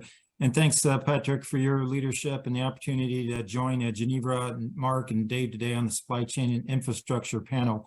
As Patrick indicated, I represent the U.S. Maritime Administration, or MARAD, as it's often known, and I'm the Gateway Director for the Mid-Pacific region. Prior to joining MARAD, my background was in international business, public sector management in the port water transportation industries, and as a naval officer. The Mid-Pacific region is a very expansive area covering 5 states and 3 U.S. territories: America, Samoa, Guam, and the Northern Mariana Islands. The region has 25 physical seaports, 3 strategic seaports, 1,600 miles of coastline, and 55 million residents. And it's a region that is quickly becoming a strong area of growing possibilities for the offshore wind industry. Since this is a supply chain and infrastructure panel, let's talk about how MARAD is supporting the offshore wind industry by investing in port infrastructure and the construction of Jones Act compliant ships and vessels to service the offshore wind industry. First of all, as the Department of Transportation agency responsible for America's waterborne transportation system, the Maritime Administration supports many aspects of America's maritime transportation infrastructure, things like vessels, shipping, ports, vessel operations, environment, safety, and et cetera. Yesterday, during opening remarks to the summit, Rear Admiral Ann Phillips, who's the MARAD administrator, stated that having the right vessels is key to building and servicing offshore wind farm facilities. And there may be many different kinds of vessels that are required, but to move cargo between 2 points in the United States, those vessels must be compliant with the Jones Act, which basically means the ships have to be U.S. built. They've got to be U.S. citizen owned, registered in the U.S. or U.S. flagged, and crewed by U.S. mariners. So MARAD helps facilitate the construction of vessels through our federal ship financing program, commonly referred to as Title 11. The Title 11 program provides shipyards and ship owners with loans and low interest rates and longer repayment terms compared to commercial lenders. Title 11 loans may be used to build new vessels, reconstruct or recondition existing vessels, or modernize or expand existing shipyards. And since 1993, Title 11 has provided over $9.3 billion in loan guarantees. So it's been a very successful program. It should be noted that Title 11 statute was amended by Congress in 2018-19 or so to give MARAD the authority to designate vessels of national interest. And this designation enables us to prioritize and expedite specific applications. So Admiral Phillips recently designated the vessels that service offshore wind farm facilities as vessels of national interest. And since this designation, it's led to a real notable increase in the interest in Title 11 programs by companies that are considering constructing vessels to service offshore wind. And MARAD also has other programs like the Small Shipyard Grant Program that encourages shipyards to enhance and maintain their facilities and build vessels by providing them with capital. In terms of infrastructure, ports, as you know, are the key to offshore wind development. Ports are a vital part of the nation's maritime transportation system. Ports integrate water, rail, road, and sometimes even airborne transportation. Ports are where operation and maintenance of offshore wind farms are run, where all offshore and wind turbines and other equipment get transported, and where floating turbines are assembled. MARAD's Port Infrastructure Development Program, commonly referred to as PIDP, exclusively benefits ports, the first of its kind, with discretionary grants. The PIDP grants assist ports by providing the means to be the most modern, resilient, and efficient as possible by improving the movement of goods in and out of the ports. As a result of the bipartisan infrastructure law, the Port Infrastructure Development Program, administered by MARAD, will invest over the next 5 years $2.25 billion to strengthen ports across the nation. And the total amount of funding available just last year was more than $703 million. And so from that funding, we've awarded $93 million in PIDP grants to fund port infrastructure that will support offshore wind development, including grants to the Arthur Kill facility in New York, the Port of Salem facility, the Port of Monroe facility, I think in Michigan. And I believe back in 2020-21, we awarded PIDP grant of $20 million to the Virginia Port Authority to support an offshore wind terminal project there. So together, these funds will leverage an additional $515 million in non-federal funding for port improvements directly related to wind power projects. And this year, I'm happy to report that we have more than $662 million to award in PIDP grants. And the notice of funding opportunity, or NOFO, is posted currently on the website, and applications are due by April 28th of this year. But anyway, most importantly, I'm just really excited about some of the things that are going on in the Mid-Pacific region that are supporting offshore wind projects. California, my home, is becoming home to some of the best offshore wind resources in the country. The Port of Humboldt Bay has announced an agreement with Crowley Wind Services to develop the Humboldt Offshore Wind Heavy Lift Terminal. They've received $10.5 million from the California Energy Commission for technical studies. And Humboldt expects to have their permitting and design completed by 2024. Their first phase of the project will be 100 acres. The Regional Economic Action Coalition of leaders in Central Coast and Morro Bay have identified promising locations for offshore wind concepts.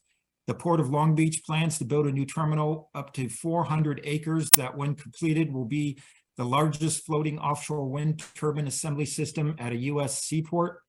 And they're doing conceptual assessment right now.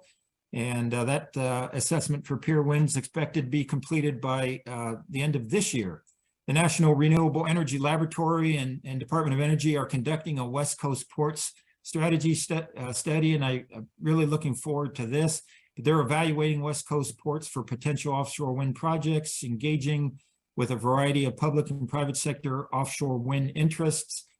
And they're going to coalesce all this information learned into a cohesive port strategy and vision for the West Coast that could be done as early as the summer of this year. The California Association of Port Authorities has a subcommittee dedicated to offshore wind, and the California Energy Commission has adopted a very ambitious offshore wind planning goal by 2030. So lots of activity in Mid-Pacific region. And with that, Patrick, I should probably stop as I'm close to my time. Thank you. Yeah, thank you so much, Gus. Really exciting stuff happening in California. And I know we've been thrilled to see the leadership that MARAD has had with the PIDP program as well as with Title 11. So thank you so much for your work.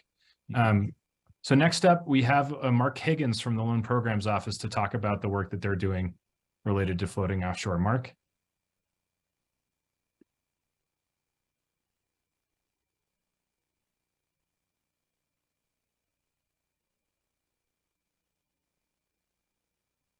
We could unmute Mark, please.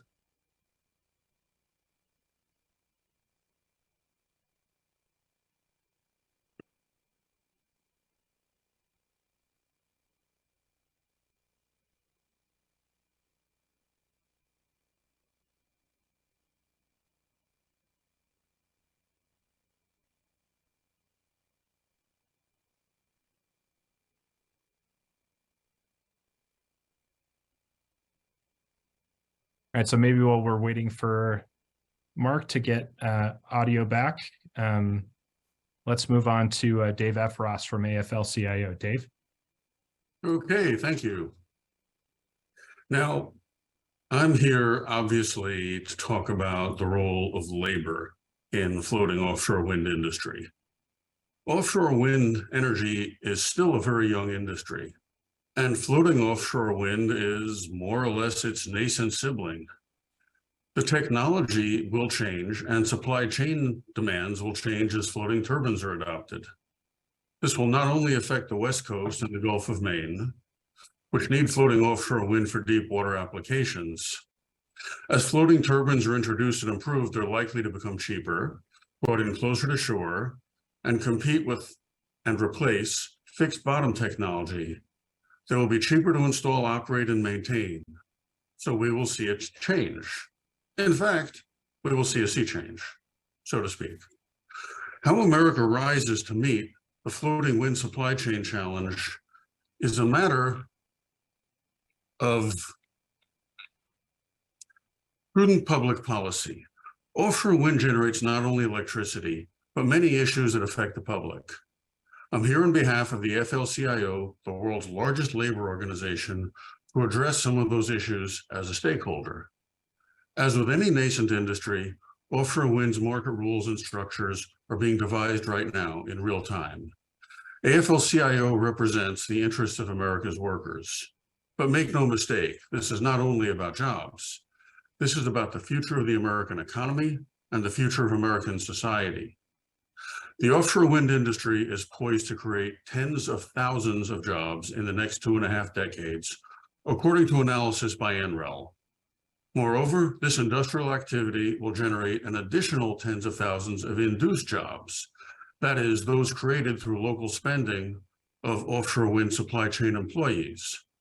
In a 2021 paper, NREL calculates the supply chain job generation from 2023 to 2030 at an average of 31,000 300 FTEs or full-time equivalents.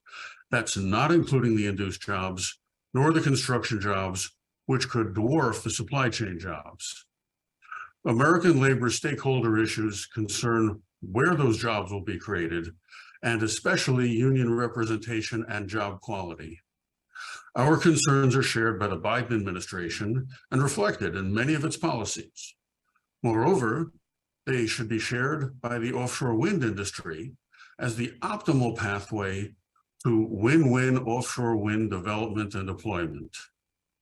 In a nutshell, domestic production is a high tide that floats all ships, and the American labor movement promotes progressive production. American supply sourcing creates American jobs. These can be good middle-class jobs that boost the size of and the opportunities for America's shrinking middle class. American supply chain jobs, when collective bargaining is not impeded, create solid, well-paying middle-class livelihoods. American supply chain jobs, when created and managed with the participation of organized labor, can be more efficient and deliver higher quality output through ensuring the long-term institutional availability of a trained and skilled workforce. Organized labor provides proven solutions. Labor management partnerships create win-win results. Registered apprenticeships, for example, build a skilled workforce for the long term, reducing staffing risk and enhancing productivity. Building a domestic supply chain reduces American industry's exposure to geopolitical risk as well. Global supply chains are vulnerable to turmoil, as we've seen in the case of COVID, and as we've seen with respect to the Ukraine war. What will the next disruption be? How long will it last? Will it be permanent? We can avoid these questions by bringing as many of these supply chain jobs onshore to America as possible. IRA incentives and DOE's Loan Programs Office can both financially support offshore and wind facilities. IRA production tax credits specifically cover wind components. This is an instance where public policy can create domestic jobs. Moreover, public policy support of domestic job creation that can and must bring jobs and build equity for marginalized communities. This is important to the labor movement. The IRA provides additional tax benefits to this end, and the Justice 40 Initiative and the U.S. Department of Labor's Good Jobs Initiative show us how policy can help meet those goals. The AFL-CIO and the American labor movement stands for good jobs and good security, prevailing wages and benefits, and job safety standards and protections. We are stakeholders advocating for America's working class. We want to see the offshore wind industry source from a unionized American supply chain wherever and whenever possible, and we are confident that if labor and management continue to work together, we can achieve these goals. All right, Dave, thank you so much for that. And finally now, I think we've cleared up Mark's technical issues, so we'll turn it over to Mike Higgins, Deputy Director within the Loan Programs Office at DOE. Mark?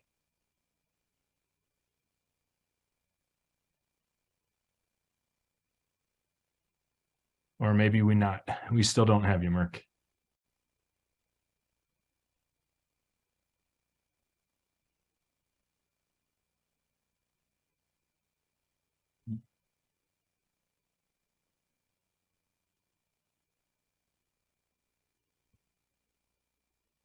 All right, we'll give Mark one more second here.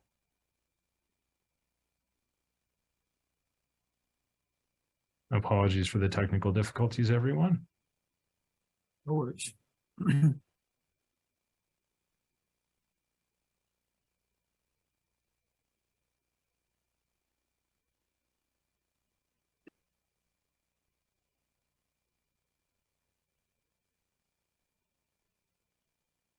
Okay. So at this point, if we have time to get back to Mark and we're able to resolve this, we will do that. So I know LPO has a lot going on right now that would be great to get some perspective on. But just in the interest of time, I think we'll move to Q&A now. And if we have time to bring Mark back in, we will. So at this point, we have a couple of open-ended questions for the audience as well as for our panelists. And the first of those, if we could bring the open-ended questions up, and is, what do you see as the greatest near-term need to ensure that a domestic supply chain can serve the first generation of floating offshore wind projects in the US? And I think on the panel, maybe I'll start with Ginevra there. Thank you for that. I think we've heard the importance of ports and vessels through the various discussions we've just had. But even before that, I think the certainty to enable those investments and to enable both companies and ports to raise the funding. I think that kind of guarantee that there will be an industry moving forward and that there is a defined income stream is one of the main things to guarantee right now. So it's how we actually do that to give the various funding organizations and the various ports companies that certainty that this is here to stay and it's worth doing it now, and it really has to be done now. Yeah, thanks, Ginevra. Gus, do you want to jump in on this one too? I'm interested to hear what you all are seeing out on the West Coast, particularly for ports and vessels needs. Well, the biggest challenges I see, one obviously would be land availability with ports. And, it's going to take an incredible investment to achieve the energy goals. So you have limited port and vessel infrastructure, and you really have to ramp up domestic manufacturing. And as Dave was talking about, I think we're going to need a lot of work, within the workforce to train a workforce capable of supporting offshore wind industry. But what's really interesting, and if I may, there's probably somebody from Humboldt Bay listening on this, but I was up at the port of Humboldt Bay last week, and it's possible, like on the West Coast, that you actually have 3 or 4 or 5 port facilities that are involved in offshore wind on different facets of it. So you might have one port that actually does the final assembly, deployment, installation of the offshore wind. You might have other ports that are doing certain components and doing short sea shipping and feeding sort of a primary hub port that installs and deploys the offshore wind. So there's all kinds of really interesting strategies that might come about this, but if there is no one port industry area that could support an overall wind offshore wind project, you may have several ports actually working together in cooperation, each with one aspect of the overall production, and that could be a very interesting development here on the West Coast.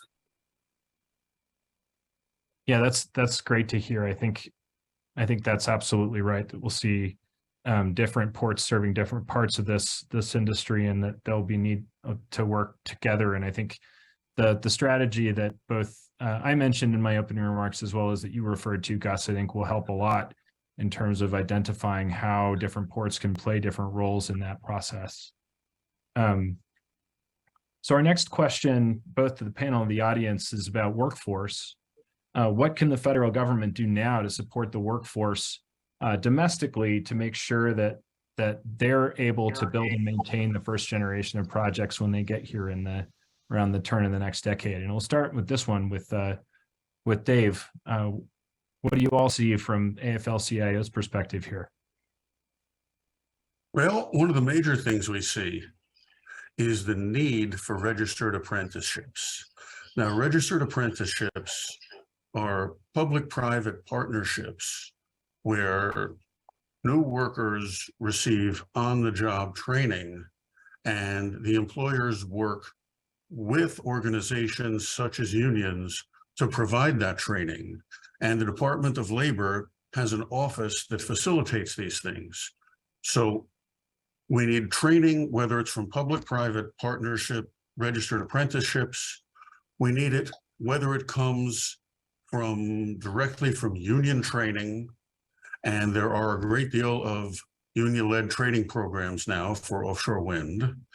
And also what we're seeing is training for this industry from local community colleges in particular. If you look at what's going on in South Jersey vis-a-vis the New Jersey wind port, you'll see a lot of that going on.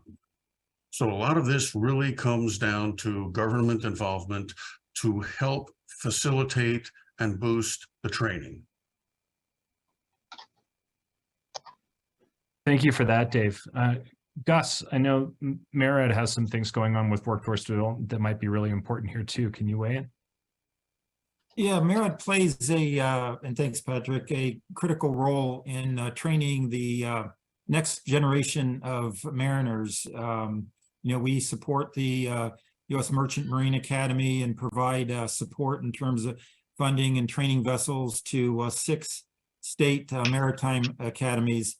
And then we also have some programs that we work with junior colleges and things. So the mariners and the workforce piece is going to be incredibly important to the development of offshore wind industry. I mean, just think of, as Dave will confirm, the kinds of jobs that we're going to need to have an ample supply for, things like crane operators, ship operators, deckhands, riggers, electricians, security personnel, surveyors, all those kinds of things.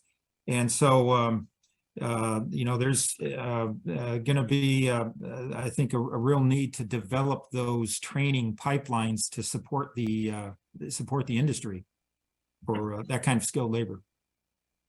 Thank you, Gus. All right, so we finally have Mark. We're pretty sure. So Mark, I'm going to kick it to you for the last words here from LPO. Yeah, sure. And apologies for the technical issues. So the U.S. Department of Energy's Loan Programs Office finances innovative clean energy, infrastructure reinvestment, and really serves as the bridge to bankability for breakthrough projects and technologies, de-risking them at early stages of commercial market acceptance so that they can reach the market and private investment can take over. General advantages of using the Loan Programs Office is access to patient capital. Private lenders cannot or will not provide that. We can take on that perceived risk. Flexible financing, which is customized for the specific needs of individual borrowers, and committed DOE partnership, which offers specialized expertise across both LPO and the national labs for the lifetime of the project. Through the Inflation Reduction Act and other legislation that was passed last year, we were able to triple our loan authority. We now have over $400 billion in loan authority, and average size of our projects are about $500 million. And there's currently about 127 projects, give or take, in our pipeline. And some of those are in fact related to offshore wind. So back to you, Pat. And again, Patrick, apologies for the technical issues. Yeah, absolutely. No worries there. We're glad to get you, Mark. I just got clearance to go just a little bit over, so maybe we'll hit our third question here for the audience, for the panel, which is, so how can we best align our supply chain development efforts with our technology development efforts here to make sure that that the supply chain is able to deliver the technologies we need, and that the technologies that we have are able to we're able to maximize the share of those that come from the US.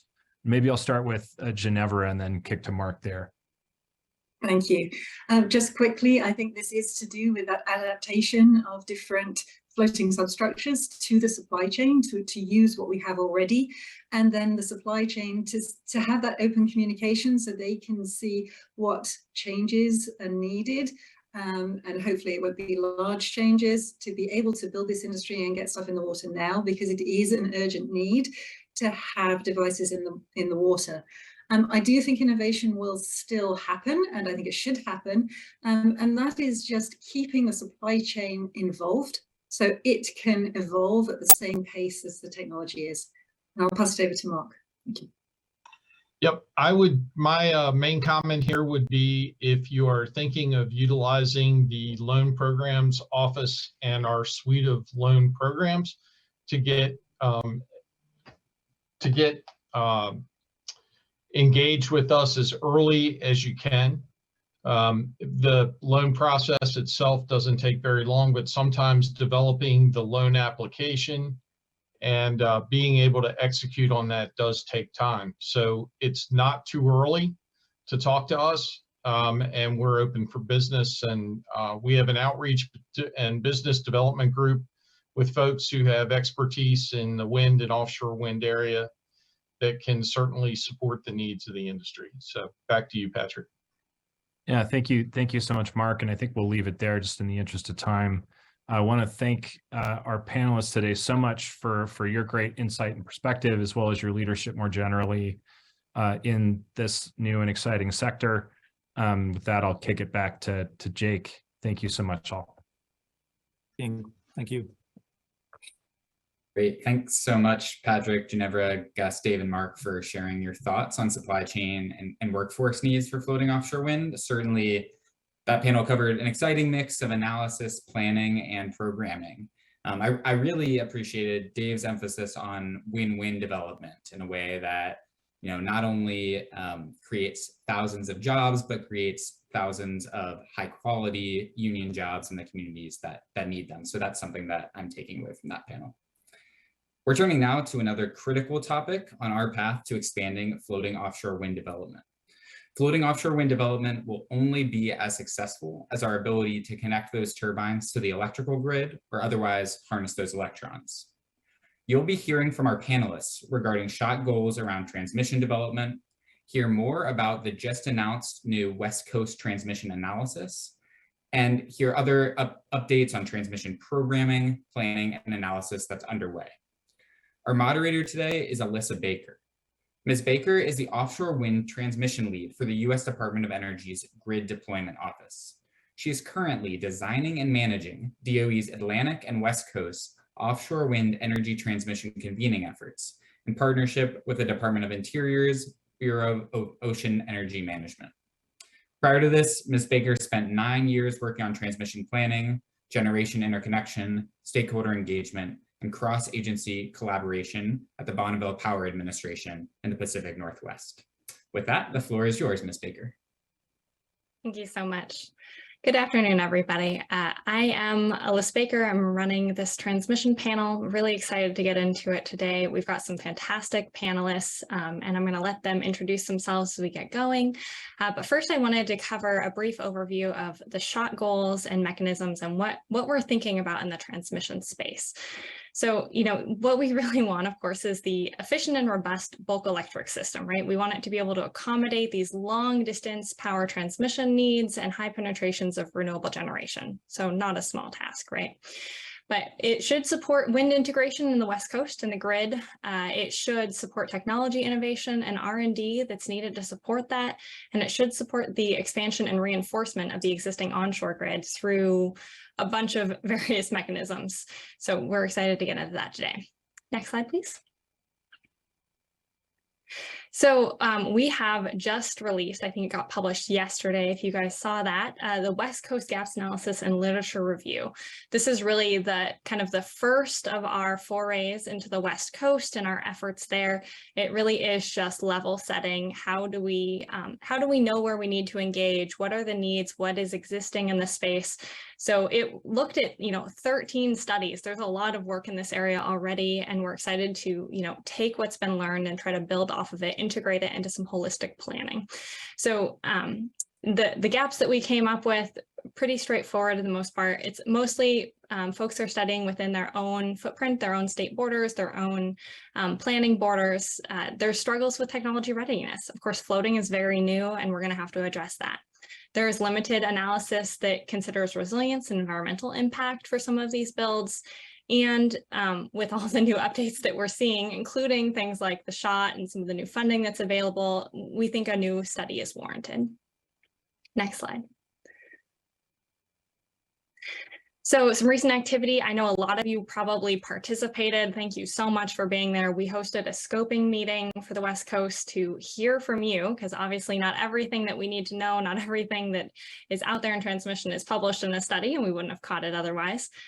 But we had 4 different breakout sessions, over 130 participants, folks from utility developers, state agencies, ocean users, federal, tribes.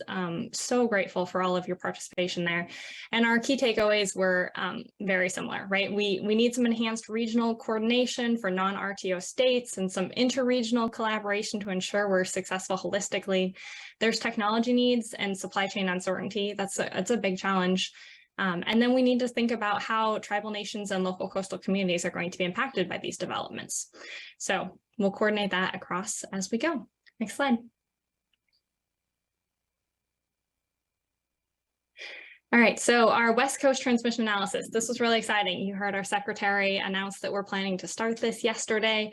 You know, this is what we did on the Atlantic, but it's new, it's on the West Coast, and we're taking all the lessons that we learned there and we're applying it here. So it's really exciting. You know, we want to look at the different offshore wind topology scenarios that could develop off of the coast of Oregon, California, and Washington to meet these state and federal goals through up to, we're thinking up to 2050. That's where our national goals are, and that's how far the Atlantic study looks. So we think it would be good to mirror that here. We want to inform transmission build out every 5 years. So it's not just a long-term study, but it's a study that's going to take us year by year throughout that time frame. So we know when we need to do what and what that should look like over time. It's going to look at resource adequacy, reliability, resiliency, and look at socioeconomic benefits. So that is a lot, and it's going to be a very busy 18 months for our PNNL and NREL team, but they are absolutely the experts, and we're going to rely on some really great feedback from a technical review committee that's built of industry, state, experts in the local areas. So we're really looking forward to that. So stay tuned for more, but next slide. So ongoing activities, there is a lot of research coming out of the department right now. I'm not going to get into that because John is here to speak to that in more detail. But I will flag that we've got some related work on the Atlantic. You guys may have seen, you know, we did the transmission study there. That's ongoing, expected to wrap up in October of this year. We've been running the convenings all through 2022. Some of you have probably been involved in those conversations as well. It's been really fruitful, and the findings for that are being written right now. We've been drafting them so that we can hope to publish them coming this spring, which will be great. And as we talk about transitioning to West Coast, and you know, we just announced the study, you know, we are not in a position where we know the exact dates or exactly what convening efforts are going to look like, but we know that transmission modeling won't tell us everything we need to know about developing transmission between now and 2050. So we definitely do plan on having those kinds of open conversations with stakeholders, open conversations with decision makers to bring people to a round table and just talk collaboratively about what the needs are. So we will have more information on that soon. So I think with this, we will transition over to our first panelist. Jan, do you want to give an introduction for yourself and talk about some of the R&D and related work that the Wind Energy Technology Office has been doing?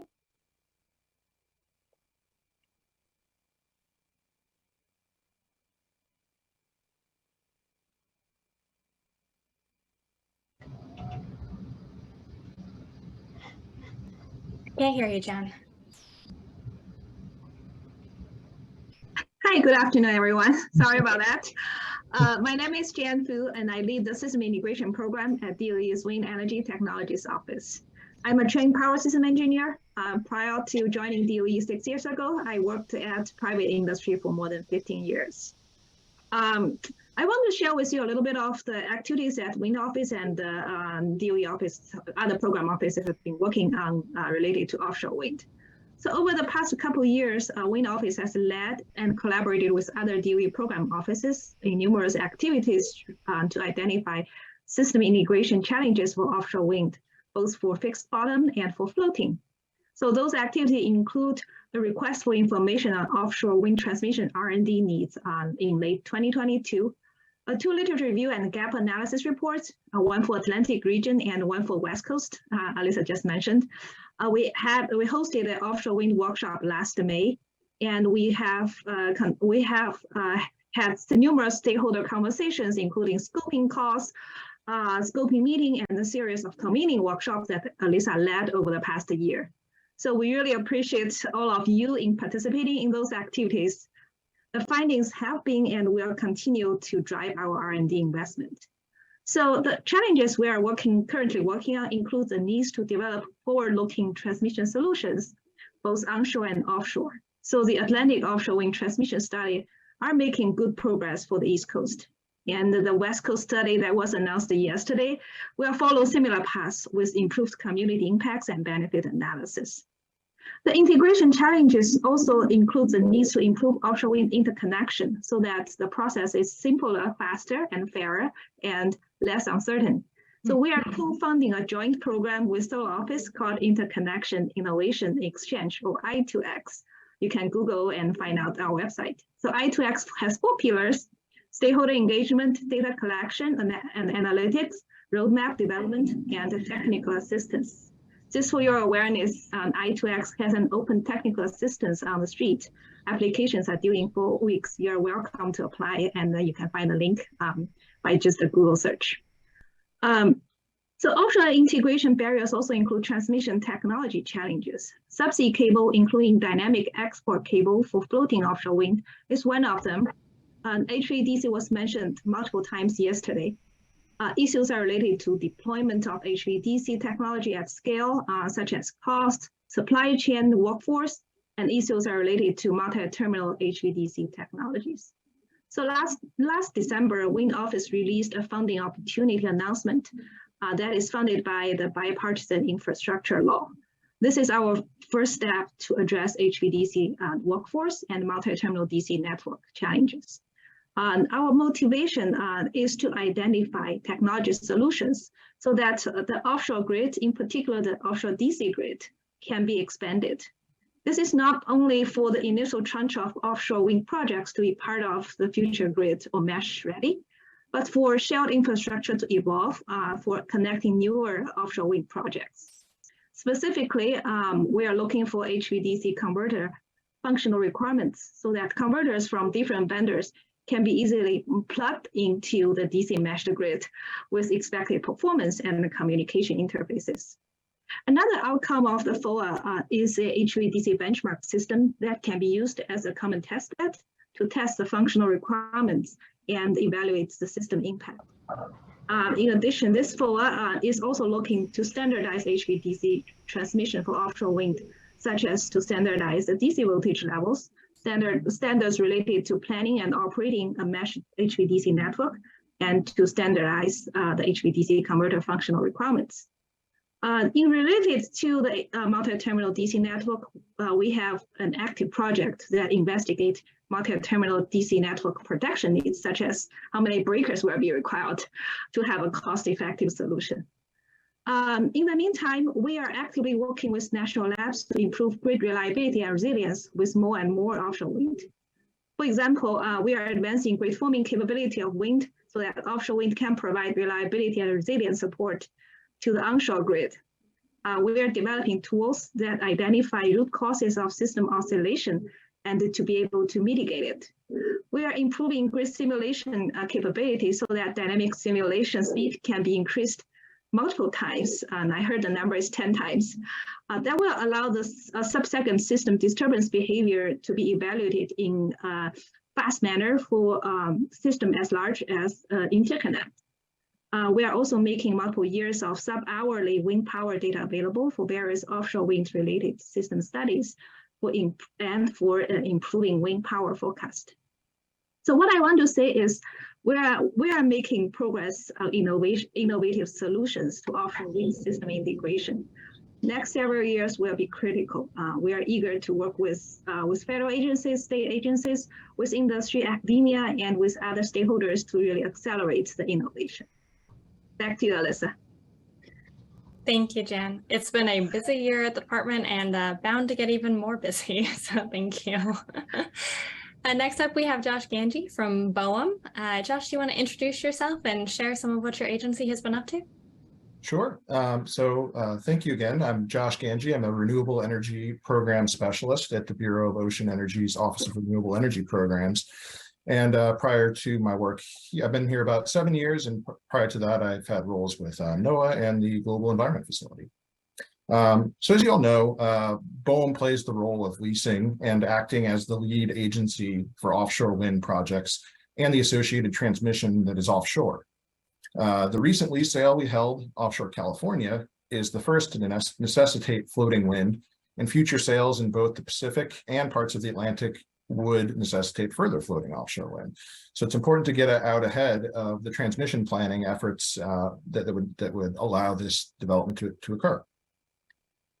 So in the role of siting of transmission, it is important to plan for transmission needs to both enable the new offshore wind interconnection without slowing the progress of existing and planned projects. In the case of the first projects to date in the Atlantic, transmission has been proposed by radio lines from specific projects. But as we progress, there's a greater need for more advanced planning to ensure that we are allowing for the optimization of points of interconnection while minimizing impacts to the environment, culturally significant areas, and other ocean uses. In some cases, the radio lines may continue to be the best option, but with limited coastal points of interconnection and increasing goals for offshore wind power, the use of shared regional transmission infrastructure, mesh system requirements, and the potential development of an offshore grid must all be considered. Accordingly, BOEM has been working jointly with DOE, as Alyssa and John described previous to me, to plan for various offshore wind transmission scenarios based on increasing levels of offshore wind power. I think floating offshore wind can benefit from these planning efforts that we and other regional state bodies have undertaken in the Atlantic thus far, and will continue to be applied as the newer similar planning work in the Pacific continues. It's very exciting that that is kicked off and is getting going. So the similar effort will continue to build upon this knowledge gained through the scoping calls, the workshops, and the studies already undertaken, as well as those that are in the planning process now. Areas that we've discussed, including siting and permitting issues, technology needs, economic considerations, and community support have all been discussed and will continue to shape these planning efforts at the spatial level. Perhaps as we mentioned, a goal of the work in the Atlantic was to offer guidance while not stifling the planning work being undertaken by the ISOs and RTOs, the states and the regional planning bodies. And I think this will continue as floating wind expands. So I'm excited for this discussion today to hear what everyone else is up to make sure that we're all working nicely together at all levels of government.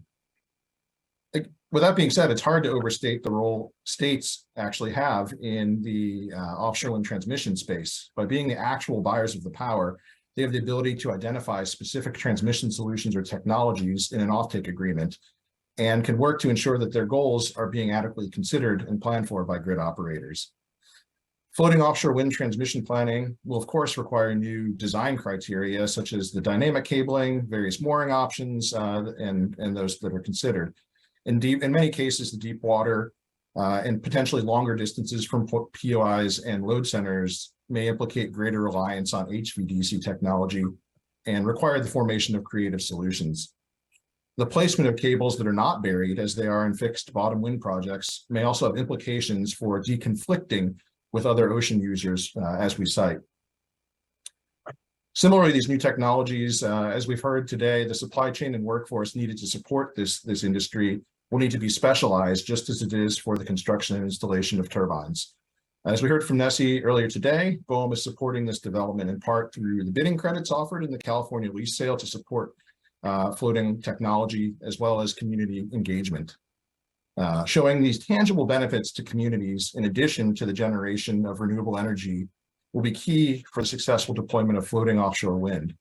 So early engagement at not just the federal, but also state, local, and tribal governments and communities on this design will continue to play a large role in acceptance to get these actually built.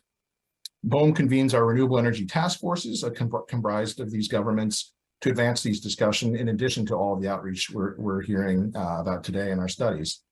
So with that, I look forward to being a part of the discussion today and excited to hear what everyone else has to say. So I can pass it back to Alyssa. Thank you, Josh. We so appreciate BOEM's collaboration and expertise here on these important transmission issues. Next up, we have Dmitry Kostov from BPA. Dmitry, do you want to introduce yourself and share a little bit about what BPA planners are thinking about on these topics? Sure, thank you. Thank you, Alyssa. I'm Dmitry Kostov. I'm with BPA Transmission Planning, Senior Transmission Planning Engineer. I've been involved in various planning projects for over 2 decades, as well as various technology innovation projects in the company as well. So I'll give a short update of the recent transmission activities in the Pacific Northwest as it related to the offshore wind integration. So Oregon Department of Energy recently published a really excellent report which highlights benefits and challenges with integrating 3 gigawatt of offshore wind in the southern Oregon coast. And the state of Oregon has a 3 gigawatt goal, but it's a goal, it's not a mandate. And it's ultimately up to the load serving entities to evaluate the offshore wind in their portfolios and make appropriate selections. And if you look at the recent integrated resource plans from Pacific Core and Portland General Electric, you know, they include considerations for the offshore wind development. So there are several informational studies that either completed or in flight to evaluate transmission requirements to bring 3 gigawatt of offshore wind on the southern Oregon coast. BPA has done some studies internally. Pacific Core performed independent studies. PNNL did some studies.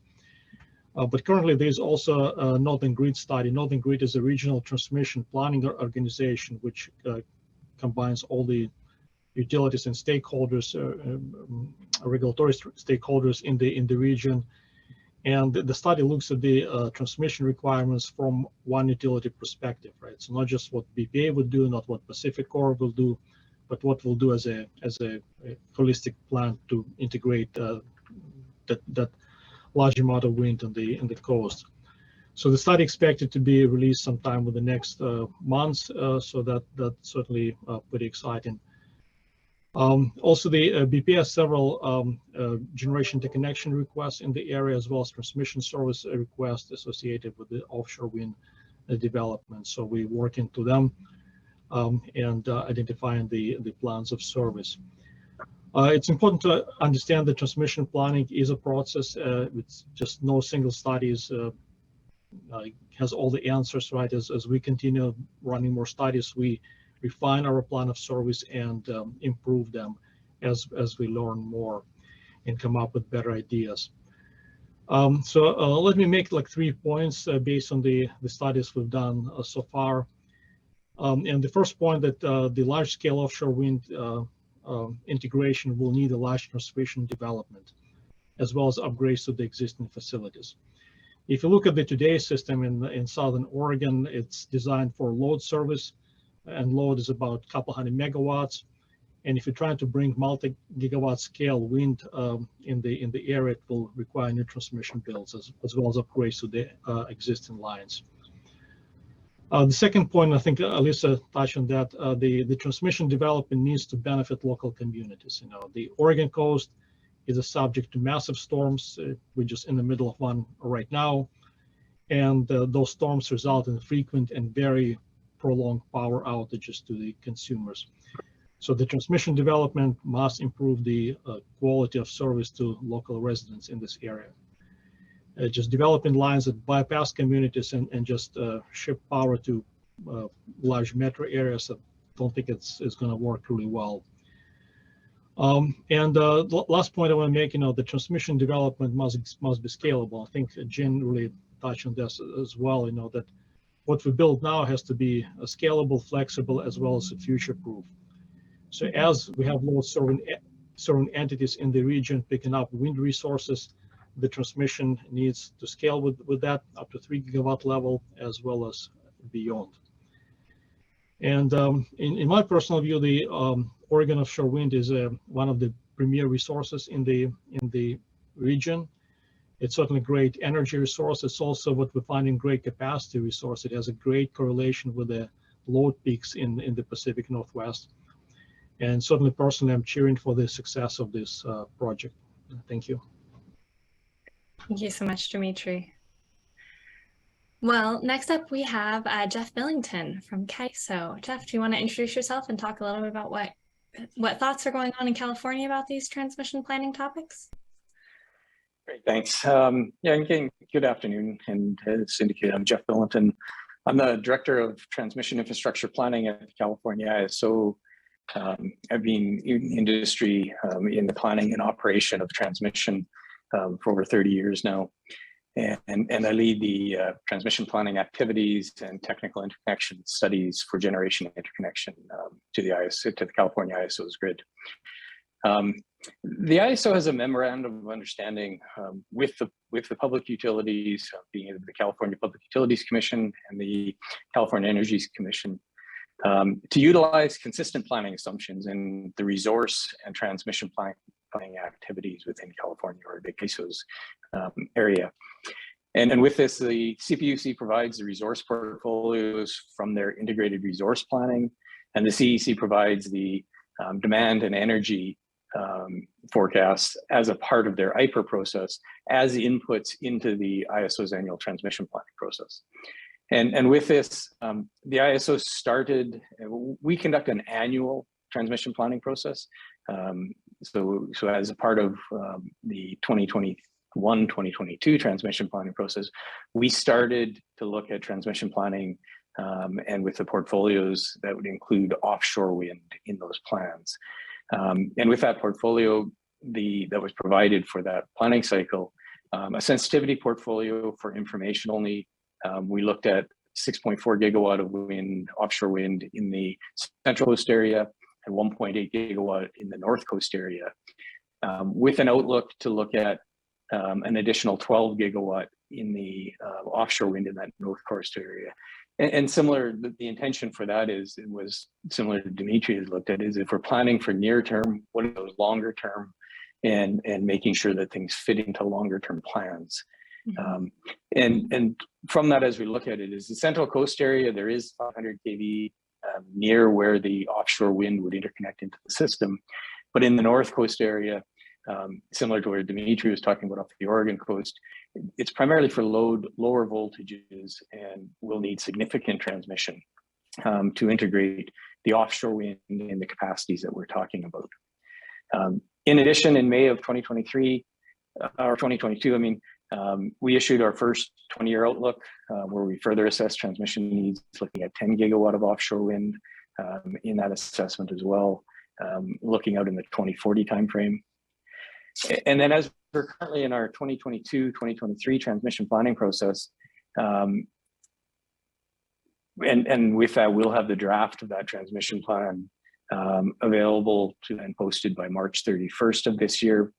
We're continuing the assessment of interconnected offshore wind to the system. And in the Morro Bay call area and the Humboldt call areas that were recently from the BOEM leases that were awarded. And the intent is to further assess the alternatives for transmission development of offshore wind, particularly in the Humboldt area, for what alternatives to meet those requirements are. And as we're continuing that assessment and the transmission planning, the CPUC has developed portfolios in a proposed decision for our next year's transmission planning, so the 23-24 transmission planning process. Those are before the CPUC today for approval for us to be using in that planning cycle. And we'll be holding a stakeholder meeting on February 28th to go over the study plan for the 2022-2023 transmission planning process and the analysis that we'll be undertaking. The base portfolios in that proposed decision includes offshore wind in both the Morro Bay and the Humboldt call areas. And we'll be looking, as they're in the base portfolio, we'll be looking in this transmission planning process, or not in this transmission planning cycle, to look for approval of transmission to meet the transmission needs for the offshore wind that's identified in those portfolios. And we'll also be doing a sensitivity portfolio that increases the capacities both in the Morro Bay area, in the Humboldt area, as well as looking at other potential call areas for some incremental base deployments in that portfolio. And so with that, like, we're working through our transmission planning process. We're also engaged with the CPUC and their activities around AB 525 and have been in some of the work with the DOE as well. So with that, I'll turn it back. And like I say, I look forward to any discussions and particularly some challenges around transmission planning for offshore wind and particularly floating offshore wind. Absolutely. Thank you so much, Jeff. Yeah, there's going to be a lot of challenges, a lot of opportunities, and a lot of work in this space. So let's transition now into some rapid fire Q&A. We don't have a ton of time, so let's do some kind of short answers here on these things. And, you know, while I'm excited to hear from our panelists, really we want to hear from everybody here, all the audience members as well. We'll put up these questions for you to answer while our panelists give their thoughts on them. So we will jump right in with our first question. You know, what is the outcome that you guys want to see when it comes to this floating offshore wind energy Earthshot and like all of the related transmission study and planning efforts that we've heard about today? I can get started. Thank you. Yeah, please. People are talking about, you know, governments just produce reports. I hope this time our study is different. That helps the study could turn into tangible action items. For example, I'd love to see more coordinated transmission planning to happen between states and between regions. I'd love to see a step-by-step build-out of shared offshore transmission infrastructure informed by the study results. I can go next. I'll take a quick one. I think the identification, building off what John said, building the identification of constraints that we need to overcome is a key step. Getting that going earlier and identifying who needs to be involved in those discussions and what decisions need to be made in advance of projects being proposed, I think would be key for me. Yeah, it's Jeff, and touch on some of the challenges that we talked about. And as we're looking at offshore and the floating aspect, it is the technologies, the HVDC floating platforms. I think Jim mentioned is in terms of the cables, dynamic cables, which are not available today for the capacities that we're looking at needing. And then when we talk about, and was mentioned as to multi-terminal type applications for HVDC, needing a publicly available models that can be used in transmission studies so that we can adequately assess and study is a critical component as well for the technologies that we're going to need for the near term, but as we get into the longer term of the more integrated type systems that we'll need for the offshore wind. And Alyssa, maybe add to this, it's really important to take like long-term holistic view of the transmission needs, right? Not just this incremental approach. How do we address, you know, this particular generation to connection request or next generation to connection request that you're so familiar with? You know, how do we build the system so it can accommodate gigawatts, you know, of future developments, right? Make it future-proof, you know, something that Jen was also talking about. Yeah, I mean, that's kind of part of it's daunting, and it's both really exciting that this is a chance to kind of engage in these things that, well, we're not fixing it for now, we're fixing it for the next 10 years, we could be fixing it for the next 20 plus years, right? So that's an exciting opportunity. Let's transition next question. If our media team wants to swap that up for our audience. You know, transmission planning is not a fast process. We know it's a very long lead time item. What are your thoughts about kind of our critical timelines for offshore wind developments on the West Coast? And how do we balance this need to kind of urgent development to get power on the grid right away with like thoughtful and holistic transmission planning? Jan, do you want to kick us off again?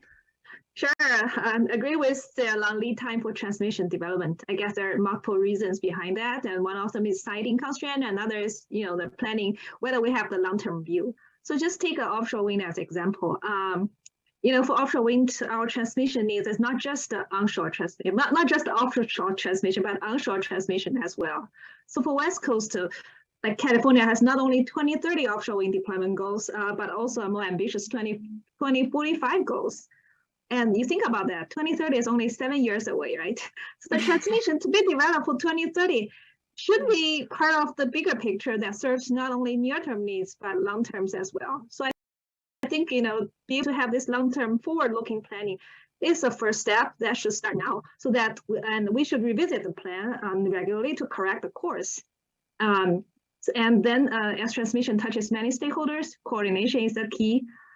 Speaking of siting, I think it's really, to start early, talk with communities to get their buy-in on the transmission builds. And I think a lot of things needs to happen. That's why it takes time. Absolutely. Josh, I mean, BOEM's lease schedule is such a critical part here. Sorry, Jeff, we'll get to you right next. Yeah, no, it's fine. Yeah, no, the leasing, has to tie in well with the transmission planning as well. I hope that we, by putting out when we're leasing our next few leases, it gives people an ability to see what's coming and know. And I guess the other piece that I'd like to highlight would be to identify what we need to do so that in 10 years time, we're not saying, hey, if only we had thought of X 10 years ago, this would be much easier. So, having these conversations earlier and allowing for, future expansion based on these goals that the states are putting out and in the area that BOEM's making available, working hand in hand, I think is the key. Jeff. Yeah, no, I agree. And that's as we're looking at it we're talking long lead time, one from the resource itself, from the point of view of being installed and up and energized, as well as the transmission. And I think that's the key of having the BOEM leases for the two areas in California. Moving forward, we're moving forward with the portfolios that the CPUC has identified in their integrated resource plans, and we're moving to build the transmission for those areas.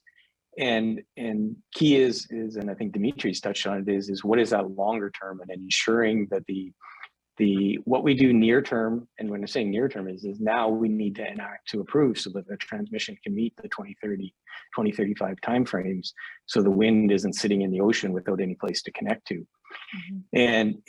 But fit into the longer term plans. And that's where we need to do different sensitivity or scenarios for those longer term type capacities, so that whatever we choose to build to meet those nearer term goals will then integrate in, as opposed to being throwaway into a larger plan that you need to basically do something completely different for. And that's what we've been trying to do with the sensitivity studies in our transmission planning process. Absolutely. Do you want to wrap us up, Dimitri? Thoughts on this one? Like along the same lines, a scalable approach. Well, all right, what can we do with the existing system today? Upgrades to the existing system, just phase one. Phase two, just building new lines. I mean, it takes at least a decade to permit and construct a new line, go through environmental process design and all this work, So kind of scaling things up as we move forward, to integrating the 3 gigawatt objective that we have. Yeah, absolutely. Scalability and using what we have is definitely going to be that first step. Well, I just want to say a huge thank you for our panelists for taking their time. 40 minutes is barely enough to start a conversation about transmission, but rest assured that we're going to be holding more and more conversations, both at other public events and conferences in the near future. But, we'll start hosting our own convenings to further this conversation and get into some of the nitty-gritties that we've only barely started touching on today. So I'm going to pass it over to Jake. Thank you guys all so much. Thank you, Alyssa. Thank you. Great. Thank you so much, Alyssa, and to our whole panel. Really enjoyed that. And clearly one of the topics that shone through is the importance of planning and coordination. I think one of the really wonderful opportunities of the Energy Earthshots initiative is that it can bring a bunch of folks together around these bold targets in forums like this summit to think about that planning and coordination necessary. So that brings us to our final panel of both the day and the summit, last but not least. And this one focuses on an exciting future prospect, the role that floating offshore wind might play in economy-wide decarbonization. So in this panel, you'll be hearing from individuals across the US federal government about shot goals and programming in this area. You'll also hear about exciting work occurring in Europe to develop energy islands that could partner clean energy generation with clean fuel generation and energy intensive applications. Fortunately, you've already met our moderator today. Our moderator will be Dr. Jian Fu. Dr. Fu is the Systems Integration Program Lead for the US Department of Energy's Wind Energy Technologies Office, as you know. And in this role, she leads the research, development, demonstration, and deployment portfolio that advances the wind energy integration with the electrical grid. Prior to joining DOE in 2016, Dr. Fu had more than 15 years of private sector experience, including various engineering positions at different product lines at Alstom Grid and 3 years as a co-founder at a utility software startup company. Dr. Fu is a trained power systems engineer. And with that, I pass it over to you for the last panel of our day. The floor is yours, Dr. Fu. Thank you, Jake, for the kind introduction. Good afternoon, everyone again. Welcome to the last panel session of the day and the last one for the summit. I'm honored to be the moderator, and I'm to talk about the fifth pillar of the SHOT, the offshore wind cogeneration. I'm very fortunate to have 4 panelists joining me today. They are Michael Han, technology manager from DOE's Hydrogen Fuel Cell Technologies Office, Michael Tucker, Associate Administrator from the Department of Transportation, Maritime Administration, and the Jeppe Landbeck, the Chief Advisor at Danish Energy Agency. So as you have heard from many times from yesterday and today, floating offshore wind SHOT set an ambitious cost reduction goal of $45 per megawatt hour by 2035. Achieving this goal will make floating offshore wind a competitive generation resource and open up broader bodies of water in U.S. coastal regions for offshore wind. With terawatt scale of potential, floating offshore wind will become an integral component of a future generation mix that not only plays an important role of clean grid by 2035, but will shape broader economy-wide decarbonization through cogeneration. In particular, the cogeneration of hydrogen and derived hydrogen products. So you might have heard, Europe and other regions are leading offshore wind cogeneration. In early 2021, and Ørsted, a leading offshore wind developer, announced the first renewable hydrogen demonstration project called H2RE. The same year, in April, H2Mer, a multi-partner more than 120 million Euro project was launched by German Federal Ministry of Education and Research to develop innovative technologies to utilize offshore wind for hydrogen production. In US, we have seen decent numbers of onshore grid and battery projects. Onshore wind hydrogen projects start to emerge, such as the $4 billion AES Texas project that uses land-based wind, solar PV for hydrogen production. Offshore wind cogeneration US is still in the early phase of exploration. While it is necessary to leverage what has been and will be developed from other countries and learn from US land-based wind cogeneration, floating offshore provides a mechanism for us to start from the techno-economic analysis that evaluate where offshore wind cogeneration provides most value. The analysis could further inform the research needs across multiple technical areas, such as for offshore wind to various forms of energy storage, offshore wind to fuel conversion in the areas of how systems like that should be configured, designed, controlled, and deployed. An offshore wind energy hub is another opportunity that we should not miss. By doing that, we can accelerate the transition from oil and gas industry to clean fuel economy through identifying pathways and required innovations. Next slide, please. Let's go to the next slide. So some of you might be curious about what's the definition, previous slide, sorry. Some of you might be curious about what the definition of cogeneration is. So cogeneration represents a combination of offshore wind with other clean energy generation, energy storage, and energy conversion technologies. So DOE in 2021 released a hybrid energy system report the definition of the hybrid system is captured in this figure. So offshore wind cogeneration is a hybrid system that's centered around offshore wind. So let me just quickly walk through this figure to help you understand the opportunities with offshore wind cogeneration.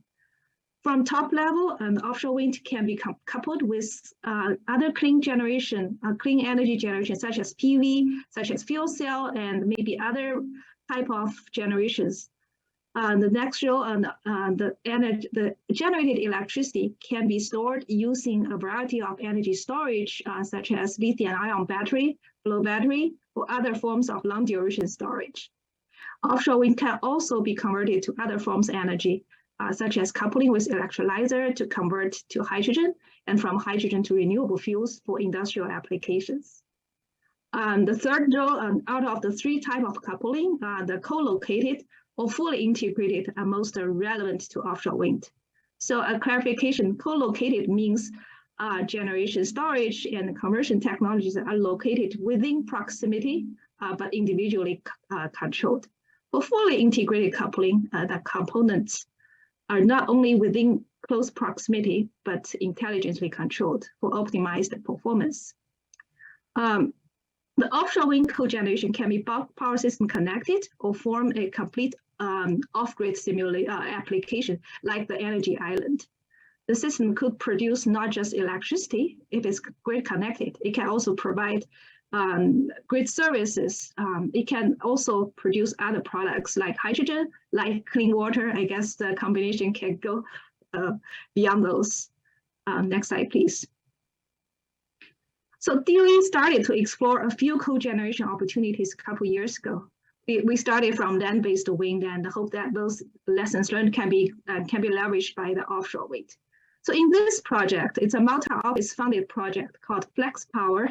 The project team established a fully integrated renewable hybrid system at National Renewable Energy Labs Areas facility.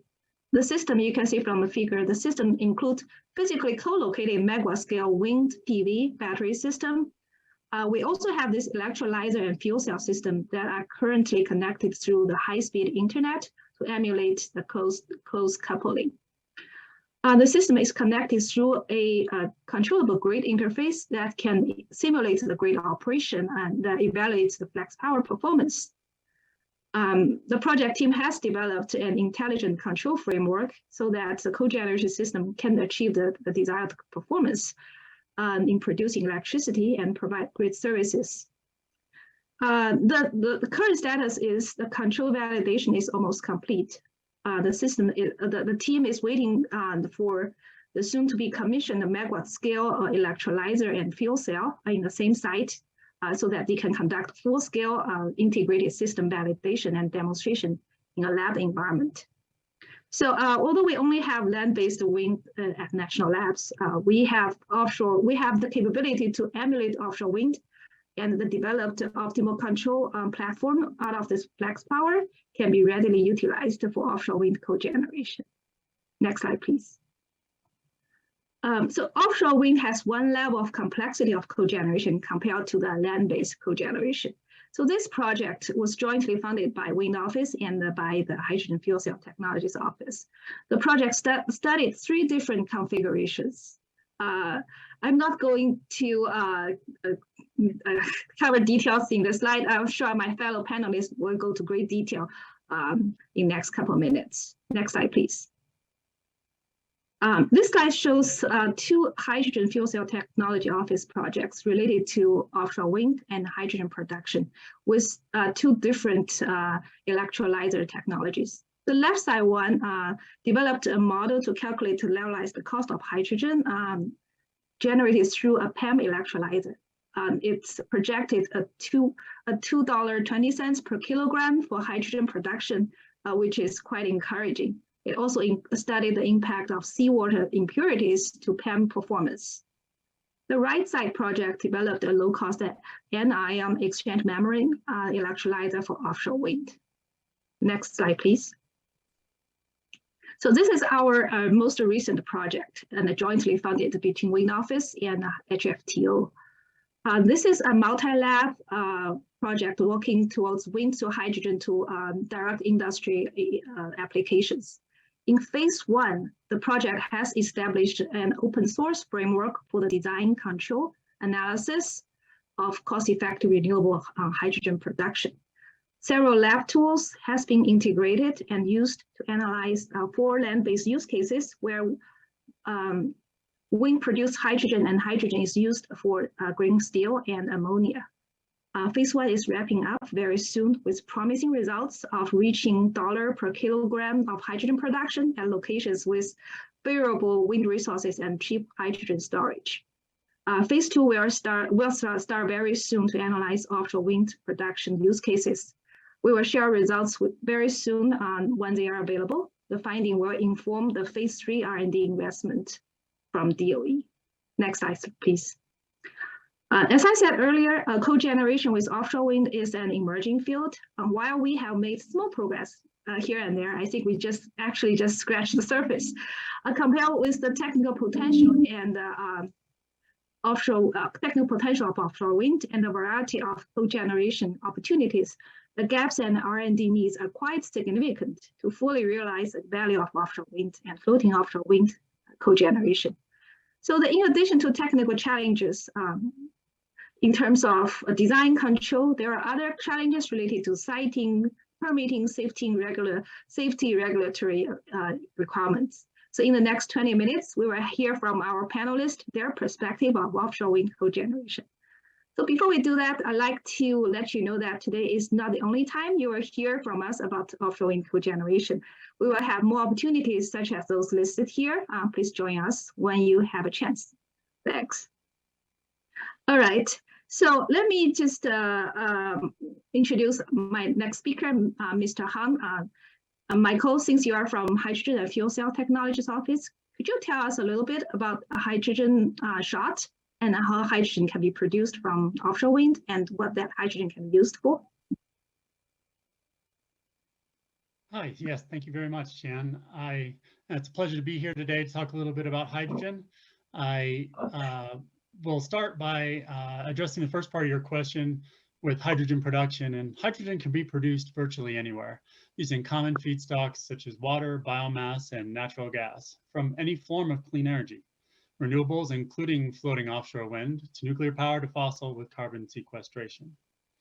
In the case of offshore wind, clean hydrogen can be produced using electrolysis. You showed 2 examples in your previous slides of PEM electrolysis and AEM electrolysis, that either one could be used offshore. The technology basically splits water into hydrogen and oxygen.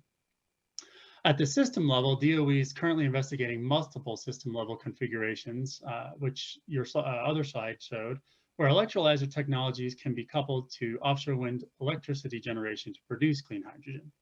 The hybrid energy systems could take the form of onshore electrolysis using offshore wind energy, centralized offshore electrolysis, where electrolyzers are installed on a platform that utilizes electricity from multiple wind turbines, or decentralized offshore electrolysis, where each turbine or small group of turbines has a directly coupled electrolyzer to it, which you mentioned as a part of coupling directly, where you can share power and controls. In either of the offshore cases, the hydrogen can then be collected and likely in a pipeline system and then transferred back to shore. This offshore technology coupling has the potential to provide benefits. So benefits in the form of energy storage from clean hydrogen, or from useful fuels and chemicals that hydrogen is a feedstock for. In addition, it can provide an alternative means to transmit the abundant offshore energy resource to shore. This chemical energy transmission could potentially be less expensive in some cases than high voltage transmission, especially the further offshore you go. To answer the second part of your question, how are we going to use the hydrogen? The hydrogen is truly like the Swiss Army knife of energy technologies and can be used across multiple sectors of the economy, including many sectors that are difficult to decarbonize. We can sort of look at the way this versatile molecule can be used in 3 ways. First, clean hydrogen can replace carbon-intensive hydrogen currently in use in industrial and chemical applications, like ammonia production or steelmaking. And second, clean hydrogen replaces fossil fuels in various applications, directly in the case of medium and heavy-duty transportation using fuel cells, or indirectly where hydrogen is used as a feedstock for biofuels or synthetic fuels. It can also be directly substituted in the case of combustion for heat. And the third way hydrogen can be used is an enabler for clean energy. Hydrogen presents a key opportunity for long duration energy storage and provides flexibility as renewable energy sources become a larger and larger fraction of the power grid. Hydrogen also offers the potential for multiple revenue streams for clean energy generators. As we've heard throughout this event, there's a large, abundant offshore wind resource, 2/3 of which is in deep water. I'd like to couple that statement to the fact that the markets for clean hydrogen are expected to grow substantially in the next decade. We've heard the great news regarding wind lease areas off of California coast. Coupled to that, the California Energy Commission has reports that show renewable hydrogen demand is increasing and could be several 100,000 tons annually by 2030. This coupling of the floating wind resource to projected hydrogen markets in areas like California, Oregon, Washington, and other off the coast of Maine or in the Gulf of Mexico present opportunities for clean hydrogen production to decarbonize multiple sectors of the economy and do it using floating offshore wind.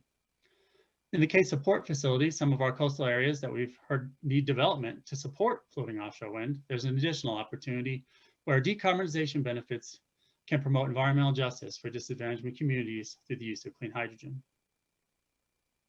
I'd like to take a moment now and just talk a little bit about how do we get to this production and utilization of clean hydrogen. And from the hydrogen perspective in DOE, there is a drafted national strategy and roadmap that has identified opportunities for domestic clean hydrogen production. The identified opportunities are 10 million metric tons by 2030, 20 million metric tons by 2040, and 50 million metric tons by 2050. The near-term goal is currently replacing a lot of carbon-intensive hydrogen production via steam methane reforming, which produces 10 tons of carbon dioxide per ton of hydrogen. In order to realize these opportunities, DOE laid out 3 parts in the strategy.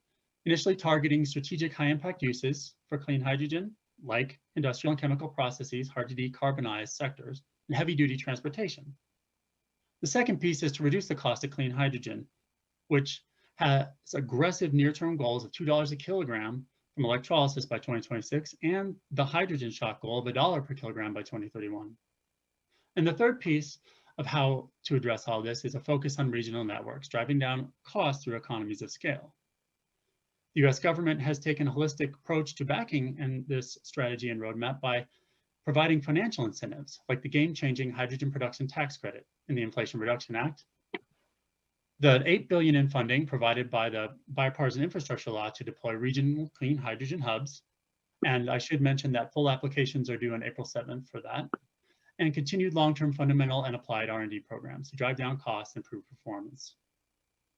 Beyond those strategies, what else can we do? Well, we can look to collaborate and look to others who have started down this path to learn from. This event today is a good start to all of that.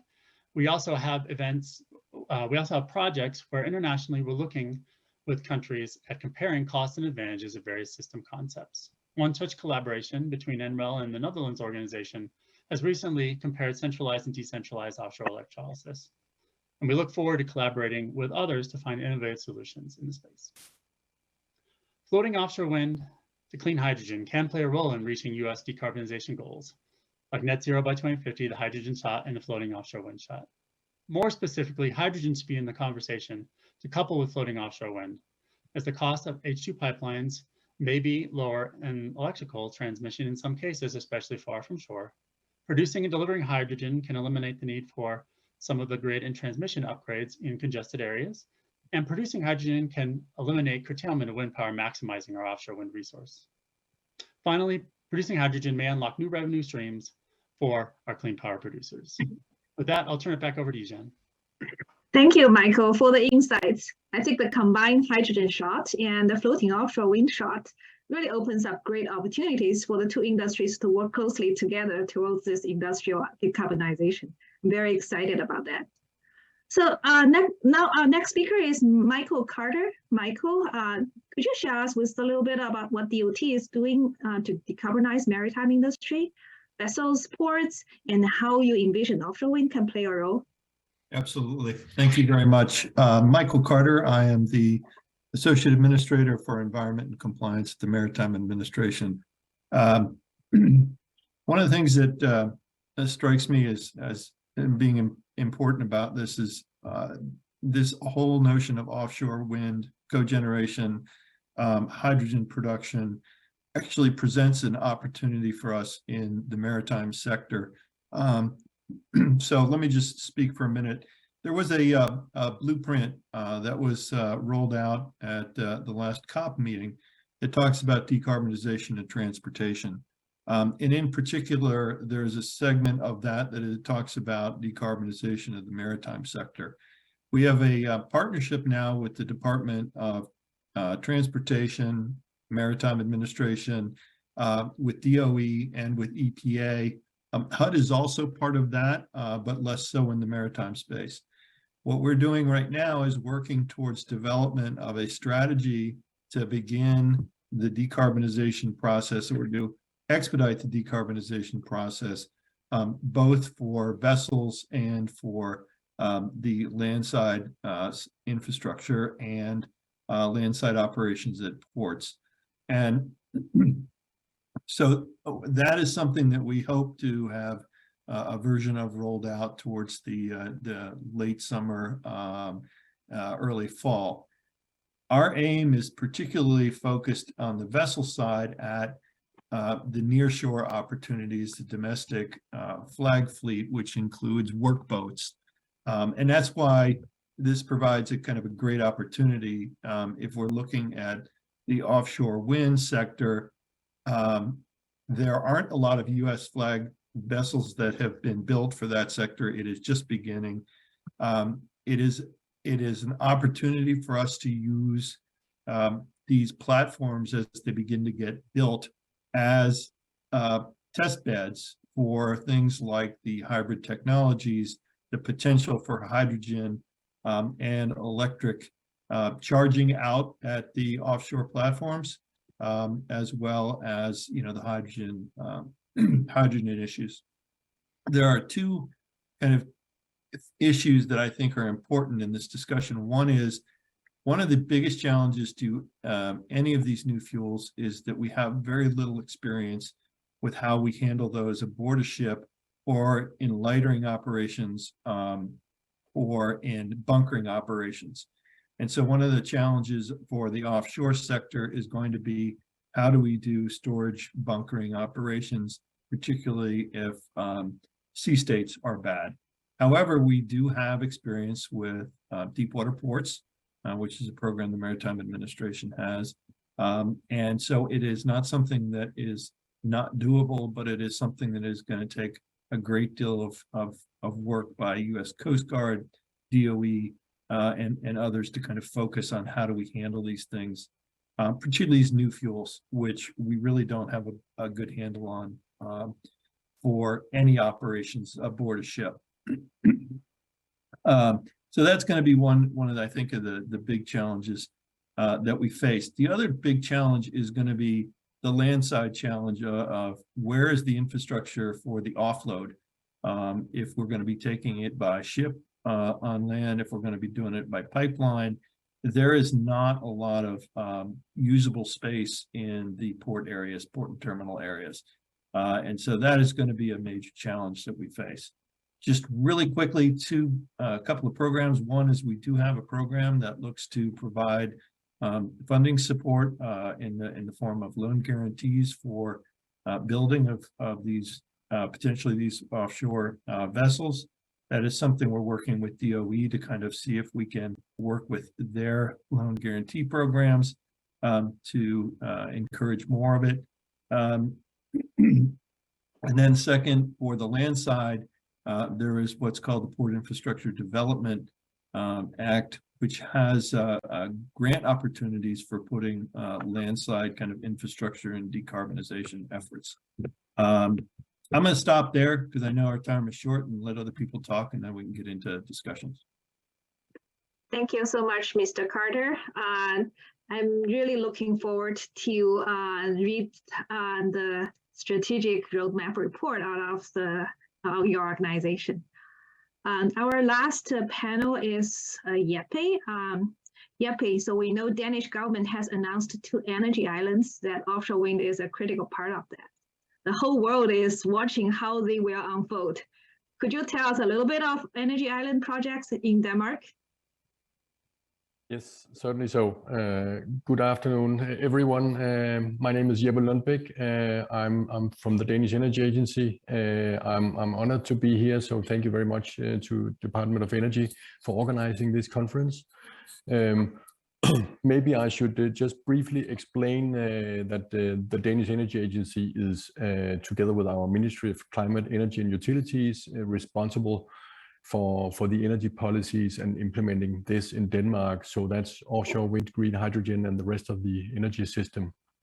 I would also like to mention here to begin with that Denmark is one of the pioneers in offshore wind, and we have 15 offshore wind farms in full production already. 60% of our electricity consumption is covered by renewables. Most of this is wind. And Denmark has a target of 100% green electricity by 2030, and also a goal of 4 to 6 gigawatt electrolysis for green hydrogen production by 2030. So in Denmark, the link between offshore wind and hydrogen is particularly interesting because we can actually produce kilowatt hours from offshore wind in a very cheap way. And that's that has very much to do with that we have matured the technology. We have very good wind conditions. We also have a supply chain, and as you probably know, many companies and suppliers that are Danish that knows how to do this. In discussing this whole topic of floating offshore wind and cogeneration, I'd like to begin with some initial points and assumptions. So I think, as has already been mentioned, cogeneration and hydrogen can happen both offshore and onshore. I think that's quite critical for the discussion how this is going to happen. In most cases, cogeneration onshore is likely to be the most practical and cheapest option, at least for the next 10 years to come, we believe. And then the Danish take on green hydrogen is that we would like to electrify as much as we can do as part of our green transition. But there are some exceptions where we cannot do direct electrification, and that's where we will go for green hydrogen. In practice, this means that there's a few hard to abate sectors where we'll use green hydrogen, and that's aviation, and that's shipping. And we have a very big company in Denmark, Maersk, that is doing international container shipping. So that's a very big thing in Denmark. At the moment, Denmark is actually planning for another 9 gigawatt offshore wind to be tendered before 2030. And as I mentioned, also these 4 to 6 gigawatt electrolysis capacity by 2030. And here we have to take into account that Denmark is a rather small country. We are just about 6 million people. So that's just like Massachusetts, the state of Massachusetts or something like that. So as part of these plans, we are working on building 2 energy islands, as Jian Fu was hinting at. One of them will be in the North Sea with an initial capacity of 3 gigawatt offshore wind, and the other one in the Baltic Sea, the island of Bornholm, at 3 gigawatt also. The one in the North Sea will actually be ramped up in 2 phases. So first 3 gigawatt and a later stage where it will actually have a capacity of 10 gigawatt. The whole concept around these energy islands is important to understand, and that is actually that you can produce wind in a good area with a lot of turbines, collect the electricity from these surrounding wind farms here at this energy island, and then to distribute it back into the system via interconnectors to other parts of Denmark, and in our case also to a number of neighboring countries. So actually Denmark will be a big exporter of electricity. So if we dig into these two energy islands, the energy island in the Baltic Sea will use the existing island of Bornholm, and is planned to be in operation in 2030.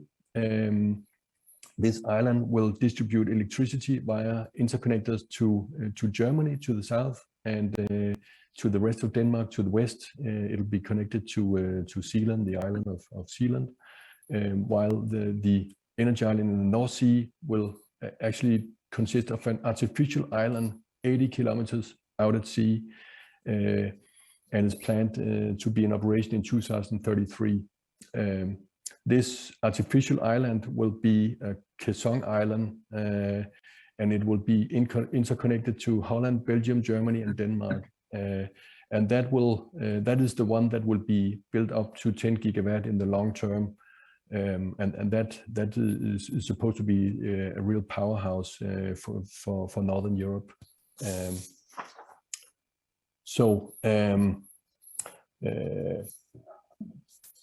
When we go to cogeneration, it is so that these energy islands they could be used for producing green hydrogen, but it hasn't been decided yet if it will actually take place on these islands. This is still something that will be discussed and decided by the developers, the concession winners of the companies that are going to build the wind farms for these islands. And that's also where we are at this moment in time, where how can you will you actually transport electrons cheaper, or will you pipe hydrogen cheaper? What will be the best options? And this still remains to be seen, especially if we look 10 years ahead, where there can still be some technology development. I would say that at the moment in Denmark, the industry is planning large green hydrogen facilities, mostly onshore, typically at locations near ports, near existing natural gas grid, or at existing thermal power plants, where there's good infrastructure in place, and where perhaps you can also use excess heat for district heating, which is widespread in Denmark. At the same time, there's a discussion about if you should you produce hydrogen at the energy islands, should you produce directly in the turbines, as for example Siemens is developing a technology to do that, or should it be at offshore substations? And as I mentioned, I think this is very much an economic argument in terms of can you save on costly transmission cables and use pipelines instead, and what is really feasible. And then I think what is also very much sort of high on the agenda in Denmark is the right location of green hydrogen production in terms of end use. And as I mentioned, we're aiming very much for producing aviation and shipping fuels, and that means that being near port or fueling hubs and airports, that's something that is looking to be the most feasible at the moment.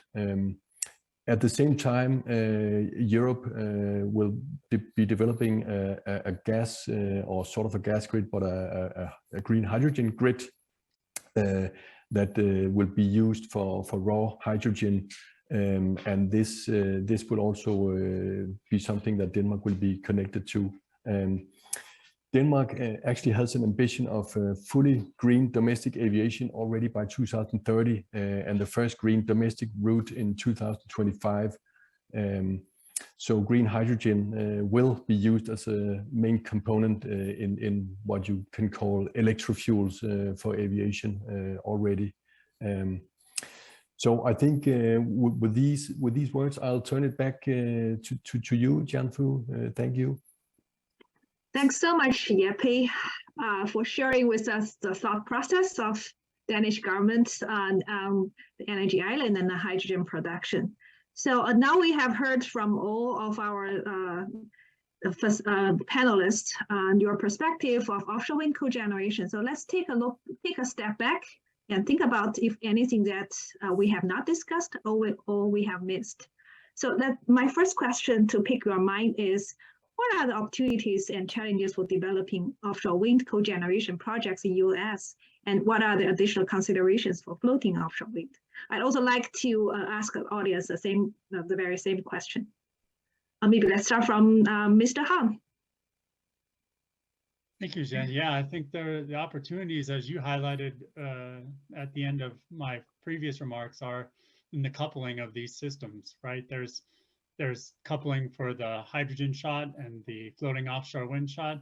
There's opportunities when you're designing these systems and starting out to decide exactly what types of shared pieces you can do, from power electronics to controls to other pieces of the whole system when you design it from scratch. And I think that opportunity comes with challenges to identify all of those pieces. What are the optimal systems for what locations, what distances from shore, centralized versus not, versus onshore production, and all the things we've heard from across the panel.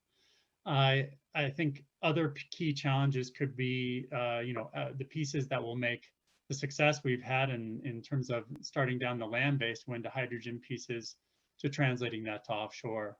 And for floating offshore wind, there's additional considerations and safety challenges when operating on floating platforms. Thank you so much, Michael. And Mr. Carter, what's your thoughts on that? Yeah, just say Michael and we all answer, or at least two of us. I think for us, obviously there are opportunities where, or there is experience with offshore platforms, whether it's fixed bottom platforms or others. We've done things with deep water ports and the rest of it. The biggest challenge from our perspective with regard to the offshore and the possibility of cogeneration, or actually from the user side of it, is going to be the transport. And then it's not just transport. You can obviously build ships that can handle or transport large quantities of gases, as we've seen. It's how can you use those aboard vessels? How can those fuels actually be used? And I think the opportunity that we're presented with out in the, for lack of a better term, the offshore wind space is an opportunity to experiment with some of these hybrid, some of these hydrogen fuel cell type vessels, places where we can actually do some small scale refueling, also do some plugins, so we have hybrids and things like that. I think for that, for the United States anyway, we need to walk before we run. And so we need to try to get platforms out there where we can do demonstrations. The R&D is going to be so critical. And we have a lot to learn from folks overseas. But I think we need to really focus a lot more of our own effort on doing that R&D and getting some demos out there. Biggest thing for our industry is if it isn't tried and if somebody hasn't shown them, they're not going to take the risk, and we need to de-risk these opportunities. Thank you so much, Mr. Carter. I like the term of we need to walk before we run. And Jeppe, what's your thoughts? Yeah, I think I'll refrain from being too clever on what to do exactly in the US, but I would say that as I already mentioned, I think that the sweet spots will be, finding the right places where you have cheap electrons, and you maybe also have end use. I can mention two examples from Denmark, and I think you mentioned one of them yourself, Jan Fu. That is the Ørsted's H2RES. That's at a power plant called Avedøre Power Plant on Sealand. That's where actually the direct line from Bornholm, from one of the energy islands, can come in with electricity to that power plant, but you can also use power from the existing power plant, which is fired with biomass today. Then you have Copenhagen Airport nearby, and that's why they have chosen this location, I think. So you have good infrastructure, you have the backbone grid, you can get cheap electrons in an easy way. You can maybe get some CO2 and other materials from the smokestack from this power plant that you would need as components for making electrofuels. It's not only hydrogen, you need some other stuff as well. That's why we call it Power to X in Denmark, because the X's are many other components. And if you have a big international airport nearby, it's a good way of you know, being near the end users. So I think finding the right locations will be very interesting or very important. And I guess the DOE hydrogen hubs that are being funded in the US will probably also play a big role in being exactly hubs for how this will take place. Thank you very, very much. Our time is running out to ask the next question. So let me just wrap up. I'd like to thank my full panelists and our audience for their active participation in supporting the cogeneration. And let me send it back to Jake. Great. Thank you, Jan. And thanks again to our final panel for sparking our imagination around the possibilities of cogeneration. It's really great to end our summit on a panel that's looking to an emerging set of solutions for leveraging offshore wind, not only to unlock deep decarbonization in our electricity sector, but economy-wide. And while some of these applications may seem far off, our 2035 and 2050 targets are really not that far away. So it's very exciting that we are approaching the floating offshore wind shot with cogeneration as one of our 5 pillars from the get-go. With that, we are nearing the end of the summit. Thanks again to all of our panelists, keynote speakers, and guests who made this a really interesting day too. To provide a brief summary of the major takeaways from the summit and to seek your input regarding future opportunities for engagement, I'm pleased to welcome back to the stage Jocelyn Brown-Saraceno, DOE's offshore wind lead. Jocelyn, back over to you. Great. Thanks so much, Jake. So as Jake was saying, as the last speaker for the summit, I'm here to help us wrap up. I'm here to talk about our near-term plans for further engagement, but also importantly, to seek your input, both on areas of future shot emphasis and also on suggestions for future opportunities for engagement. But before I do, I want to thank you all again very much for taking the time to join us over the last 2 days. I want to thank the organizers for all of the hard work that went into planning this event. And I want to give my deep thanks to all of our speakers. As you heard throughout the course of the summit, we're really at a powerful and pivotal moment with respect to the development of floating offshore wind in the United States. And you've heard a lot about partnership across the government, both today and yesterday. And hopefully one of the messages that you've heard is that we're really working hard to align our capabilities, our authorities, and our resources to unlock the full potential of floating offshore wind in the United States in a sustainable and just fashion that protects ocean co-use. But we also know that the federal government absolutely cannot do this alone, and achieving this end will require passion, expertise, capabilities, and the diligent planning efforts of all of those assembled here and more. It's going to take commitment to energy justice, collaboration with communities and tribes, and engagement on the behalf of all of you and the organizations that you represent. And so to that end, we'd really like to talk to you about, we'd like to seek your feedback both on areas of potential future emphasis. And so that's the first question that we'd like to pose to you, and hopefully it should be up on your screens. What topics did we not cover during the summit event that you'd like to see emphasized during future engagement opportunities? What did we miss? What did we not place enough emphasis on? And would really welcome your feedback there. And we're really looking forward to spending some time giving deep thought to the input that we get over the course of the summit, both on this question and on the range of questions that we've asked over the course of the day. And then Our next question really focuses on whether there are forthcoming meetings or forums that you might suggest that leaders from the Floating Offshore Wind Shot engage in order to provide some opportunities for in-person engagement to really make sure that we're leveraging your expertise. We're hearing your input as we move forward. And I think that you've heard from folks throughout the course of the day that we are planning to have a presence next week at the Northwest Offshore Wind Conference. We are planning extensive engagement at the International Partnering Forum in late March, including panels focused on the shot, as well as panels on other relevant activities such as our transmission efforts. And we're also planning engagement at the Pacific Offshore Wind Summit. But if there are additional opportunities for engagement, both in the nearer term, but also the longer term, and they certainly don't have to be established conferences, we'd really welcome your input. We really want to make sure that we're engaging in a way that allows us to connect with the diverse range of stakeholders and stakeholder groups and entities that participated and attended this event over the last 2 days.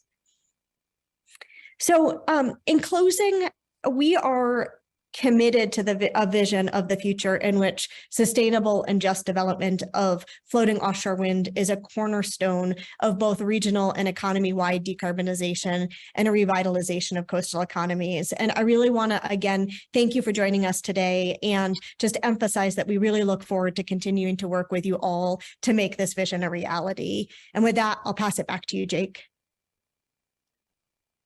Great. Thank you so much, Jocelyn, and a massive thanks to you for your leadership on the Floating Offshore Wind Shot, which is a huge lift in terms of coordination and ambition, not just in the summit, but in all the work behind the scenes. With that, we've reached the end of our 2-day summit, the first ever Floating Offshore Wind Shot Summit. We want to offer our deep and sincere thanks one more time to our speakers, to all of you for joining, and for the team that put in a huge effort to plan and execute this event. We look forward to working with you all as we work to advance the just and sustainable development of floating offshore wind in the US. Thank you again.